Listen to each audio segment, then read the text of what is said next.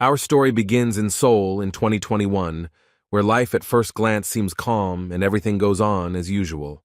In the backyard of one of the ordinary educational institutions, a completely natural phenomenon was taking place. Four hooligans, led by a guy with a cockerel hairdo, wanted to make fun of one of the ordinary schoolchildren. Despite this, the guy with glasses behaved calmly and measuredly.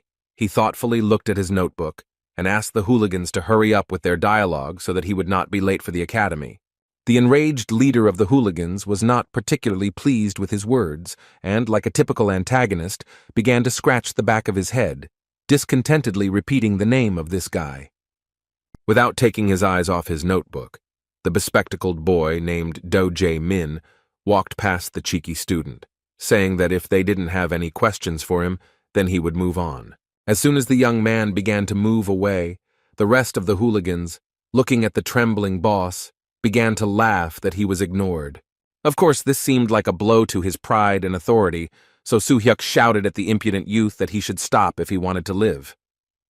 Do Jae-min continued to remain calm and didn't even look away from his notebook when the bully lunged at him with a punch. With a sly laugh, Jae-min closed his red notebook at the last moment, satisfied that his provocation had been taken in after all. At that moment, he suddenly changed the course of events with his sudden kick to the face of the boss of this gang of hooligans.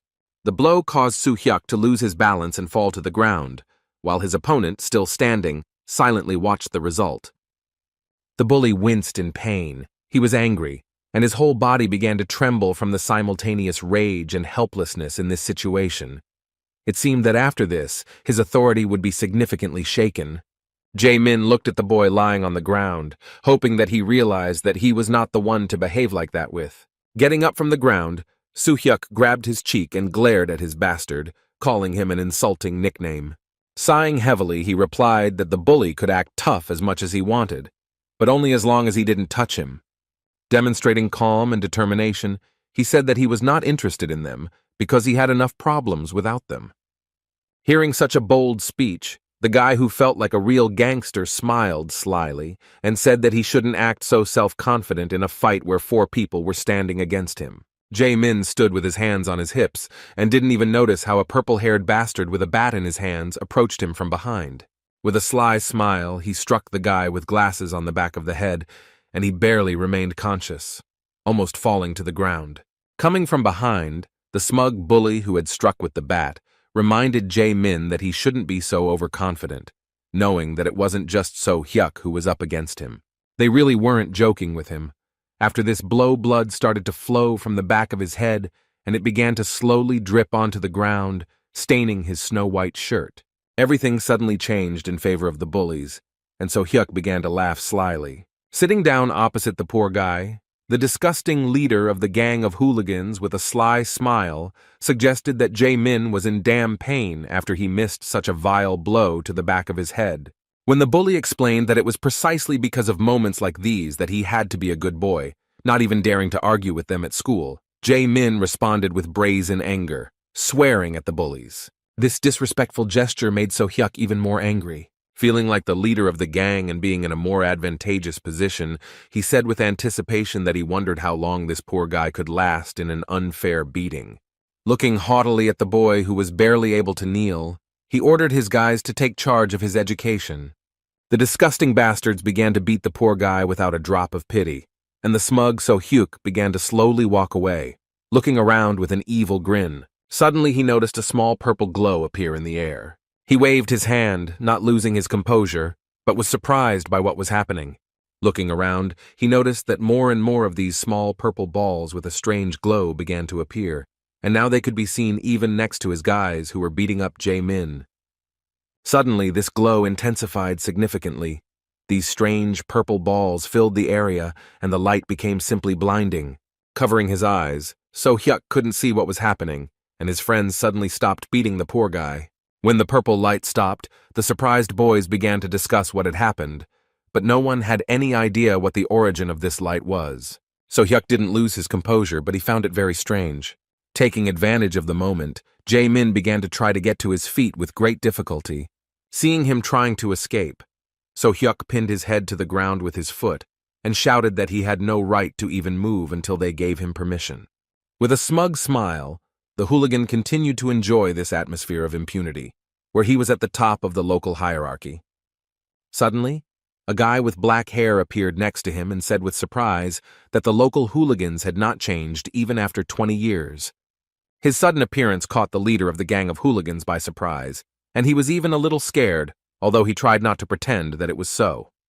In response, the strange guy began to examine his clothes with great curiosity, saying that even the school uniform had not changed in 20 years. The bully was clearly confused, asking the others what was wrong with this homeless man in strange clothes from some distant past. The guy in the shabby country shirt and strange shoes took it as an insult and asked the bully with displeasure if he knew who he had just called a homeless person. At this point, the hooligan seemed a little confused, not from fear, but from not understanding who they were dealing with. They assumed that this was a senior from their school, but this guy really looked more like a Lost Village eccentric. Meanwhile, Jae-min was able to take a short breather after this beating. He looked with particular interest at the strange guy who dared to appear in front of 3 hooligans with such calmness. Sighing, the dark-haired stranger said that although it all looked like a conflict between friends, it would not be very right to leave everything like this. He did not care whether the people in front of him were high school students or not. In response, the self-confident and as impudent as ever, So-hyuk pointed his finger at him and angrily said that he should stop meddling in other people's business and go where he was going. He continued his disrespectful speech by asking what some homeless guy was doing at their showdown. Asking if he really wanted to be beaten up by junior high school students, he nervously urged him to stop acting like a jerk and leave as quickly as possible. After listening to this self-confident speech, the guy in the strange, tattered clothes mockingly asked why the youth were so rude and disrespectful these days. He said that they were not dealing with some homeless person, but with a great high school student who was 20 years older than them.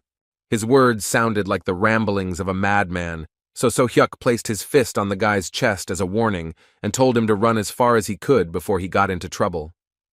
The guy with the black unkempt hair had reached the limit of his patience, and in response he grabbed the rude man by the arm and said that he would break his arm if he continued to irritate him. This guy's grip was really strong, but he wasn't completely serious, and so Hyuk was able to break free from his grip, shouting that there was some crazy suicide in front of them. Now it was clear that this situation would not end without a fight. Swinging his fist high, an enraged So-hyuk shouted that the homeless man had played at being brave. He aimed his blow with all his might towards the face of the calmly standing guy. However, the mysterious stranger easily avoided this furious blow. So-hyuk didn't even have time to realize that he had missed. Looking to the side, he saw that the crazy stranger had managed to slip away and was already standing a few meters away from him. With his hands folded in front of him, the boy in village clothes responded to his insolence by saying that he had gone too far in calling the high school student crazy. Looking at his hand, he sternly said that they would still receive their punishment, but first they would be able to see something incredibly frightening.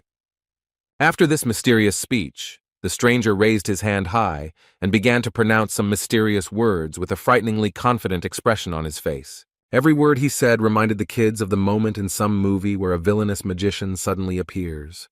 Having finished some unintelligible spell reading, the stranger snapped his fingers. The boys were horrified, because they didn't know what else to expect from the madman, before whose appearance a mysterious purple light appeared. However, despite their worries, nothing happened, and after the strange movements of this young man, silence reigned on the back platform of the school. The weird high school boy with the weird haircut didn't understand why his spell wasn't working. He kept snapping his fingers in different directions, but nothing happened. The bullies he encountered started to lose their temper. The high school student, looking at his hand, began to be genuinely surprised that the magic wasn't working, while So-hyuk, sighing heavily, began to grimace in anger. He couldn't believe that in one day he would meet 2 idiots who behaved incomprehensibly. First, they came across a bespectacled man who dared to contradict them on his own. The second irritable person turned out to be some crazy guy who was doing some kind of nonsense right in front of their eyes. Returning to his hometown after 20 years due to some unforeseen circumstances, the mysterious young man was nevertheless convinced that his magic did not work as before. However, even despite this, he looked at the impudent bully and understood that he could not just give it up. Looking at So-hyuk, He said threateningly that even though he hadn't managed to scare them with his abilities, they had already played too much. A moment later, the mysterious high school student appeared right in front of the leader of the bullies and aimed his flick at him. The blow was so strong that it threw the poor guy several meters away, so Hyuk found himself on the ground for the second time in 20 minutes after he hit his back hard against the wall. Everyone present was shocked. Jae-min couldn't believe what had happened, and the frightened hooligans couldn't even move from their place. One flick from this terrifyingly strong senior was enough to knock one of the school's strongest bullies unconscious. From such a strong blow, smoke began to come out from the high school student's middle finger. With a smile that anticipated the fun, he slyly, and at the same time maliciously asked who would be next.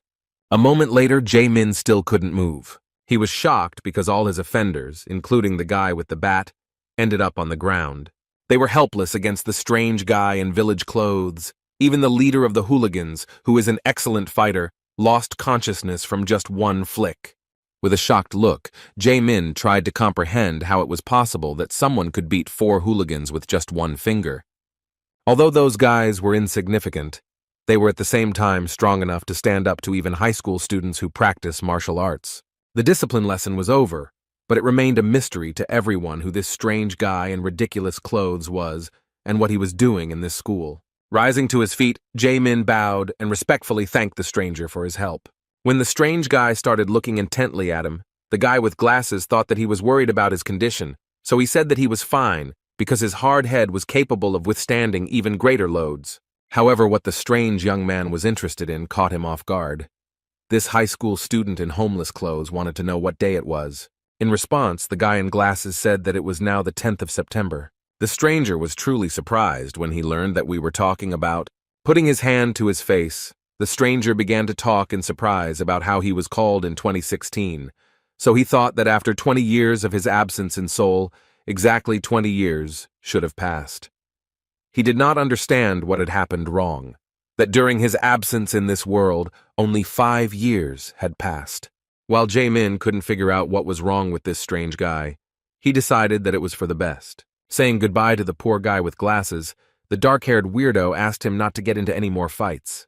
The strange guy began to leave, but his identity remained a mystery. Suddenly he stopped and raised his hand up, raising even more questions about his sanity. He seemed too crazy for a high school student, as his behavior once again seemed crazy due to him snapping his fingers and nervously shouting about some kind of teleportation.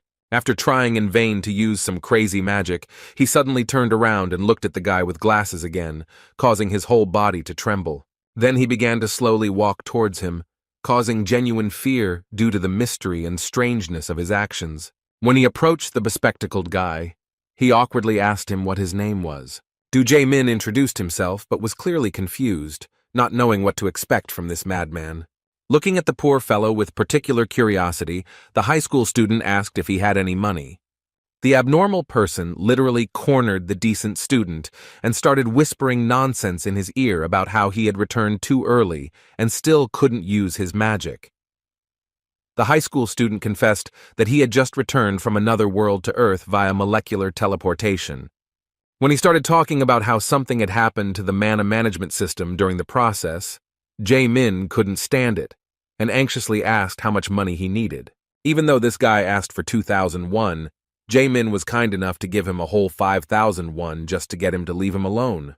Walking through the city, the high school student thought about what a good friend he had met, because he even gave him money, so he would need to repay him somehow.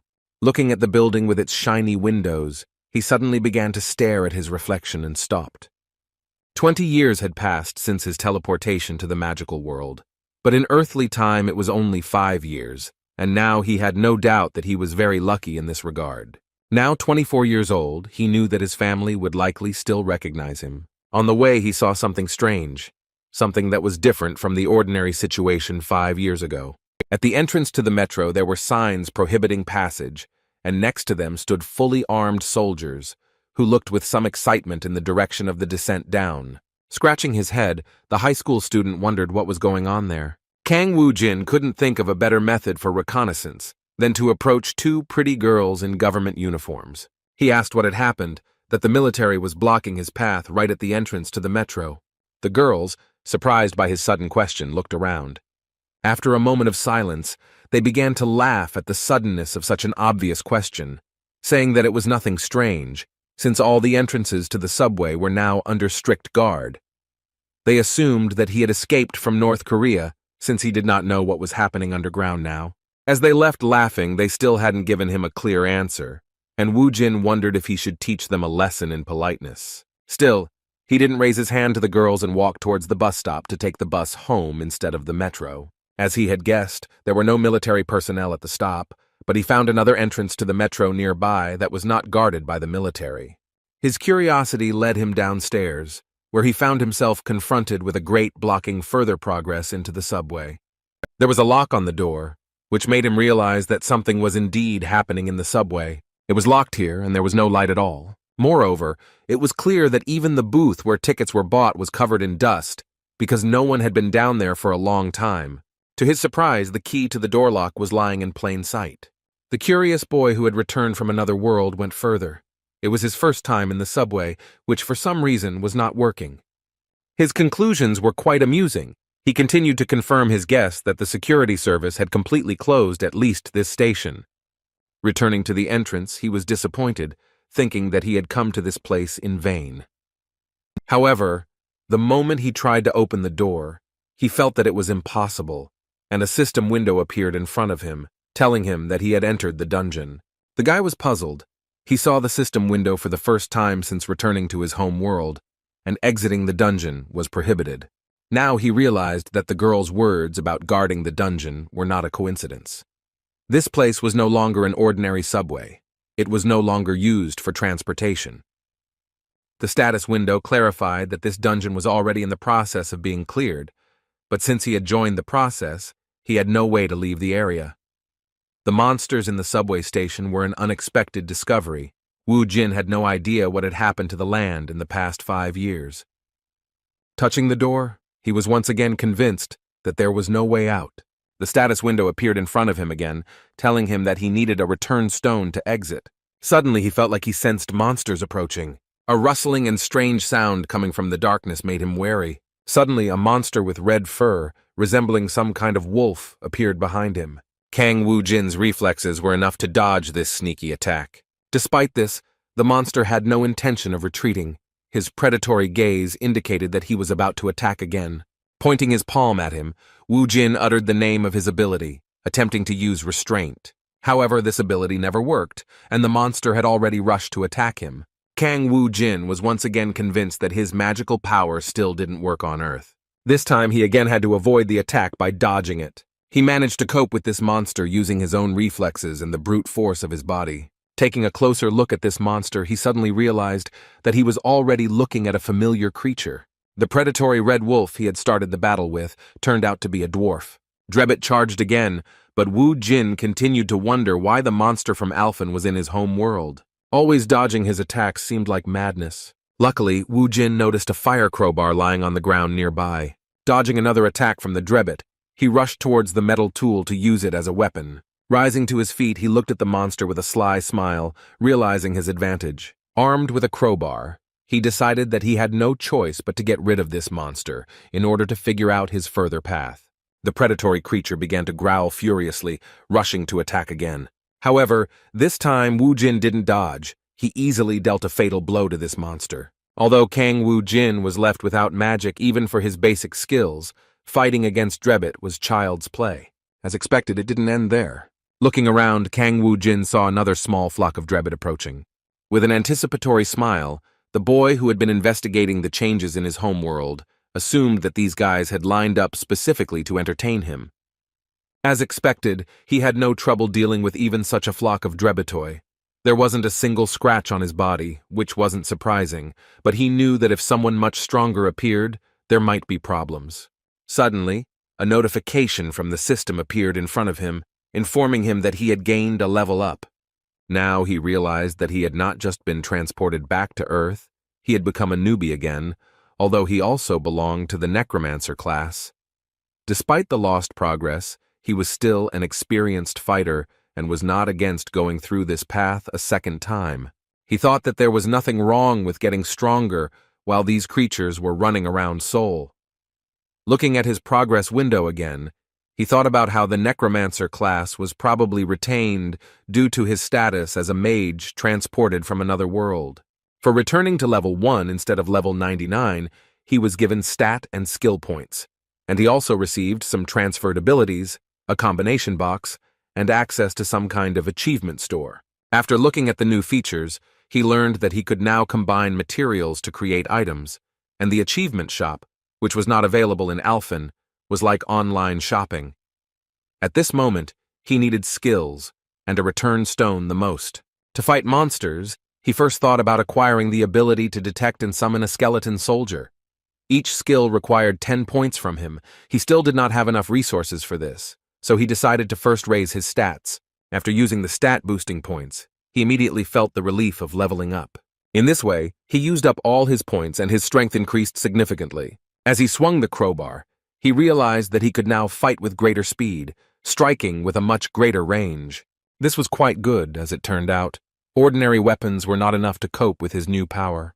The goal was very clear.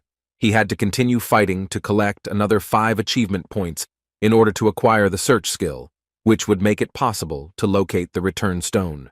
The only thing left to do was to deal with 5 more drebbits to get 5 points. Even without any special skills, he could sense the presence of these budding monsters. The drebbits began to approach him again, making the task easier. Wu Jin was glad that the monsters were nearby because that way he could find the stone and get out much faster. After a long battle, he destroyed the last drebbit that was within range. He didn't expect that after returning, his body would be so weakened that such a battle would cause him some difficulty. There were too many drebbits and they never ended, but thanks to this, he managed to rise to the 3rd level. By opening the system search, he acquired the skills of searching and tracking.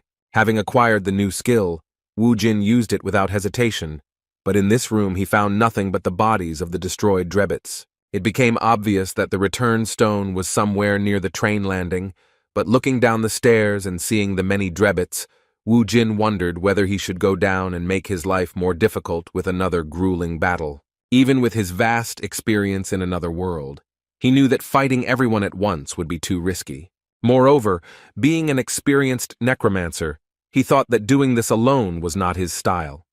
With this thought, he entered the achievement shop again and purchased the Skeleton Soldier Summon Skill Book. The system informed him that in order to use the skill, he needed to sacrifice a monster corpse to summon a skeleton soldier. Being experienced in this matter, Wu Jin immediately distributed 10 points between mana and control. Pointing his hand at the fallen drebbits, he even shed tears from the fact that he once again had the opportunity to use the power with which he had already once reached the maximum level. Commanding the fallen monsters to rise again, he used magic for the first time since his return. A malicious smile appeared on his face, and his gaze became wild with anticipation of the duel he was accustomed to. Together with his small squad of skeletons, he was ready to go on his first hunt in a long time. He led his nimble lads down to the boarding point for the metro trains and ordered the fighters to rush into the attack. The Drebbites responded in kind, the first of them launching a furious attack and immobilizing several skeletons, as they were significantly superior in strength. In turn, the skeletons fought back, dealing critical hits, but this was still not enough. It soon became clear that the current skeletons were no match for the dreadful beasts of this dungeon. Wu Jin was lucky to get into the place for a beginner fighter, because these skeletons were enough to repel the first dangerous attack of the drebbits. He ordered the skeletons to block the enemies with their bodies to slow down their attack. Having chosen a convenient moment, he finished off the weakened monsters with his own hands. After they destroyed the first gang of monsters, it became possible to use the fallen drebbits to summon more soldiers. Within a moment, the forces gradually began to equalize in number, because the new skeletons were already ready for battle. Despite the fact that the balance of power was changing right before our eyes, the novice monsters did not feel any particular danger and continued to rush into battle. Using the previous strategy, Wu Jin once again ordered his subordinates to block the monsters with their bodies. With a mad smile, the user of the ordinary crowbar rushed into the attack again. At that moment he seemed crazy, because with the help of this unusual weapon, he began to tear apart the bodies of monsters with a scream.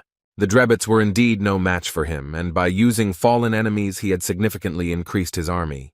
Having destroyed the rest of the monsters, the guy was ready to return home. He used the search skill again, and a noticeable red light appeared nearby, indicating the location of the return stone.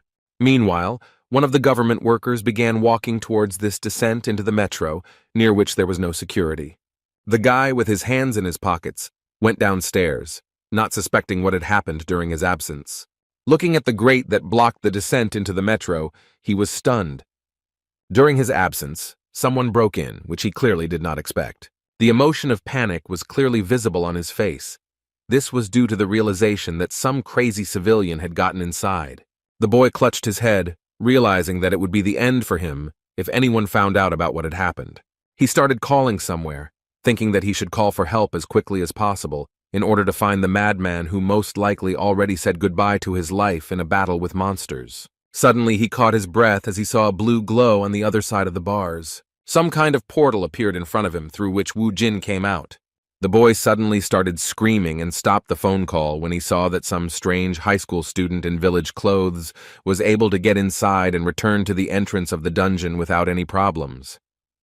Seeing Wu Jin, he shouted and assumed that he was one of the awakened ones. Meanwhile, on the streets of Seoul, there was another young man who had quietly snuck into the dungeon without any permission or hunter's license. His backpack was full of red mana crystals, which he called quite a catch.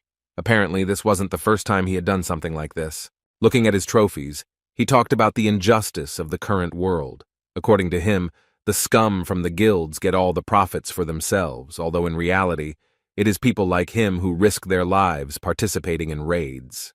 Pleased with his catch, the guy began to slowly walk towards the exit of these back alleys, arguing out loud that only fools would take this stuff to the procurement center, considering that on the black market, these crystals would fetch several times more. Suddenly, he froze in place when he heard a female voice calling him a rat. He turned around and asked in panic who was following him, and in response, he heard a question about how much he had managed to steal in this way.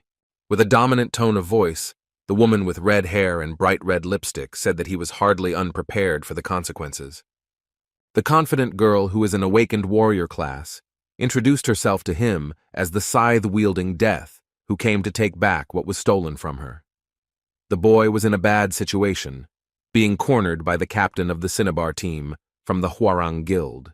Lee Yoon-hee asked with a menacing look how he dared to steal the bloodstones from their dungeon. With her hands outstretched, she seemed to be offering him a compromise, saying that if he already knew her, then they could settle the matter in a less bloody way if he went with her. However, the boy was trembling with fear, knowing that being caught was a disaster, and running into her was death. The only chance he had to survive was to escape immediately, so he immediately began using magic. At that moment, he used magic, shouting that he would never surrender to some dogs from the big guilds. With these words, he aimed a large number of ice magic bullets at her. However, the experienced A-rank hunter easily dodged them, continuing to track the poor guy's every move. His maneuver didn't delay Yoon-hee for a second, but the boy had no other option but to start escaping. A moment later, she suddenly appeared right in front of him, and with a wild thirst for blood said that he had chosen death. A moment later, she was already behind him, and deep cuts left by her blade appeared all over the poor guy's body. The terrifying monster in the form of a red-haired girl, looking away from the boy's agony, said that he should have listened when she offered him a compromise in the form of sparing his life. After these words, she left the poor guy lying in this nook and taking his backpack with crystals. She looked at the message on her mobile phone, which surprised her with the news that there was another unauthorized intrusion into their portal. Yoon-hee was indescribably angry to learn that another madman had appeared nearby and dared to invade their territory.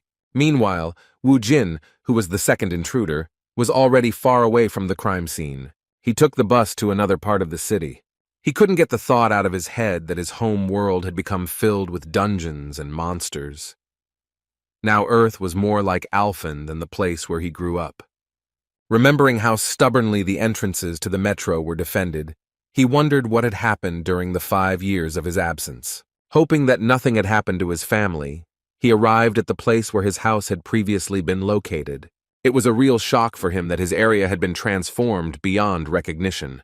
His house disappeared without a trace, and in its place appeared some huge corporate building. Seeing this high-rise building, he immediately realized that most likely his family had changed their place of residence, selling their apartment for the benefit of some guild. Considering the time it took him to get to this place, He knew it was too late to look for his family's place of residence. On the other hand, he hadn't eaten anything since he returned to Earth. Luckily, the money he got from Jae-min was enough to visit a small establishment. For the first time in the 20 years he had spent in Alphen, he finally tasted something truly delicious, connected to his former life on Earth. Instant noodles gave him at least some positive emotions after a series of disappointments he faced upon returning to his hometown. Having eaten his fill and washed it all down with soda, he sighed with relief, and placing his hands on his stomach full of food, joyfully said that he finally felt like he was back on Earth. And yet the joy of returning had another side. He still had a poor understanding of what his native soul was like now. Moreover, he had no place to spend the night. Looking at the change left in his pocket, he thought that he did not want to go to the bathhouse, and there was not enough money for an internet cafe.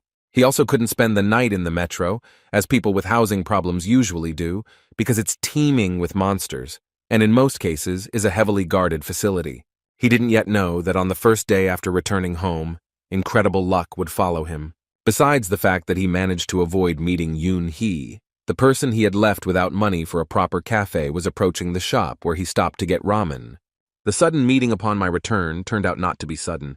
After the front door creaked, Woo Jin, as usual, looked at the person entering and froze in surprise. Jae-min had the same reaction. He hoped that he would never meet this weirdo again, who saved him from the hooligans. Seeing this old man in a place like this after a hard day was the worst possible outcome for him, but Woo Jin turned out to be a really lucky guy. As soon as he saw the poor guy in glasses, he immediately rushed towards him and, smiling, clapping him on the back, said that he just wanted to meet him. When Jae-min heard the question about whether his parents were home, he was very confused. Woo Jin, understanding his concerns, decided to be cunning and said that he wanted to talk to them about what happened earlier. After this question, Jae-min said with some sadness that his parents had passed away. Woo Jin was so caught up in his brilliant plan to use this young man that he was initially happy with his answer, but after a moment, he corrected himself and expressed his condolences. Now Jae-min couldn't dispute the assumption that he lived alone. Understanding this, Woo Jin, without further questions, invited him to come and visit him as soon as possible.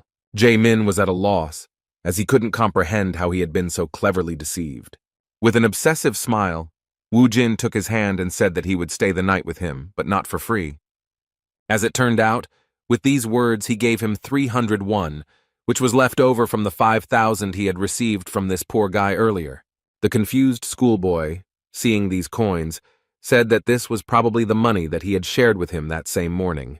A moment later he heard a sudden whistle near his left ear, so Woo Jin decided to change the subject, saying that he had just killed a fly that was trying to land on his dear comrade's ear. Jae-min was depressed. He had no choice but to accept this joke of fate. Even the promises that he would get back everything that was due to him did not calm him down. The next day the boys went to school together. First of all, Woo Jin shocked his teacher with his appearance.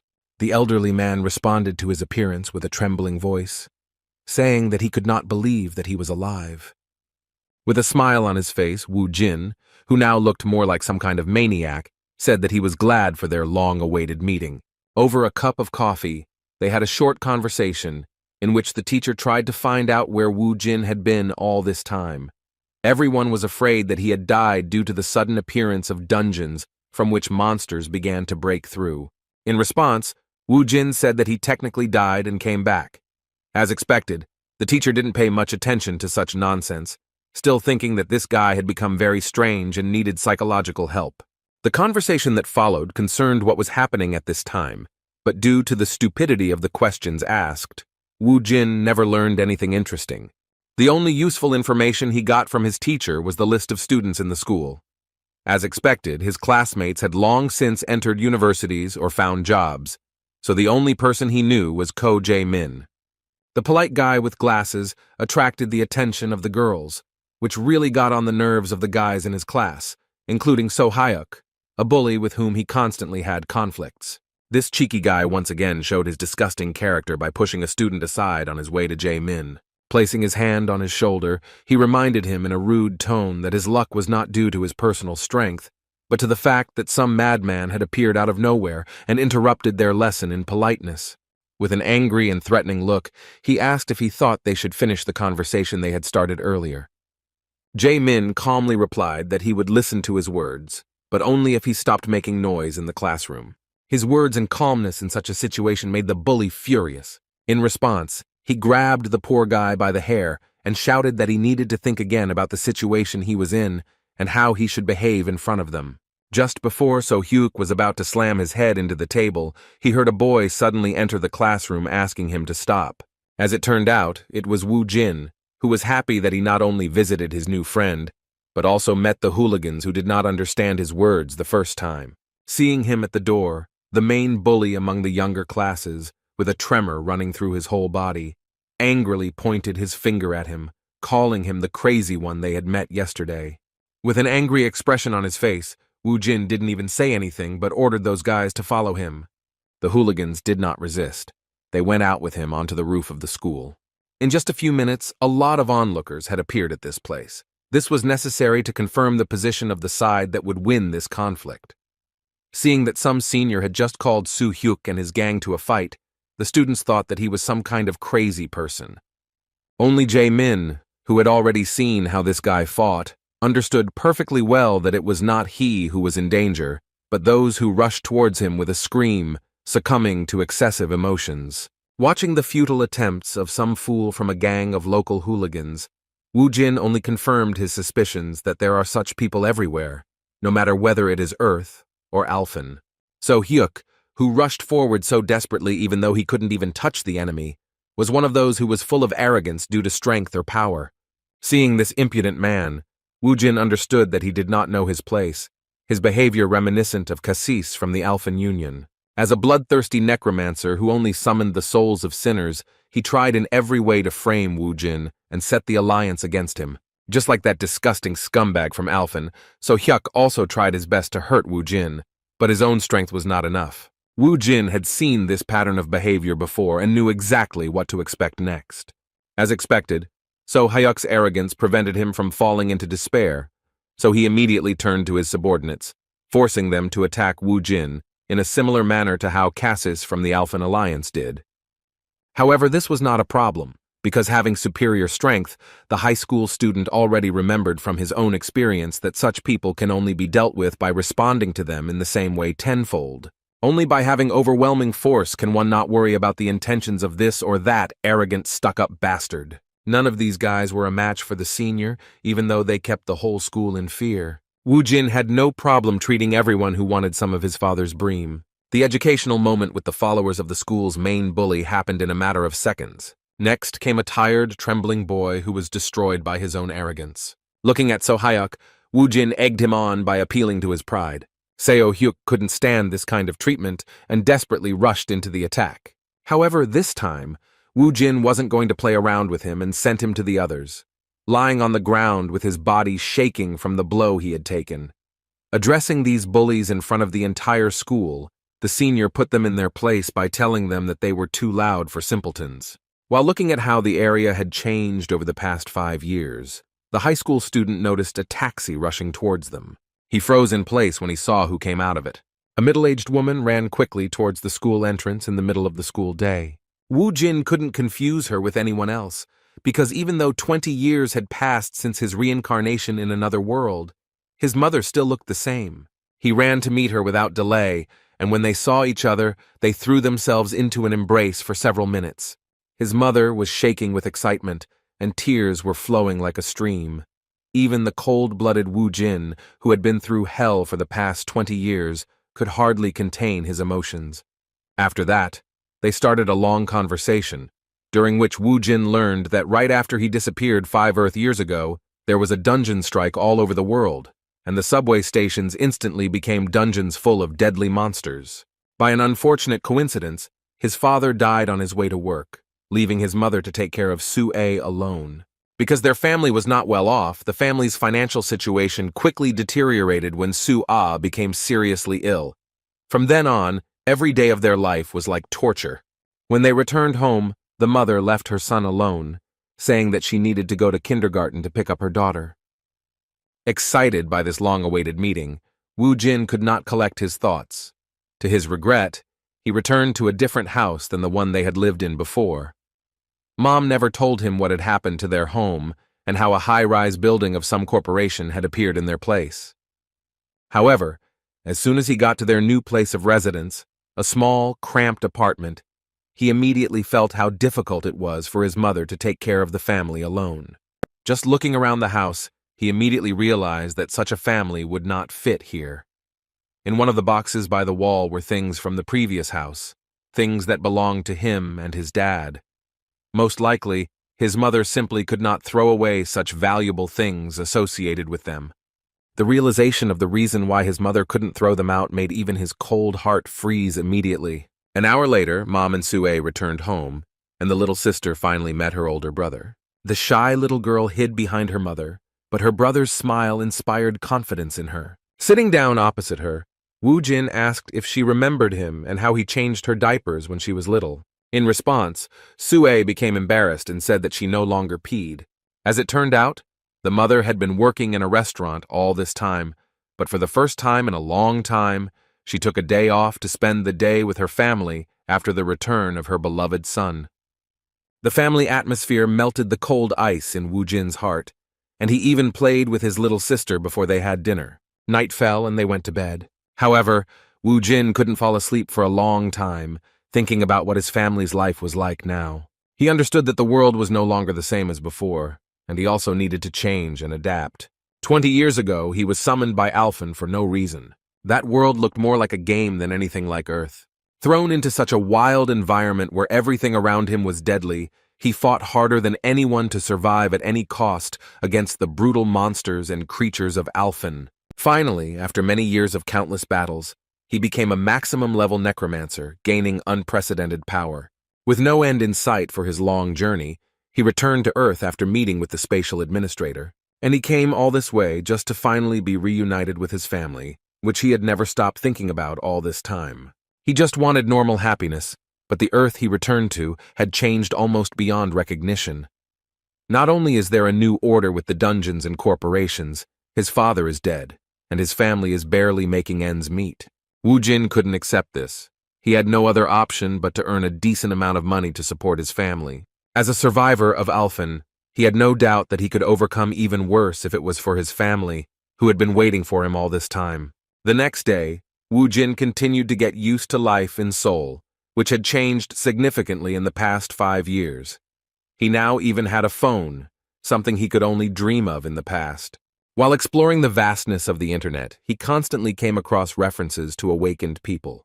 Moreover, when he left the dungeon he had accidentally entered, the security guard was relieved to call him awakened. The confused man was scared to death, thinking that an ordinary civilian had entered the dungeon. The first thing he asked was why Woo Jin went there if there were no more bloodstones. Before Jin could say a word, he was forced to sign some papers and agreements stating that he had followed safety precautions. Based on his still poor understanding of the modern world, he assumed that he had a pretty good job. A way that will allow you to earn good money in a short period of time is to use your awakened status. For the first time of his work, he did not want to disturb his mother, so he wrote her a message that he knew a friend, that he lived alone, and agreed to accept him as a guest to prepare for the entrance exams. Although Woo Jin did feel a bit awkward about his importunity, he was still forced to turn to Do Jae-min again. However, when he called the number Jae-min left for him, he connected to the Dongjin District Employment Agency. Hearing the voice of the employee who identified himself as a representative of the agency, Woo Jin became confused and began to check the number.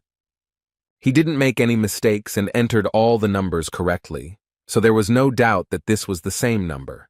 Only after confirming that he had indeed contacted an employment agency did Woo Jin realize that the cunning Jae-min had dared to deceive him out of fear of further extortion of money.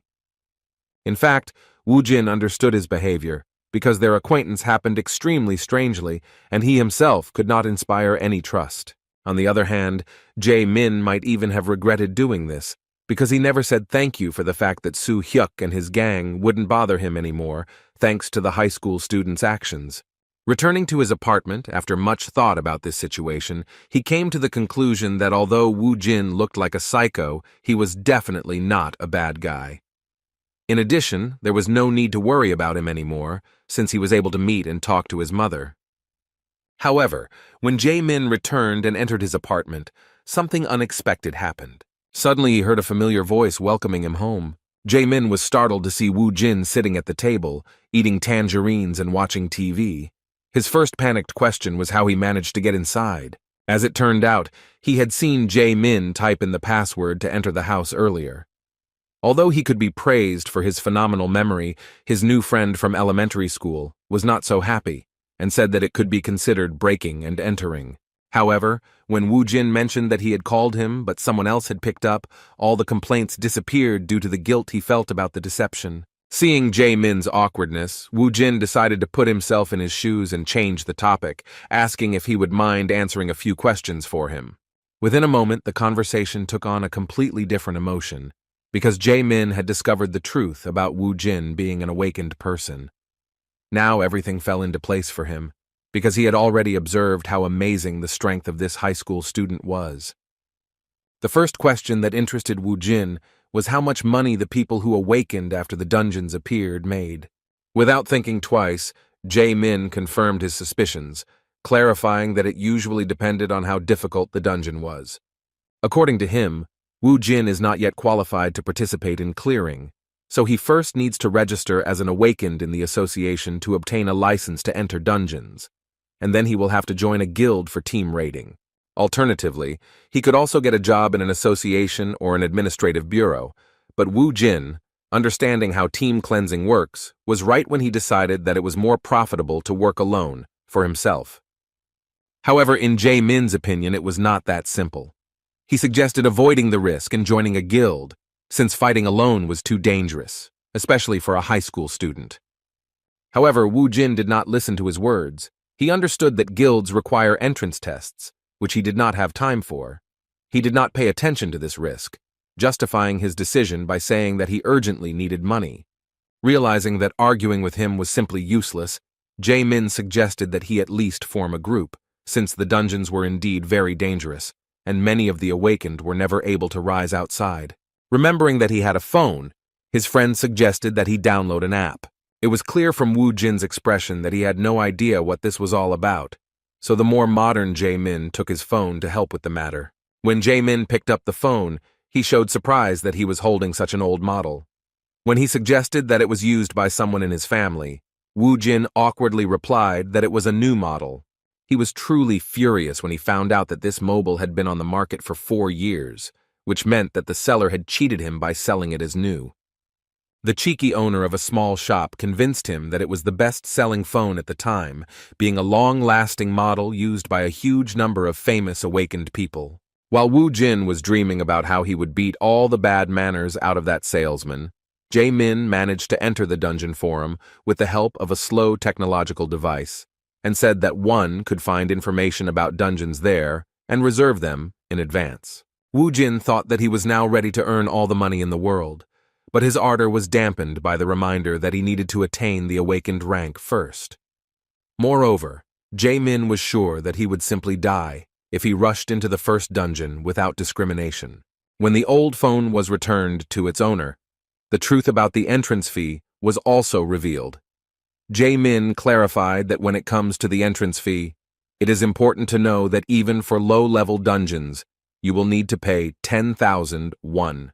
The issue of money, as usual, continued to be acute and problematic. There was silence, which was broken by an appeal to Jae-min. After this, a very obvious event happened. Woo Jin again asked Jae-min to lend him money. On the advice of his friend, Woo Jin went to the Awakened Administration Bureau the next day. In the Awakened examination room, he showed off his strength without hiding anything.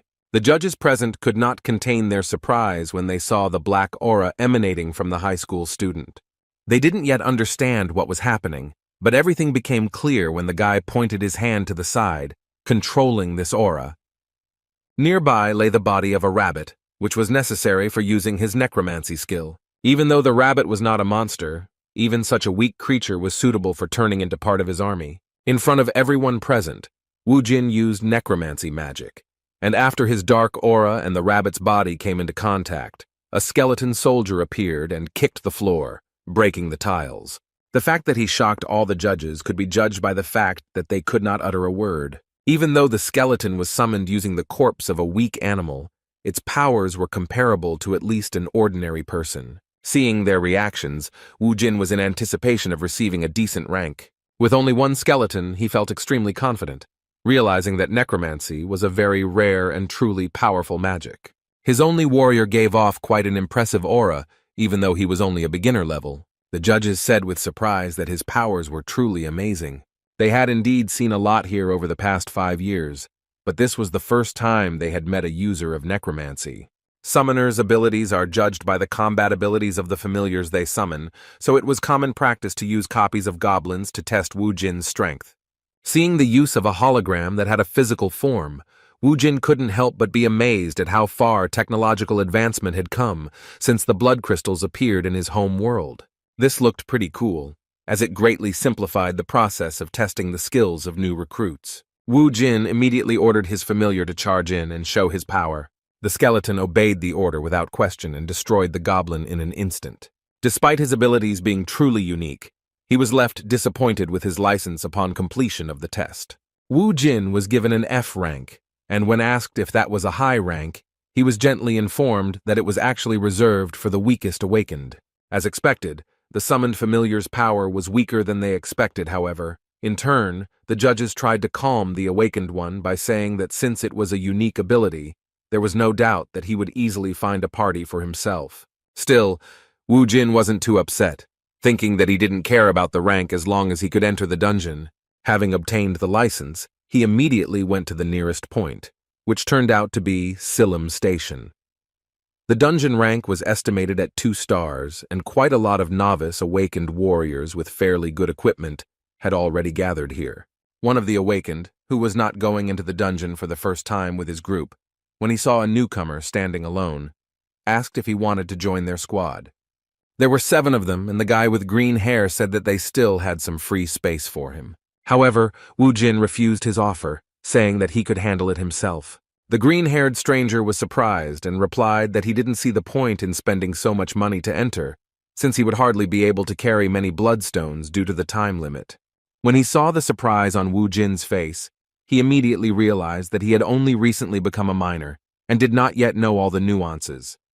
The next question was what rank the curious boy was. After learning that Wu Jin was only an F rank, the green-haired awakened believed in himself and that he could be manipulated. As an experienced E-rank minor, he assumed that Wu Jin still didn't know much, so he should treat his first trip as an experience by joining their party. In return, he would guarantee his safety. While Wu Jin was thinking about his proposal, those wishing to enter the dungeon began to slowly descend. Looking at Do Su, who was calmly discussing the weather and such things with his guys, Wu Jin began to reason about how the entry fee was indeed calculated for the maximum number of participants, and it would be too expensive for a single person. According to Do Su, the maximum number of participants at the entrance is 8, and to enter alone, you need to pay for 8 at once, a whopping 800,000 won. His words about how it is better to go in a group to mine stones effectively seemed to be the obvious truth. Wu Jin decided to listen to his advice, because the idea of going in a group wasn't that bad, because it would be nice to get some information about the process first. Suddenly, he was distracted by a strange young man who looked rather nervous. He assumed that Wu Jin was also nervous about entering this dungeon. When the necromancer replied that a man should not show fear, even if he was afraid, the intrusive stranger laughed awkwardly, saying that he liked this confidence.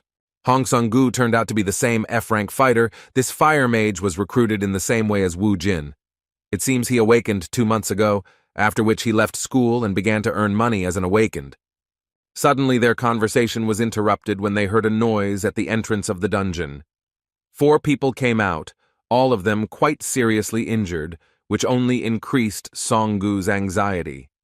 The trembling boys who had emerged shocked everyone present with their sudden announcement that there was a hobgoblin in that subway, a monster that shouldn't be in such low-level dungeons. Seeing his team's anxiety, Do Su calmed them down by telling them that there was no point in worrying as it was just a waste of time.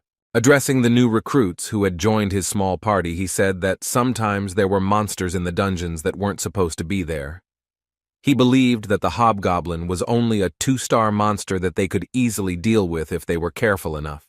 Having calmed his comrades, the squad captain suggested going down into the dungeon. From the very beginning, they were met by low-level monsters, which was to be expected in such a place. Upon seeing the ordinary goblins, Song-gu immediately used his fire magic. His fireball was quite a formidable weapon for such weaklings, so he could destroy multiple enemies at once in one attack. The squad leader's fire magic turned out to be more sophisticated. Using burning, the mage Do-su could stop multiple targets at once, depriving them of sight or the ability to breathe. The teamwork of his squad was well practiced. Without waiting for orders, his comrades from the warrior class rushed to the attack. The goblins, who could not see anything, could not resist and became easy targets for these guys.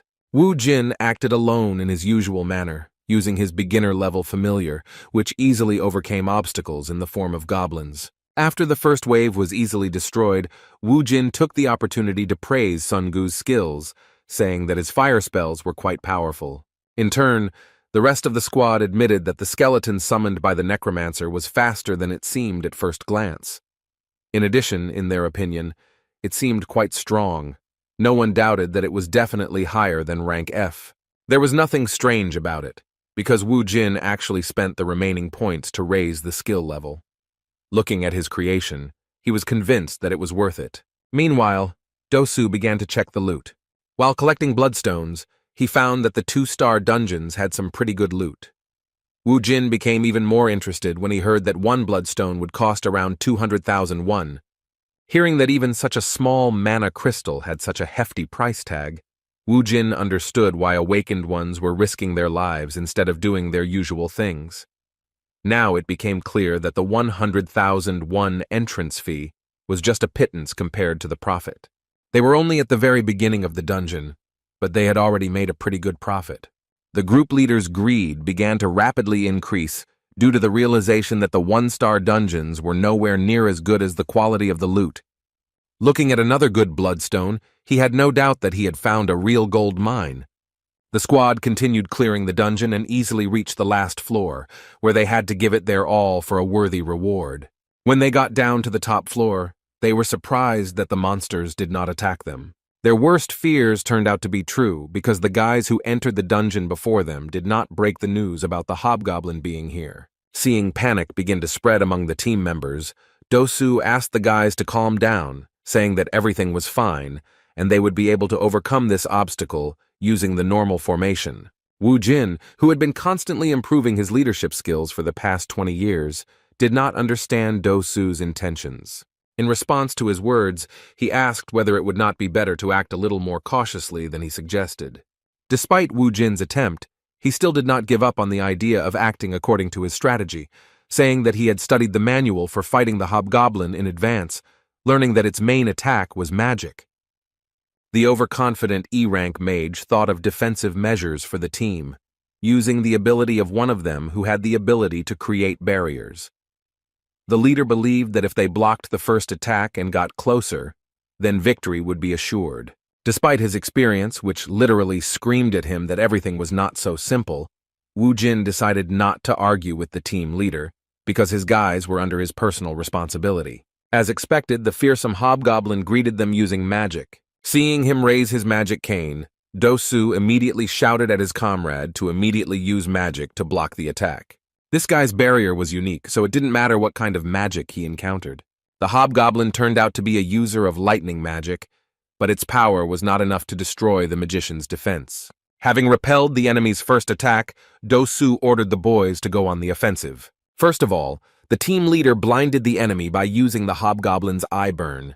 Within a moment, the warriors using swords rushed to attack, but the second-level monster stubbornly blocked the close attacks. Sun Gu joined them, directing his fireball spell at the hobgoblin. It seemed like everything was going according to the team leader's plan, but Wu Jin clearly saw that they were already in danger. Among the monsters he encountered on Alphen were hobgoblins.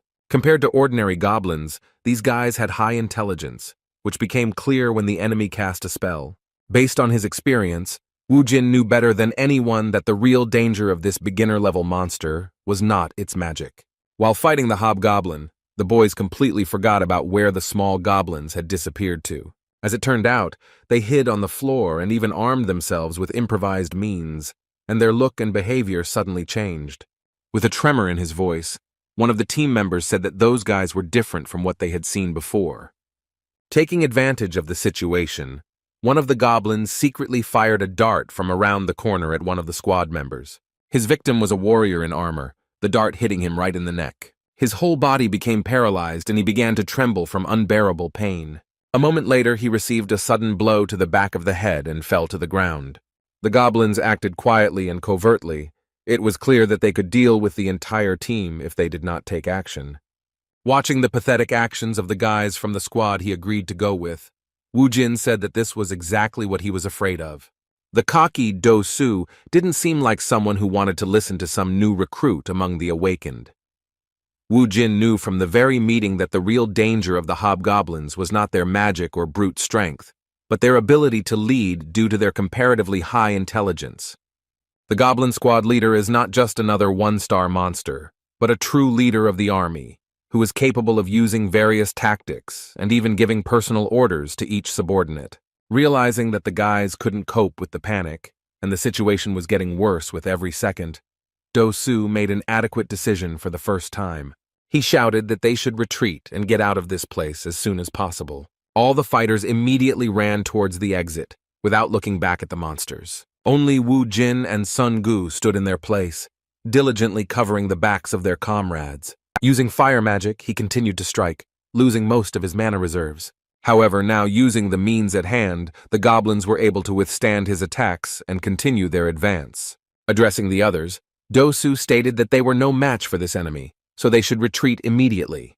When one of his bewildered comrades asked what they would do with Zhang Chul, who had suffered from 2 surprise attacks, the leader shouted that he was beyond help. Without even trying to help their friend, they cowardly ran towards the exit. However, the hobgoblin was not willing to stop the fun. He was delighted with how well his players had performed. Having accumulated enough mana, he directed lightning magic towards the fleeing boys. The blow was accurate. The hobgoblin aimed it at the most diligent of the fighters. Songgu, who was too careless, was hit by this magical attack. The boy began to fall to the ground, and the leader, despite his condition, did not change tactics. They continued to run towards the exit. The boys began to move away to a safe distance, and the goblins decided to stop pursuing them, being satisfied with such prey. When everyone had fled, the wounded Songgu, lying on the ground, was left to be torn apart by the goblins and their leader. The only one who didn't chicken out was the most experienced and quiet among the awakened Wu Jin. Taking out his favorite weapon, a crowbar found in the subway, from his inventory, he began to slowly walk towards the goblins, saying that he had not hunted such enemies for a long time. Using his power, Wu Jin summoned 4 fighters who could easily replace the cowards who fled as soon as they sensed danger. Realizing that the battle was not yet over, the hobgoblin immediately ordered his army to continue the offensive. Analyzing the situation and referring to his experience, Wu Jin came to the conclusion that it would be difficult to deal with goblins under the command of a hobgoblin. Based on this, he decided to make an unexpected move and rushed into the vanguard himself, heading towards the strongest enemy, the goblins, whose instincts and will belonged entirely to their leader, fearlessly rushed into a frontal attack. Within a moment they were stopped and busy fighting the necromancer's familiars. While the skeletons were fighting the goblins, Wu Jin could fight their leader without fear. Seeing a human next to him, the hobgoblin began to release lightning magic, pointing his cane at the enemy. Wu Jin had calculated from the very beginning the time it would take for the enemy to carry out such an attack. A moment later, he dealt a fatal blow to his opponent. With a sly smile on his face, he asked the hobgoblin if he really thought he would politely wait for him to finish casting his ridiculous spell. Due to the enemy's rather low level, his actions were quite predictable, and dealing with him alone was not particularly difficult.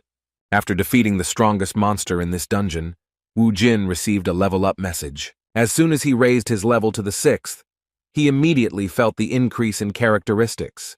Having received a lot of experience for destroying the enemy on his own, he was only convinced that fighting on his own is much better and more fun than with a group of losers. Suddenly, he was distracted by some groans, and looking around, he saw Songgu lying on the ground, trembling in pain. Wu Jin was surprised that he was still alive, and in response, he heard a desperate, weakened plea for help. He had no particular reason to help the stranger, but he still decided to make contact with the poor fellow. Sitting down next to him, he asked what would happen to him if he saved him. In response, Songgu said in a trembling voice that he would not tell anyone that he was actually a D-rank fighter, not an F-rank fighter. The dying boy's words seemed like complete nonsense, and even Wu Jin was surprised by their stupidity. Wu Jin knew that this guy could be useful, so he thought about what he could ask for in return. With a sly smile, he said that 2 would be enough. His suggestion was made so carefully that the dying man could not even make out what was being said. Despite the unclear conditions, they managed to reach an agreement. After Wu Jin saved this wounded poor guy, he gave him a completely fair task. Songgu personally extracted all the mana crystals from the bodies of the dead goblins. Using this boy's labor, Wu Jin managed to obtain a backpack almost full of precious materials. After finishing the job, Songgu, who was staring at his savior, could not stop thinking about how he was given the lowest rank. After seeing it in action, he immediately realized that even without using the power of a necromancer, he could hunt 2-star monsters, which immediately made him a D-rank hunter. In addition, his familiars, the skeletons, were also of particular interest, each of whom was stronger than the guys they came with. In front of this fire mage, he even demonstrated the use of the search skill to find bloodstones and more. No less surprising was the fact that in order to save the poor guy, he used some unique magic, pumping out the last of the life from the monsters. Taking all this into account, he could already be assigned a C rank. And another shocking fact was that Wu Jin had previously reported that he had registered as a hunter only 3 hours ago. Taking back his backpack, which was overflowing with precious materials, Wu Jin learned that he would receive approximately 800,000 won for all of this. Looking at the trophies, he admitted that it was not bad considering he only paid 100,000 won for entry. Looking greedily at the poor fellow, he put him in an awkward position, warning him that all the loot belonged only to him. Wu Jin's obsession with money really scared Songgu, but despite this, he was glad that he was able to save his life with 2 million. Having finished collecting the mana crystals, the guys went to pick up the return stone. Suddenly, Wu Jin felt a slight thirst for blood, causing him to stop and ask his new comrade to wait at a safe distance. It was difficult to see where the danger was coming from at first glance, but Wu Jin was sure that an enemy ambush was waiting for them ahead. Looking around, he made sure that there were no more monsters here. Based on this, it became clear that the problem was with those scumbags who abandoned them to their fate. When Wu Jin shouted for them to finally show themselves, the cowards hesitantly took a few steps out of the shadows. After going down, Dosu decided not to show that he was planning something vile, and was only surprised that the 2 of them were able to defeat all the enemies. Seeing that Songgu didn't fully understand the situation, Wu Jin warned him that if they came any closer, those scumbags would deal them a vile blow. Looking in their direction, he himself did not know what to do with them, so he decided that it would be a good idea to start a conversation. Turning to the scum, he asked how they dared to appear before them so shamefully after they had vilely fled from the battlefield, leaving their comrades to die. Moreover, he immediately pointed out the strangeness in their behavior, namely, that if they really decided to escape from the dungeon, they should have stayed at the barrier, without returning to the lower floors. Trying to defend themselves from the direct hints that they were traitors, the group leader said with a stupid laugh that there was no need to accuse his teammates so rudely. With a false air of friendliness in his gestures, he tried to justify himself by saying that they had simply returned to clear the dungeon after a tactical retreat. According to him, they were very surprised that all the monsters had already been destroyed by that time. Looking at the backpack overflowing with crystals, he asked with a sly smile how they managed to defeat such a serious opponent. Wu Jin had no intention of playing his dirty games, and said in a serious tone that they should not delay their vile plan. Taking off his backpack with precious materials that most likely interested the leader of their group, he assumed that those naive fools wanted to run away after receiving the return stones. But now they saw that everything was cleared out here, and the money itself was coming to meet them. A moment later, he scattered all the mana crystals onto the ground and was met with stunned looks from part of the group who did not expect such an act. With a menacing look, Wu Jun said in all seriousness that if they wanted his trophies so much, then they should try to take at least one of them for themselves. However, even after such high-quality manipulation, Dosu continued to try to convey a different opinion to him. He repeated with a ridiculous smile that there had been a misunderstanding, justifying his words by saying that they were not so stupid as to attack someone who had killed monsters that they could not do anything against, even with the help of coordinated work. He apologized for them leaving him and Sungu behind, justifying this act by saying that their lives were at stake and something like this could be expected. He explained the return back by saying that they simply returned for the return stones, and now, seeing that the path was cleared, they could even thank him for giving them the opportunity to take John Chul's body. Seeing how stubbornly leader Do-Su continued to justify his behavior, Wu Jin began to doubt his guesses. The green-haired guy, although he was fond of jewelry, still looked quite sincere. Sighing heavily, he decided that he had simply gone too far, confusing the premonition of the monsters with an ambush.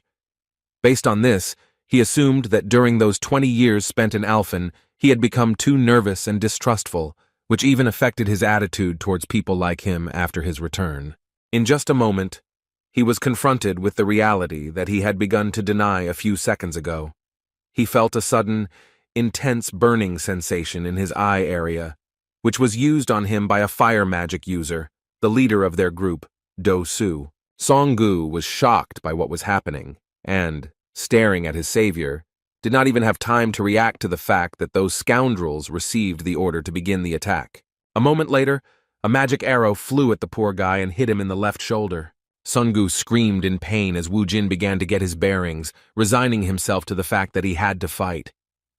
He saw Do-Su rush at him with a knife, shouting furiously that he shouldn't hold a grudge against him for this. In an instant, he appeared right in front of Wu Jin and dealt him a vile blow to the stomach. Meanwhile, in some other dungeon, another raid was successfully completed, because the main team of one of the most serious guilds of Seoul was responsible for it. The guys were well equipped, moreover. They even had a truck that transported all their gear. Not only the logistics, but also the teamwork was almost perfect. One could envy the way they supported each other after a successful raid. Their pleasant conversation was interrupted by a phone call. The team leader, who is the same red-haired girl we met earlier, took a call in which she was informed that the second unexpected intruder who entered their property had been found. It was about Wu Jin, and Yoon-hee couldn't help but be surprised when she learned that although they didn't have any information on him, they did have information that today was the first time he appeared in the database after registering with the Awakened Alliance. Of course, the team leader wanted to know immediately where he was at that moment in order to have a clearing conversation with him. She had no idea what kind of trouble he had gotten himself into on the very first day of his awakened career. Back to those events, the vile and disgusting Do-Su had already stabbed Wu Jin, and after his knife stopped, he began to look into his eyes with curiosity, expecting to see a reaction to pain in them. He was simply shocked when he saw that instead of the expected reaction, he began to laugh maliciously, saying that he was surprised by such insolence. As it turned out, not only did Wu Jin manage to get his bearings, he also blocked that sneaky blow by grabbing the attacker's arm. He held his arm so tightly that Do-Su began to tremble from the sharp pain, similar to a broken bone. He no longer had time to talk. He threw the attacker to the ground with brute force, and he didn't even have time to notice how it happened. Do-Su broke the floor with his own body and began to scream in incredible pain. While adjusting his long hair, Wu Jin asked with an evil expression if he really believed that he could carry out such a vile plan.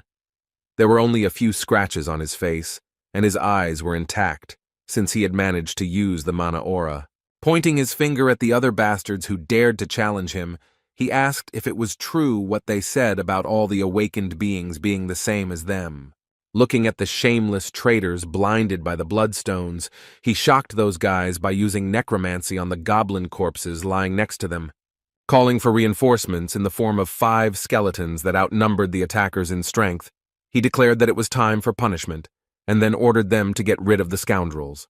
Within a moment, all the members of the group were exterminated right before the eyes of their leader, who watched helplessly while lying on the ground. Wu Jin didn't intend to waste much time on them, so he reached for the knife that Do-Su had dropped. Walking slowly towards the leader of the group, accompanied by the shouts of the other fighters, he looked him coldly in the eyes, making it clear that it was all over for him. Injured after being thrown so hard to the ground, Do-Su was in a panic, and he hoarsely shouted that he was suggesting that they just talk to avoid violence. With a wild look, Wu Jin asked him in return if he wanted to stall for time so that the delay in using his skill would pass. A moment later, Dosu joined his comrades and departed for the next world. After dealing with the vile members of the hunting party, Wu Jin did not miss the opportunity to check the pockets of their leader, expecting that he should have a lot of money. Wounded in the shoulder, Songgu, who witnessed this cruel spectacle, could not believe his eyes and the cold-bloodedness with which his savior dealt with the attackers. After eliminating 5 people in an instant, Wu Jin said that these bastards were useless anyway, and then asked his new friend if he agreed with his words. Looking around, he asked why he couldn't even find the words to somehow respond to his question. Songgu was shaking from fear and pain from his injury. He said with great difficulty in a weakened voice that Wu Jin was absolutely right. Having finished his business, Wu Jin came closer to him and, putting his hands on his hips, stated the fact that he was in danger for the 2nd time in a row. Speaking of this, he shocked Songgu by saying that because of this, he would have to pay double. There was nothing to explain here. Songgu himself understood that he had been saved twice and was now in infinite debt to this madman. Ignoring the attackers lying nearby, Wu Jin treated Songgu's wounds for the 2nd time, giving him first aid. Thus, the raid was completely over, and when they came out of the dungeon, the representative of the alliance controlling this station could not understand why he saw only 2 members of the group, which consisted of 8 people. When asked why there were only 2 of them, Wu Jin calmly replied that all of their other comrades had been killed by monsters that were much stronger than they had expected.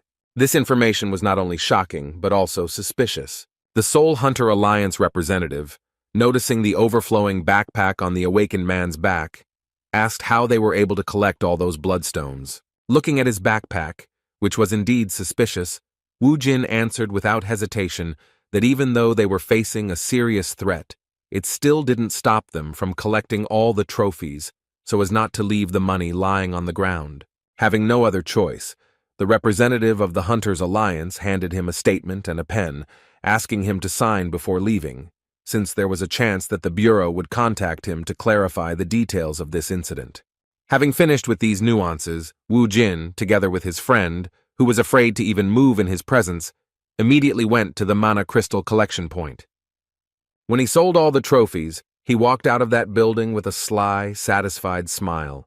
He had never imagined that he could get more than 13 million won in one raid. As he continued to walk with a mad expression on his face, he was also smug about the fact that to that amount, he should also add the bonus 4 million that he would soon receive from Songgu as payment for saving him. He once again confirmed his suspicions that it was worth continuing to clear the dungeons himself in order to maximize the financial benefits from the campaigns. Even though he had escaped twice from situations where his life seemed to be on the line, Songgu was deeply troubled, knowing that there was no escape from this guy. The sum of 4 million won was becoming increasingly more worrying to him, because even with his savings, he was not enough to give it all at once. He was already wondering whether he could try to lower the price for his rescue, and whether they would give him a loan for such an amount, without any adequate explanation for such a financial need. His thoughts were suddenly interrupted as soon as Wu Jin spoke to him. Turning towards him, he reminded him with the same crazy expression on his face that he had already seen that he really didn't like those people who tried to stab him in the back. After this warning that made Songgu's blood run cold, Wu Jin bid him farewell, saying that he would look forward to his call regarding payment for his life-saving services. It seemed like Songgu should have felt some relief when Wu Jin left, but instead, he went into an even greater state of shock as he wondered what amount of money they were talking about. He couldn't tell if they were talking about 4 million won or 400 million won. The uncontrollable series of funny events did not stop at this point. The working day of the owner of a small mobile equipment store was already nearing its end. His business was not in the best condition. There were few customers, and among them there were not even 10 buyers, so he yawned out of boredom, waiting for the end of the working day. Suddenly he felt an inexplicable pressure, followed by the loud opening of the front door.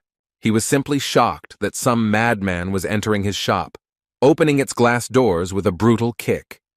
It was Wu Jin, and it was obvious that he was far from being in the best mood, and was not in the mood to negotiate with this blond man. Wu Jin slowly walked up to the salesman and grabbed him by the crib, then lifted him into the air with just one hand. The salesman was scared to death. He was angry at the same time, not understanding what was happening. Due to the small number of customers, he could not afford a contract with a security service, and seeing this madman, he trembled with fear, wondering why he was so strong. He didn't even have time to utter a word before he suddenly received a lightning-fast and incredibly painful slap in the face. He angrily shouted what he was even allowing himself to do. The seller hoped that he would be able to put him in his place. For the first time in his life, he made such a gross mistake, because instead of trying to find out the reason for the discontent of such an angry visitor, he provoked his anger and another portion of slaps. The seller barely had time to breathe in air. He could not comprehend what was happening, fearing that if this continued for a few more minutes, he might even die. His face began to swell, and he thought that this was what he had recently seen on TV. He could think of nothing else but to assume that this was called indiscriminate rape. With a trembling voice, he began to beg for mercy. Looking at this poor guy, Wu Jin wondered if greeting the impudent guy like that was enough for him to realize the seriousness of his intentions.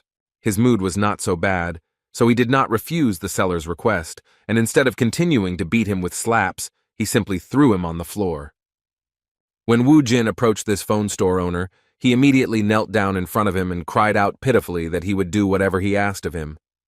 In response, Wu Jin conveyed to him the words that he truly hated people who stab him in the back, as well as people who try to deceive him. The seller could not understand what kind of knife in the back he was talking about, and what he meant when he spoke about the deception he accused him of. Seeing the bewilderment of the beaten scoundrel, Wu Jin took out of his pocket the phone that the seller sold him, saying that it was the latest model. Upon seeing this outdated model, the beaten swindler immediately remembered that this was the very same device that he had managed to successfully sell to some simpleton. Not only did he sell that phone by telling him it was the latest model, he also convinced him it was an incredible deal by selling it at the price of really good new ones. At that moment, Wu Jin was truly perceived as a simpleton, because when he picked up this device, after staying in Alphen for 20 years, he was incredibly delighted. He even happily said that he couldn't believe how far technology had come in the last 5 years. Seeing the angry look of this guy, the seller remembered that it was he who became the victim of his fraud. Everything fell into place. The man, scared to death, had no choice but to correct the situation to his own detriment. On his way home, Wu Jin was enjoying his new phone. As expected, he was delighted with this device, which was indeed much better than the previous one. He still doubted whether he had done the right thing with the seller, because if they were in Alphen, he would have lost his tongue. Suddenly, some men in suits appeared behind him and addressed him by his full name. Wu Jin stopped, seeing that he was surrounded by some strange guys. The red-haired stranger began to describe his dossier in detail, including information from the Hunter Alliance and even information about him clearing out the Guachian station single-handedly, indicating that he was much higher than F rank. She also didn't forget to mention that he was suspected of killing his teammates. Looking at this guy she had just met for the first time, Yoon-hee boldly asked if he was too fearless for a newbie. In response, Wu Jin asked who she was and why she was so interested in him. Unexpectedly for everyone, the leader of the hunting team behaved extremely unusually, politely apologizing for her manners. After that, she confidently introduced herself as the leader of the Cinnabar group from the Hwarang Guild. For Wu Jin, this meant practically nothing. He still didn't know how things were at the top of the guilds, and who among them could be considered truly dangerous. However, for his own good, he decided to check why she was so confident. Using the detection skill, he easily determined that this bold woman had truly impressive strength. Continuing the conversation, he asked her why she had found him. In response, Lee Yoon-hee mysteriously said that some rat was fearlessly roaming around the dungeons of her guild, believing that he would go unpunished for it. Realizing that it was him who was being called Krisa, Wu Jin smiled slyly. Looking around, he laughed at Yoon-hee's words, asking if their guild had really brought so many people just for the sake of one rat. Continuing his mockery, he said that since they were willing to bring so many people for him alone, it meant that Hwarang was a very large guild. Just as he was about to say that their dungeon he had recently entered was miserable, his speech was suddenly interrupted. One of the hunters was next to him in an instant and grabbed his face with his hand. Wu Jin didn't even have time to do anything before the red-haired guy in the black tuxedo threw him to the ground with great force. After that, the hunter from the Hwarang Guild warned him that he should watch his language, because for insulting their guild, he would feel its real wrath. Although the blow looked impressive, Wu Jin was not particularly hurt, but his anger flared up from the insolent treatment of his face. The attacker didn't even have time to notice how Wu Jin grabbed his hand. Gripping his stock tightly, he rose to his feet in an instant and made him scream in pain, squeezing almost to the point of breaking bones. It was obvious that this guy, who was called a rat when they met, was capable of dealing with these hunters. Yun-hee understood this very well. She could not allow anyone from her team to suffer from the actions of a guy who got on their nerves. In just a moment, she took a lightning-fast step and delivered a powerful kick to Wu Jin's stomach, so strong that he flew to the side. When he hit the ground, he still didn't understand how it happened. Opening his eyes after falling, he saw that Yun-hee was next to him again and raised her leg high. In an instant, she kicked him in the face so hard that the asphalt beneath him began to crumble. For the first time since returning to Earth, Kang Wu Jin encountered an opponent so strong that he was also fast enough that his reflexes were insufficient for combat. Putting her foot on his face, the arrogant woman said she was impressed by his strength. Still, she suggested he listen to her advice, saying that although he didn't look like a normal F rank, even with such skills, he shouldn't get cocky. Naturally, the point was that he would not be able to act arbitrarily on their territory with impunity. As she left, she looked again at the beaten Wu Jin lying on the asphalt and said that if he wanted to live longer, he should not forget her words. Fortunately, that was the end of it, and the team representatives left him in the same place. When it was all over, Wu Jin touched his face, which hurt from being treated so disrespectfully. He didn't feel any humiliation or anything like that, realizing that he wasn't in the best shape right now. Moreover, he was even genuinely surprised that for the first time in a long time, he had lost a battle without a chance. After such an unexpected warm meeting, Lee Yun-hee became very interested in him, and when he told Jae-min about this meeting, he was shocked to the limit. When Wu Jin asked him if she was really a famous person, he said with great emotion that she was one of the 10 awakened of their country who had an A rank. As for the Hwarang Guild, it turned out that it was in the top 3 along with the Hammer and KH. According to him, they all have great influence in politics and economics. Shocked by what he heard, Jae-min asked what his ridiculous protector had done in the first dungeon, that they paid such special attention to him. Wu Jin was extremely dissatisfied with such a tone and answered him insolently. He said that his weakling friend should watch his language, because in fact, if he wanted, he could beat even the Hwarang army, but after he regained his strength. In response to his words, Jae-min even began to laugh, saying that the pride of a guy with an F rank was simply amazing. However, Wu Jin couldn't help but agree with his words, knowing that he would definitely be at a disadvantage if he fought someone outside the dungeon, even if they were high level. In addition, the necromancy skill itself was not unlimited, as it required corpses. The silence was broken when he handed Jae-min a bag containing some rather expensive famous perfume. The hint that he smelled bad was interrupted by the return of the money he had borrowed from him for a while. Seeing the impressive amount in front of him, Jae-min began to feel awkward and asked him to give back as much as he took, saying that he had already helped him a lot. When Wu Jin began to insist that he not refuse his gratitude, Jae-min was genuinely touched by his attitude. With a sly smile, the high school student added that if it was convenient for him, then he should consider the rest to be payment for living together in his apartment. Jae-min agreed with his words, but in an instant, he broke out in a cold sweat, realizing what his words really meant. He realized that Wu Jin was gently hinting to him that he was going to continue living with him. Trying to understand the reason for this behavior, he mentioned that he had recently met his mother. Wu Jin immediately understood what was going on, so he gave a direct answer that her house was too small, and he wanted to stay at his place until he could buy a new place. As an awkward pause ensued, Wu Jin became a little flustered by his only friend's words, and assumed that he had given too little money. In response, Jae-min reassured him that there was no problem. Before finishing his speech, he noticed that Wu Jin had changed his phone number. He was genuinely surprised, saying that this was the first time he had seen this latest model among his friends, which was in some sense a technological breakthrough. When he asked to look at the phone, Wu Jin breathed a sigh of relief, knowing that the salesman had understood his request correctly this time. Jae-min was actually delighted with this device, especially the color, which was called Crazy Red. According to him, to make such a device, you need bloodstones, which is why the Crazy Red phone also becomes crazy expensive. Realizing this, Jae-min assumed that his friend really earned a lot, but his friend replied that he got it as a result of an event. His words sounded mysterious, but he didn't want to scare his friend by mentioning that this was an event in which the life of the salesman who had cheated him on the previous deal was at stake.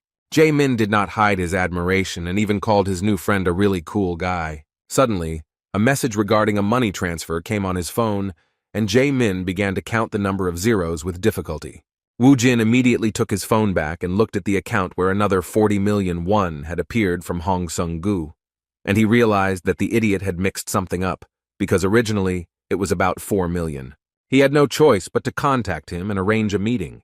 When Sun-gu arrived at the said cafe, he greeted Wu Jin respectfully, calling him boss and politely asking how he was doing. In response, Wu Jin asked in confusion why all this speech was necessary when they had just met a few hours ago. After these words, he extended his phone towards him, asking what this bank transfer amount meant. With a clear tone of condemnation, he asked the poor fellow if he considered him some kind of beggar since he had sent such a sum. Then he reminded him of his words about 4. Sun-gu froze for a moment, realizing that he had paid. Remembering what he saw in the dungeon, he began to think that if he couldn't pay, he would end up in the place of those guys who crossed them. Now he began to think that we were talking about those same 4, not millions, but hundreds of millions. He couldn't even imagine how to get such a sum in such a short period of time, so he couldn't find a better option than to fall on his knees and start pitifully begging for his life. Wu Jin felt extremely awkward at this sudden sight, while Sun-gu, who had misunderstood his words, desperately shouted that he would give up the remaining portion if he was given a little more time. The behavior of this ridiculous awakened one attracted the attention of everyone present in this cafe, so Wu Jin began to get angry and nervously said that if he wanted to live, then he should first sit at the table with him. Sun-gu followed his order without question, and then began to make excuses that he was very sorry that he could not get 400 million won in such a short period of time. He desperately promised that if he was given time, then he would definitely pay for saving his worthless life. When Wu Jin heard the amount that idiot was talking about, he was completely at a loss. It was clear that he was in despair, but he was ready to do anything to save his life. Wu Jin finally realized that he had completely misunderstood his speech. On the other hand, he couldn't help but admit that modern children seem quite generous. Choosing a more comfortable position for himself, he decided that if Song-gu was wrong, then he really deserved to be taken advantage of. With his hands folded in front of him, the newly minted businessman, with a sly expression on his face, asked how long he would have to wait for his money. The next day, Wu Jin set out again to seek profit. A walk in the fresh air in a fairly nice area was how he started his morning. A little later, a car with a personal driver, Song-gu, arrived for him. Seeing him in a good mood on the way to the dungeon, Wu Jin asked him why he was so happy on his first day of work. In response, he said in a cheerful tone that even servants can be happy. Sun-gu actually amused Wu Jin, even though Wu Jin had no intention of considering him as that servant. As it turns out, last night, this ridiculous guy announced that since he can't return the 400 million won anytime soon, he's willing to become a member of his savior's group in order to give him a portion of his profits. After thinking for a moment, Wu Jin pointed out the flaw in this plan, saying that he was just going to stick to him, which seemed like an obvious and safe idea. Sun-gu didn't even think about personal gain, so he began to excitedly justify himself by saying that he just wanted to earn that money by being a truly useful person. Fearing rejection, he even declared his willingness to become his personal manager. With some admiration, he promised that in that case he would take full responsibility for choosing dungeons, booking, selling bloodstones, and other concerns, including even the possibility of being his personal driver. In response, Wu Jin said that if he was going to work like that, then that made him a personal servant. Song-gu felt a little offended. He was really hurt by these words, even though he knew that his savior was completely right. He smiled from ear to ear and awkwardly praised his boss for his very accurate observation. The conditions were really favorable. Wu Jin didn't mind the company of a guy he could trust. Pleased with this unexpected opportunity, he began to dictate terms that, surprisingly, turned out to be mutually beneficial. He said that in this case, their cooperation would last for a year, and since it would be too difficult to do it for free, his servants would even have their share of the total profit. His offer seemed like a real gift from fate. Sun Gu grabbed his boss's hand and sincerely thanked him for it. In response, Wu Jin said with a kind smile that he was also grateful to him for it. As a result, another good friend appeared in his circle. Looking at Song Gu, who was driving him to the pre-booked dungeon, the carefree awakened one thought that it was quite funny, because by pure chance, he got himself a servant due to a misunderstanding in which he actually wanted to return the excess. In fact, he understood that he was doing a great service for him, no less than he was receiving himself. Looking at this young man, he pleased him with the sudden words that if he would just do his job well, then 10% of the profits would be at his disposal.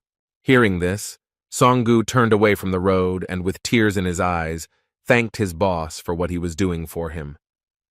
When Wu Jin interrupted his snotty speech by asking if he had found the dungeon he had been told about, he immediately replied that at the boss's request, she had reserved a 3-star dungeon with the most monsters.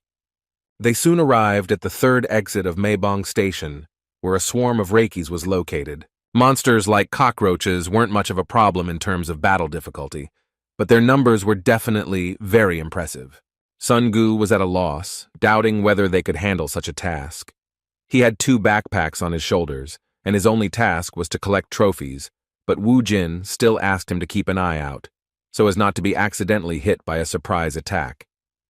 The numerical superiority of the Rakia swarm was a serious problem, but not for a necromancer with a lot of experience behind him. Wu Jin got his bearings from the start. He had to spend all his points on control in order to increase the maximum number of his army. The number of skeletons he could control had grown to a massive 19, which was even more than the maximum number of participants in a single raid. Taking quantity with quantity and superior quality was a wise decision, but even so, they were in for a pretty hardcore playthrough. In just a moment, this floor turned into a bloody battlefield. It didn't take long before the swarm of Reikis thinned out to the point that the skeletons began to break through with increasing speed. Although the Raki did not have impressive intelligence, their instincts were enough to make them tremble with fear when the mage's familiars approached. The ruthless skeletons completed their task with ease. Although there were relatively few of them, in the end they greedily divided the remains of these monsters. Song Gu tried his best to keep up. Even during the battle on the first floor, he had started his work of collecting bloodstones, so it was a little delay before he caught up with his boss. As soon as he went down to the floor below, he didn't even pay attention to his boss's praise, because he was in an indescribable shock that the skeletons had managed to deal with the next batch of monsters. Watching with his mouth open, as the summoned fighters dealt with the monsters, he couldn't believe that they were advancing so quickly, because usually a raid on a Reiki dungeon takes at least 2 hours, while Wu Jin managed to do it on his own in just 15 minutes. The main fighter of their modest squad was already very tired of fighting at such a pace, so he sat down on a bench to finally rest. Opening the status window, he saw that he had already reached level 7 and had accumulated some achievement points that he could use to strengthen some of his stats. The skills he could learn at level 7 seemed boring and not particularly useful. The fire hand covered in flames required too many points, but did not provide any noticeable advantages, as did the water ball, which is a common mage spell. However, among these he found a really interesting option, which was the summoning of a skeleton mage.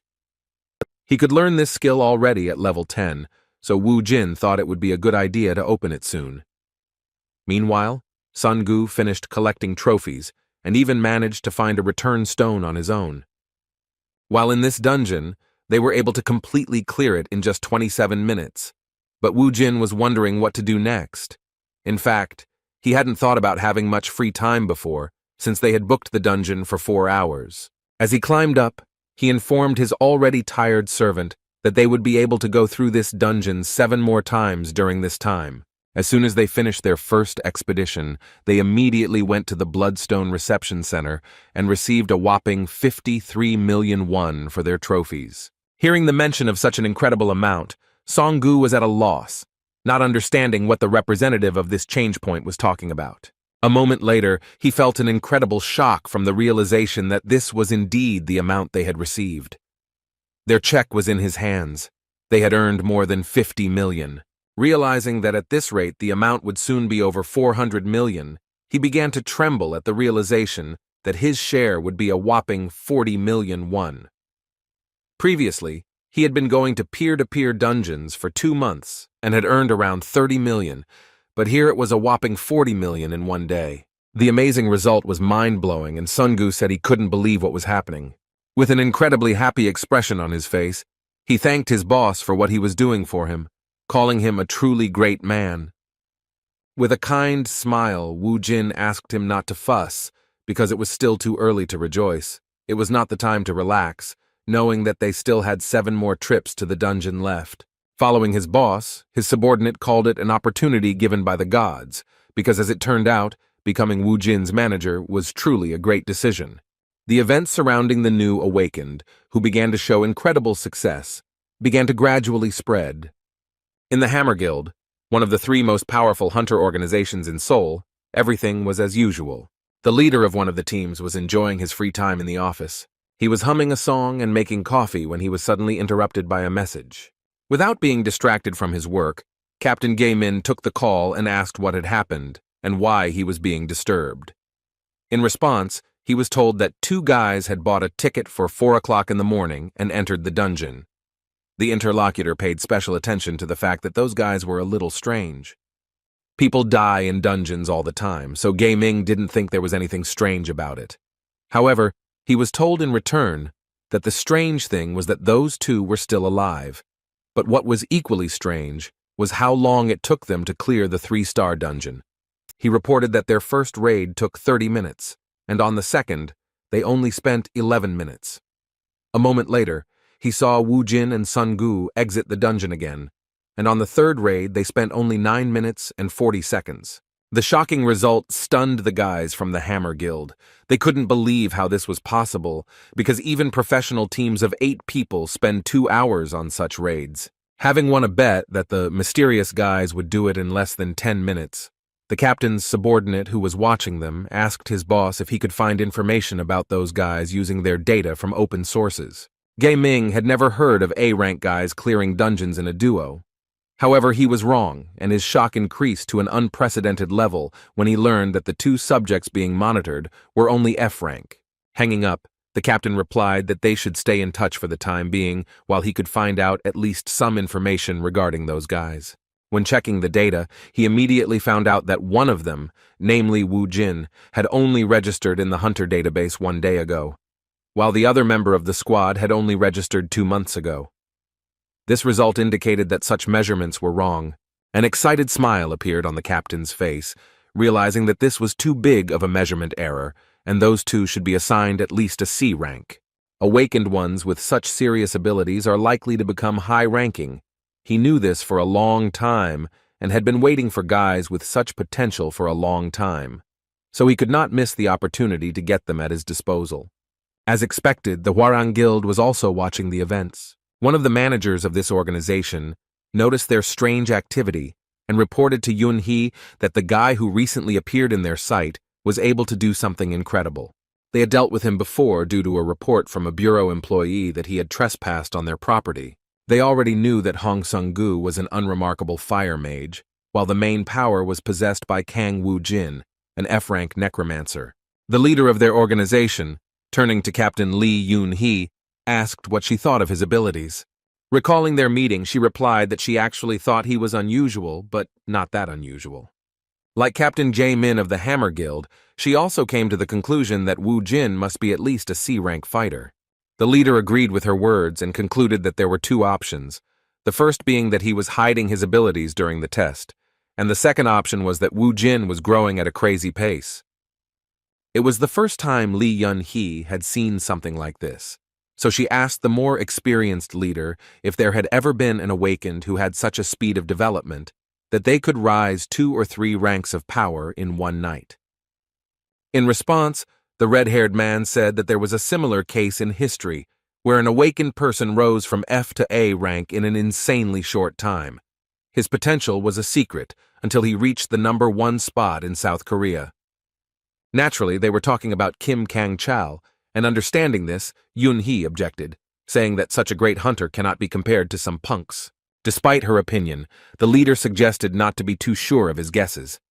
He thought it would be a good idea to confirm who Wu Jin really was. Lee Sang-ho, the brother of Captain Ha-yun, who is the master of the Hwarang Guild, gave his sister the order to bring this guy to his office so that they could find out what kind of person he is. Meanwhile, the boys continued their non-stop raids in which Wu Jin became increasingly faster. On the other hand, Sun-gu, who had a completely different role, was barely able to stay conscious. While collecting bloodstones from defeated monsters, he thought that if such loads continued, he would be the first to die in the dungeon while extracting precious trophies. Turning to his boss, he asked in a tired voice if they could take a little rest. Seeing his condition, Wu Jin replied that he had done a good job. Even though Sun-gu was his servant by verbal contract, he respected his work and fatigue, so he took a short break. Song-gu sat down on the floor, immediately drank half a bottle of water, and said with a more cheerful expression that he felt much better now. When the boss asked how much time they had left, he replied that it was a little over an hour. They were doing much faster than expected, so after 3 hours of continuous dungeon raiding, they had already managed to earn around 400 million won. Wu Jin knew that this was enough to buy a house for Mom and Su-ah, and also for Sun-gu to have everything he needed. Based on this, he made a very unexpected decision. Rising to his feet, he gave his friend an incredible motivation by saying that all the remaining bloodstones would be completely under his control, and during this time he would be under his protection. Taking a deep breath, the boss suggested that his subordinate get everything he could, after which he suggested that they speed up. In just a moment, he rushed forward with great speed to attack the remaining monsters that were on the lower floors. Sun-gu was taken aback by Wu Jin's enthusiasm. The progression of strength gradually increased, and the fighter, using the crowbar and his familiars, turned into an increasingly powerful hunter.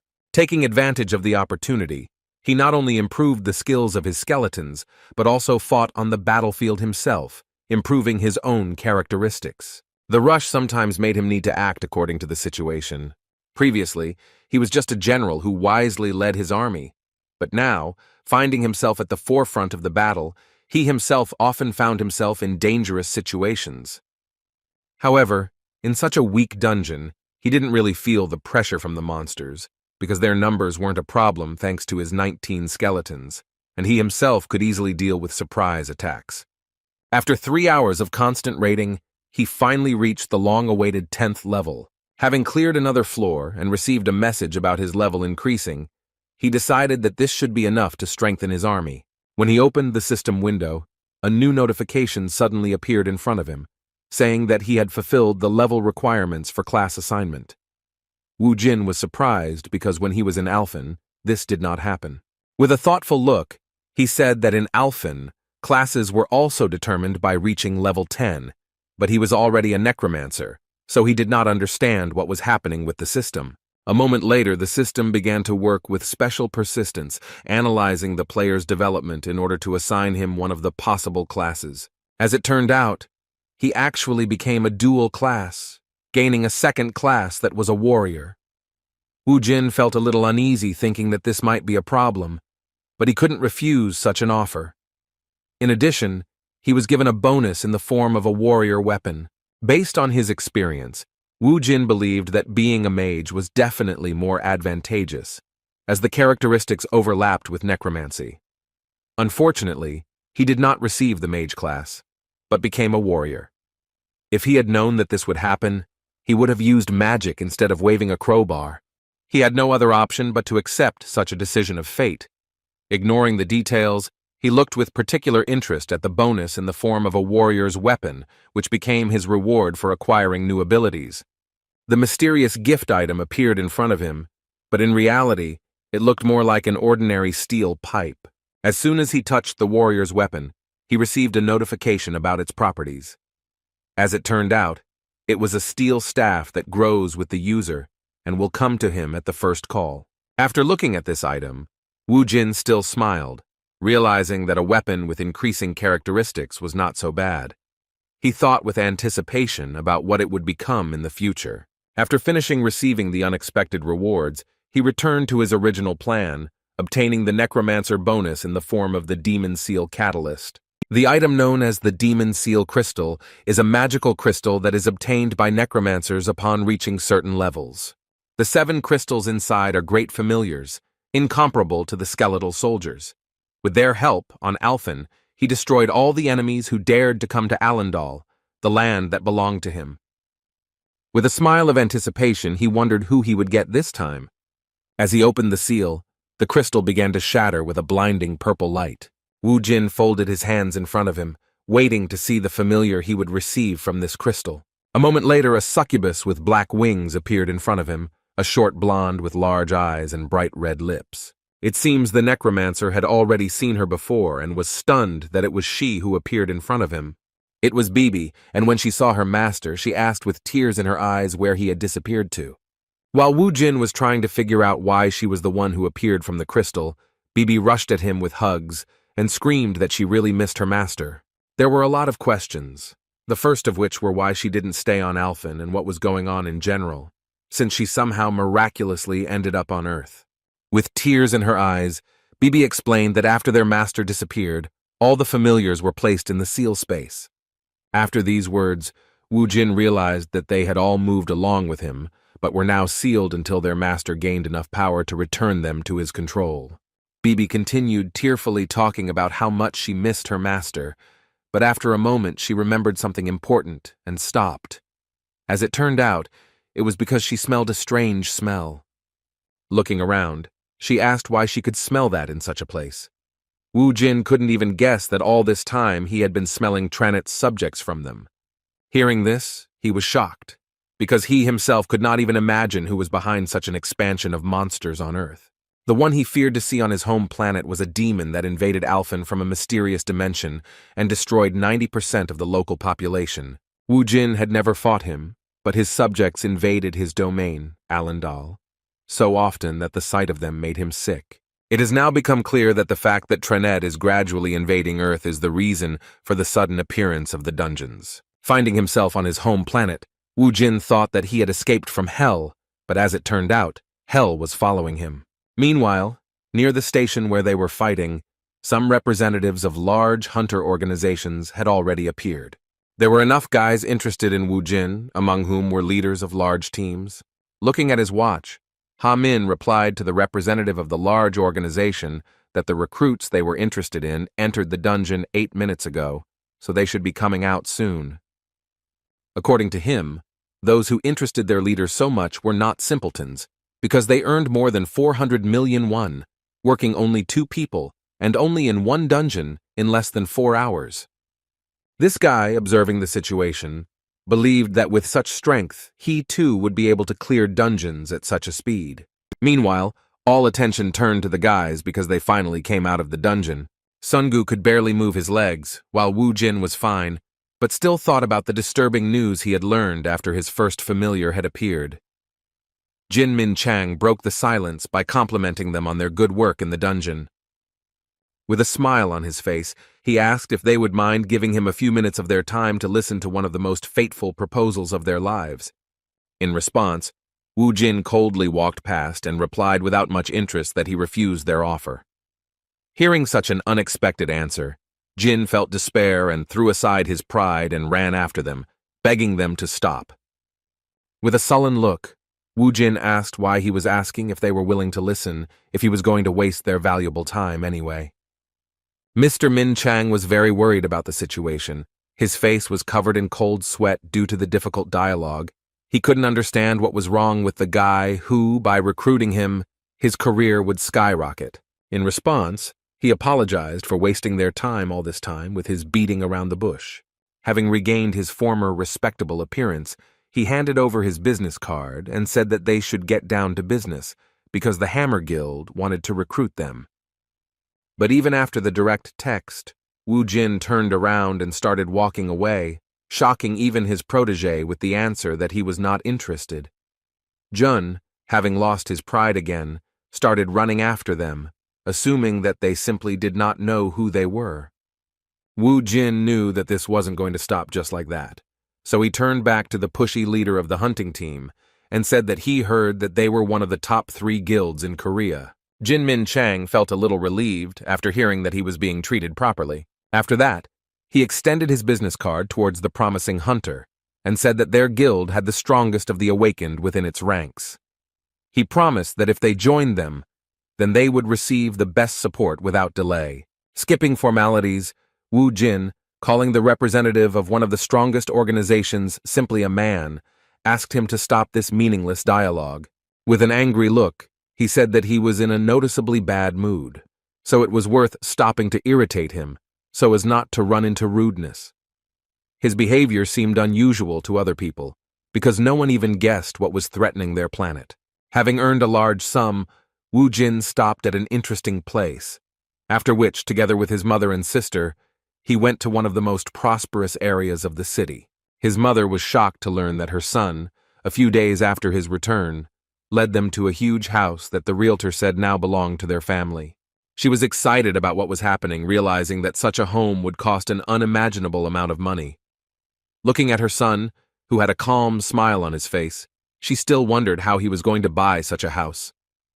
Looking at his phone, he replied that he had recently replenished his account and could now afford it. His mother was shocked to hear such words, and the son was forced to explain that he was actually a wanderer who made money in the dungeons. As expected, his mother was very worried. She couldn't allow her son to take such a risk after losing a family member once. However, Wu Jin insisted that she had nothing to worry about after all. He wasn't weak at all, and hunting in the dungeon was like fighting cockroaches for him. Even after all his arguments, his mother could not accept his words, but her daughter joined the conversation, asking if she could have a dog. She reminded her that they could have one if they had a house with at least some lawn, and here it was just huge. With a devil in her eyes, she tugged at her clothes again, and in response, the worried mother asked her to wait while she sorted out what was happening. Seeing her worry, Wu Jin asked her not to worry. Placing his hand on his little sister's head, he said that they should consider this as compensation for the hard times they had to endure due to the fact that there had been no male in their family for 5 years. With a kind smile, he asked them to just believe in his strength. In fact, this is how he was able to calm their worries, and soon the family moved into a new, spacious house. That same evening, Wu Jin went for a walk. Having gone around the corner of one of the houses, he turned to Bibi and asked her to come out of hiding. His summoning began to work, but she never appeared before him. As he repeated his words, he saw that the trail of summoning magic began to lead him around the corner of the building. He was surprised, because when he looked around, Bibi was still not there. A moment later, he saw a cat with strange energy passing by, so he assumed that she was his familiar in a very unusual form for her. As it turned out, it really was her. Wu Jin couldn't understand why she had turned into a cat, but he couldn't mistake those eyes for anything else. When he picked her up, he heard that she couldn't take her true form outside the dungeon. As it turned out, because of this, she had to find a small organism that could become a vessel for her. This turned out to be a street black cat that was nearby. Hearing this, Wu Jin was surprised, because he did not understand why it did not work as before. After that, he asked if Bibi sensed any other energy sources of Tranit that was trying to invade Earth. In response, he heard that everything was clean, and there was a pleasant smell of peace all around. Her words surprised Wu Jin even more, because it was the first time he saw a demon enjoying the smell of peace. Still, he came to the very pleasant conclusion that Tranet's energy had not yet affected this world. He was suddenly distracted by the voice of a stranger who called him full of surprises, relying on the assumption that Wu Jin even took care of stray cats. Looking around, the necromancer saw another mysterious man who was very interested in his strength and personality.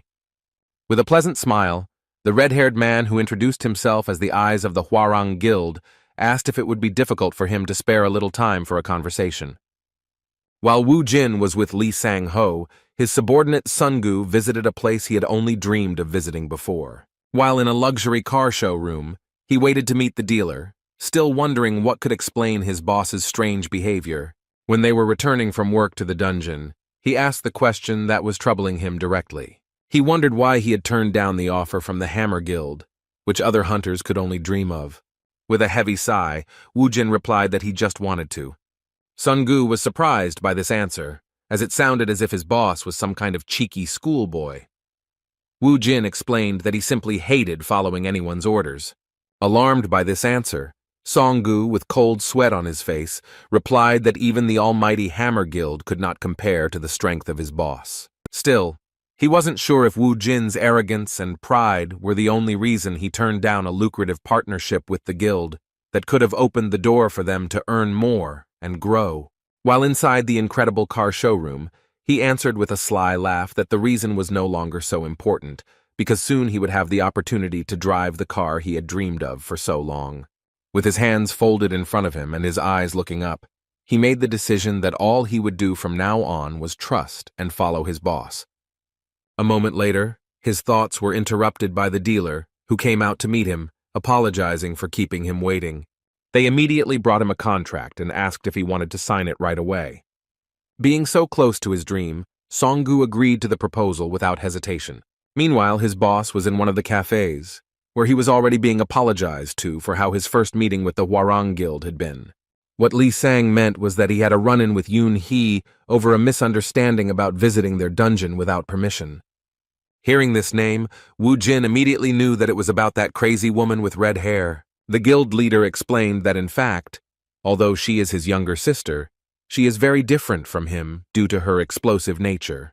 He folded his hands in front of him and said with a kind smile that Yun He was very valuable to the guild, so he was ready to compensate for any tricky situations involving her.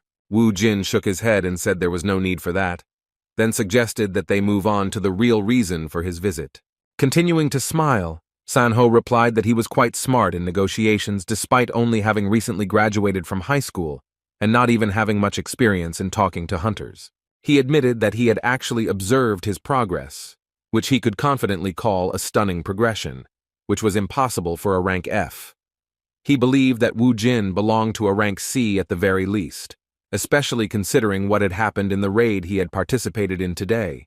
With an anticipatory look, he said that he was confident that Wu Jin was one step away from the top ranks, and it was only a matter of time. After listening to his compliments, Wu Jin immediately realized that they were now also interested in having him at their disposal. Seeing his mood, Sanho confirmed his suspicions and asked him to join the Hwarang Guild, promising that they would be able to provide the best conditions for his development. Wu Jin wasn't interested in such proposals, so he decided to act quite unexpectedly and suggested that what they called the conditions for development was that the role of the leader would be transferred to him if he could defeat him in a duel. Considering it to be just a friendly joke, Mr. Li replied with a laugh that he expected nothing less from him, having heard about his self-confidence. In response, he said with a kind smile that he leads the Hwarang Guild not because of his awakened skills, because his B rank is worth nothing in comparison even to his sister's rank, which is A rank. Relying on these words, he gave a full answer that therefore he could not give him his place, even if he defeated him in battle. In response, Wu Jin stood up from the table and started walking towards the exit, disrespectfully replying that in that case he was not interested. He was suddenly stopped by a startling question from the Hwarang leader. Mr. Li coldly asked him if he knew why dungeons appeared on Earth. Seeing Wu Jin's interest, he said that it had been 5 years since the underground tremor, but they still hadn't found out anything about the dungeons. However, according to his observations, the dungeons were getting bigger, and the monsters inside them were much stronger than before.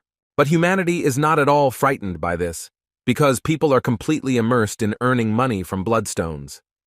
Mr. Li Sang-ho is absolutely sure that the world will drown in chaos if everything continues like this. With a sincere look, he made the most advantageous proposal at the moment. He said that gathering the awakened to stop this was his true purpose. Looking towards the promising hunter, he expressed hope that he would entrust them with his strength. The next morning, the Hammer Guild was truly restless. The leader of the 4th team was in a truly terrible mood, which made his entire team worry. Suddenly, Assistant Leader Jin noticed something interesting. He immediately turned to his boss, saying that the guys they were interested in had already managed to book exit 6 of Guaishan Station. Hearing this, Mr. Jin became furious, saying that he shouldn't spoil the mood by talking about that impudent boy at such an early hour.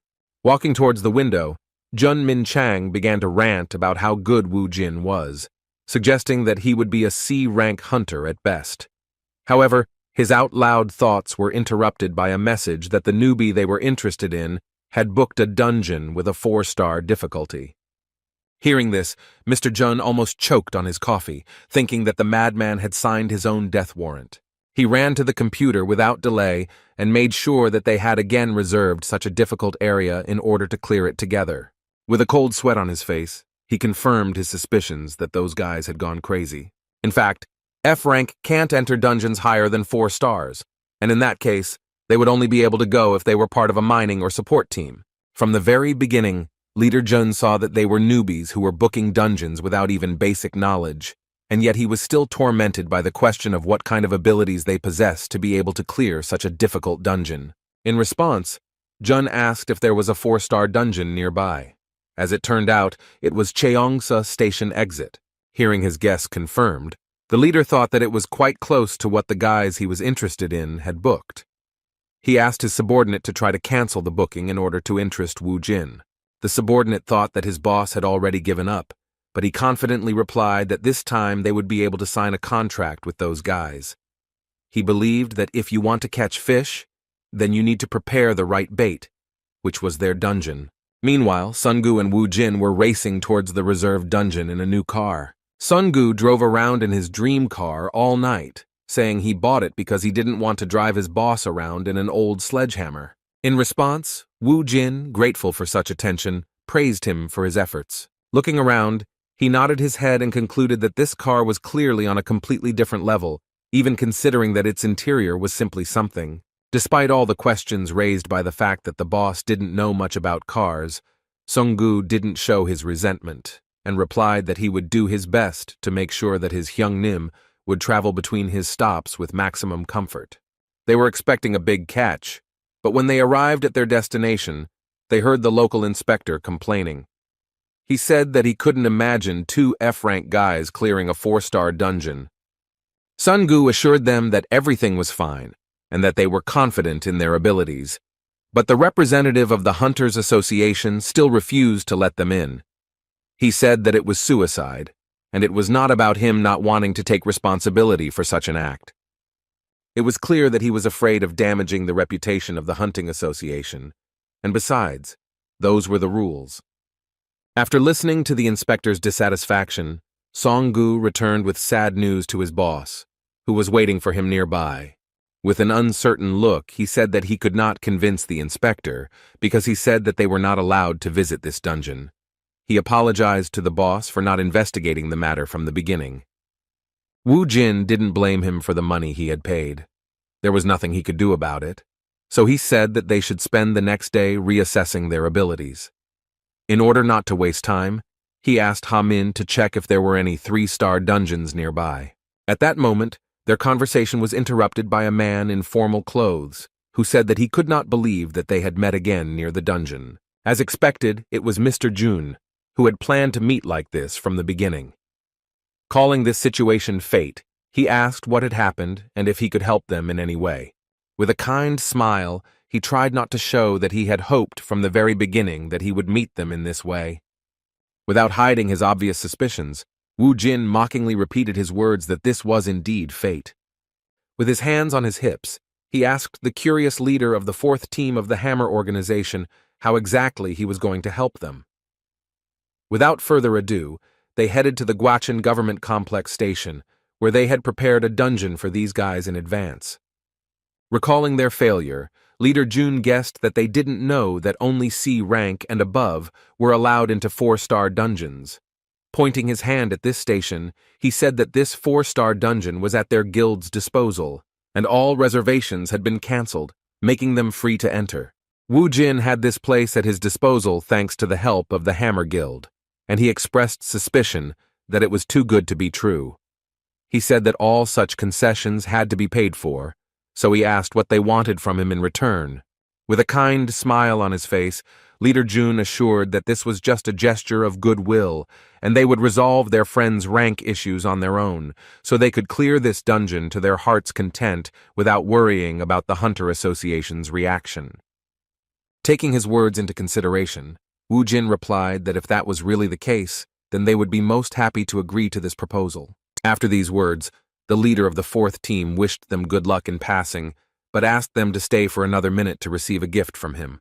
Waving his hand, he asked to walk with him a few meters. Next to them stood their work car, in which the gift in question had been previously located. Opening the trunk, Leader Jun said with a sly laugh that everything has to be paid for. Min Chang didn't ask for anything in return, but he was in anticipation, thinking that a favor is always repaid with a favor. It's no secret that there is an unspoken rule that if someone shares food with you, it's natural for a person to share in return. Although Wu Jin was obviously a strong awakened, Leader Jun didn't know him well enough, and thought that he was just a kid who was 24 years old. He was more than sure that he already had him on his hook. In turn, the subordinate of the leader of the fourth team thought exactly the same.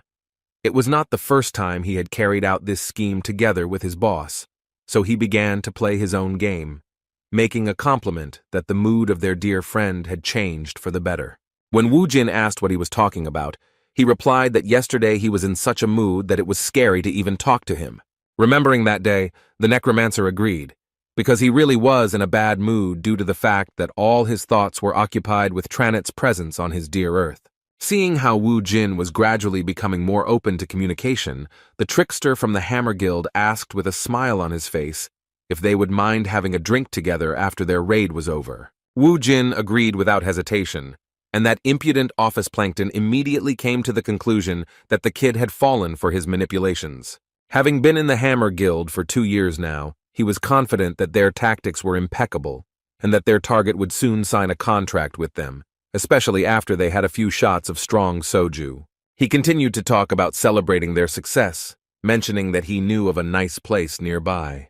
Watching this whole stupid performance, Sungu felt a little awkward, realizing that it was a waste of time, because no matter how much they sucked up, his Hyunim still wouldn't join their guild.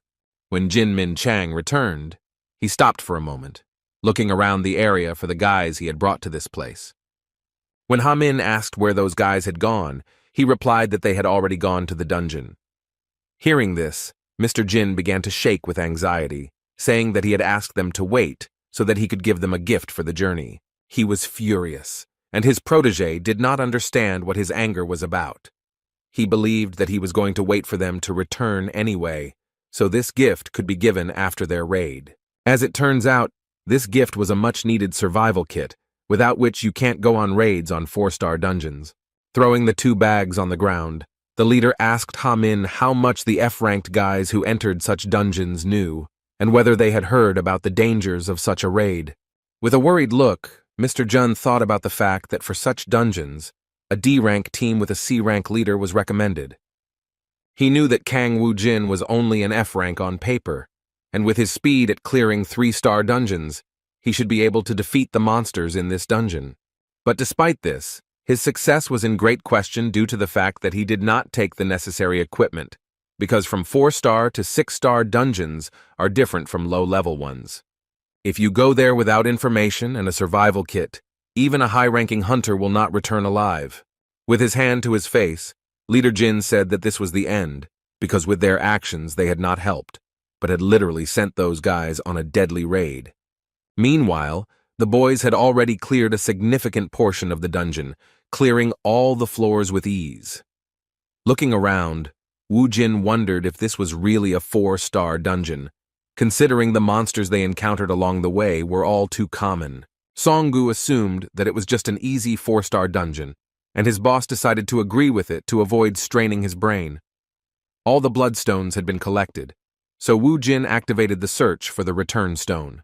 Unexpectedly for him, there was no reaction to the use of his ability. Wu Jin thought that it couldn't be that there wasn't such an object near them. He couldn't even imagine that this wasn't the whole dungeon, and that they only saw the open part of it, so he chalked it up to his skill being too low. In order not to waste time, they decided to return to the place where they started, looking around. For the first time in all the raids, they encountered such an unusual problem. Walking through the same place once again, Songgu noticed that the place where the entrance had previously been had moved somewhere and no longer looked the same as before. Suddenly, he stopped and said in surprise that something was wrong here. A bright glow appeared before them, which provided answers to their troubling questions. Where they were looking for a way out of the dungeon, a portal suddenly appeared that led them deeper, to the hidden part of this place. It became obvious that the portal had not caused the return stone to appear. They had no other option but to enter and continue clearing the dungeon. With an anticipatory smile on his face, Woojin said that he now understood why this was a 4-star dungeon. They were near a portal, beyond which a real survival game awaited them. Still, the guys decided not to delay, because even though their trip was paid for by the Hammer Guild, they could not waste precious time thinking.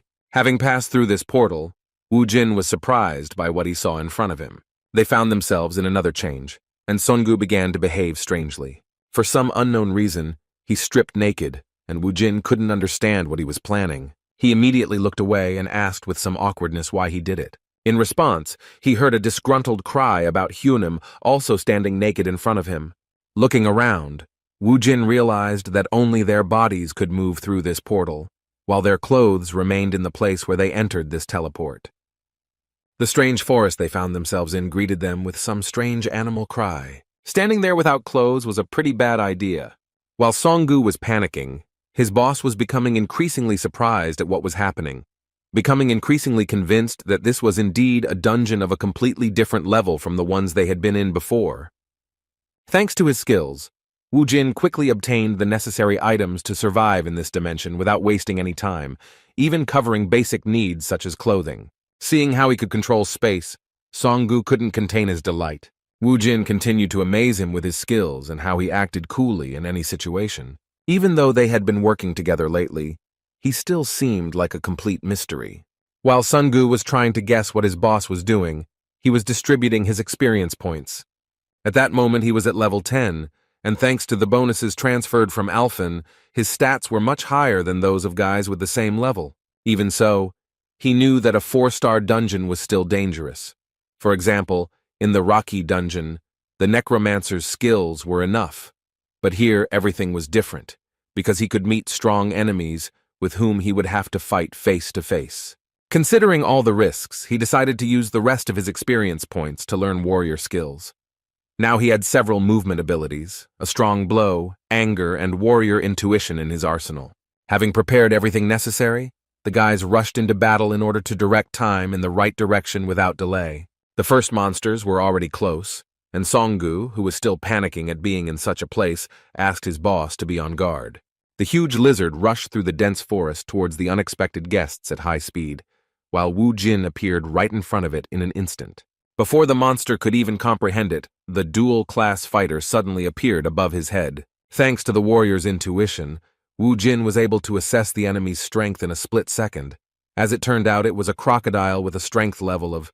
This was his first opportunity to experience firsthand what monsters of such a high level were like. While the level 10 fighter was fighting a level 31 monster and waiting for even worse monsters to come, the outside of the station was still restless. The guys from the Hammer Guild hoped for their quick return, but the barrier never disappeared. Based on this, it was logical to assume that the guys were still alive, but they had no way to know what was happening inside. Time in such dungeons was 4 times faster than on Earth, so Leader June assumed that about 2 hours had already passed there. His protege continued to wonder how long they could hold out, and whether they could, with their combined efforts, resist even a crocodile. In fact, although the guys knew how incredible the newcomer they were interested in was, even the leader of the 4th team doubted that fighting bare-handed against monsters above level 30 was something possible. Of course, he was most worried about the guys going inside without a survival kit. He didn't know what Woojin's abilities were, so he was worried about them not having any equipment. The portals in high-level dungeons don't allow materials from Earth to pass through, and it's dangerous. The only things that could be brought were things from other dimensions or made from materials using blood crystals. Clutching his head, Jinmin Chang, who thought this was the end of his whole plan, said that even if their guys could deal with the monster, the main problem would be the lack of water and food. One problem was replaced by another, because they understood that even if it was difficult to survive empty-handed in the Amazon jungle, then there was no talk of such survival in the portal of a high-level dungeon. While the guys from the Hammer Guild were tormented by their sad assumptions, there was a feast in the dungeon portal that could be envied. The previously excited Songu enjoyed the incredible crocodile meat with a smile on his face, to which his boss was even able to get the spices he used on Alphen. Their time together seemed like some kind of vacation. Wu Jin was quite knowledgeable about such things, and in addition to cooking gourmet meat, he also knew how to choose a decent beer, which goes well with such a kebab. After taking a few sips of the low-alcohol drink, Songu completely forgot about all his worries, saying that he would never forget this trip to the dungeon. Wu Jin was glad that he was able to please this friend, because earlier, in Alphen, he had no one to share such joys of life with except the demons that were his familiars. While the guys were resting inside the portal, having perfect conditions for this business, the captain of the hammer team and his protege continued to worry about the fact that a lot of time had passed. On the one hand, they already believed that the newcomers to the hunter business could survive, but there were still doubts. As an experienced leader of a hunting team, Jun Min Chang assumed that they could somehow defeat the crocodile by distracting it with the necromancer's calls. However, he was more than sure that such a difficult fight would not give any advantages in the future, especially in the swamps.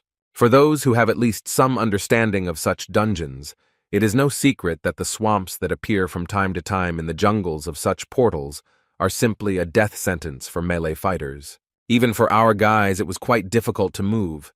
Their legs got stuck, and danger was on all sides.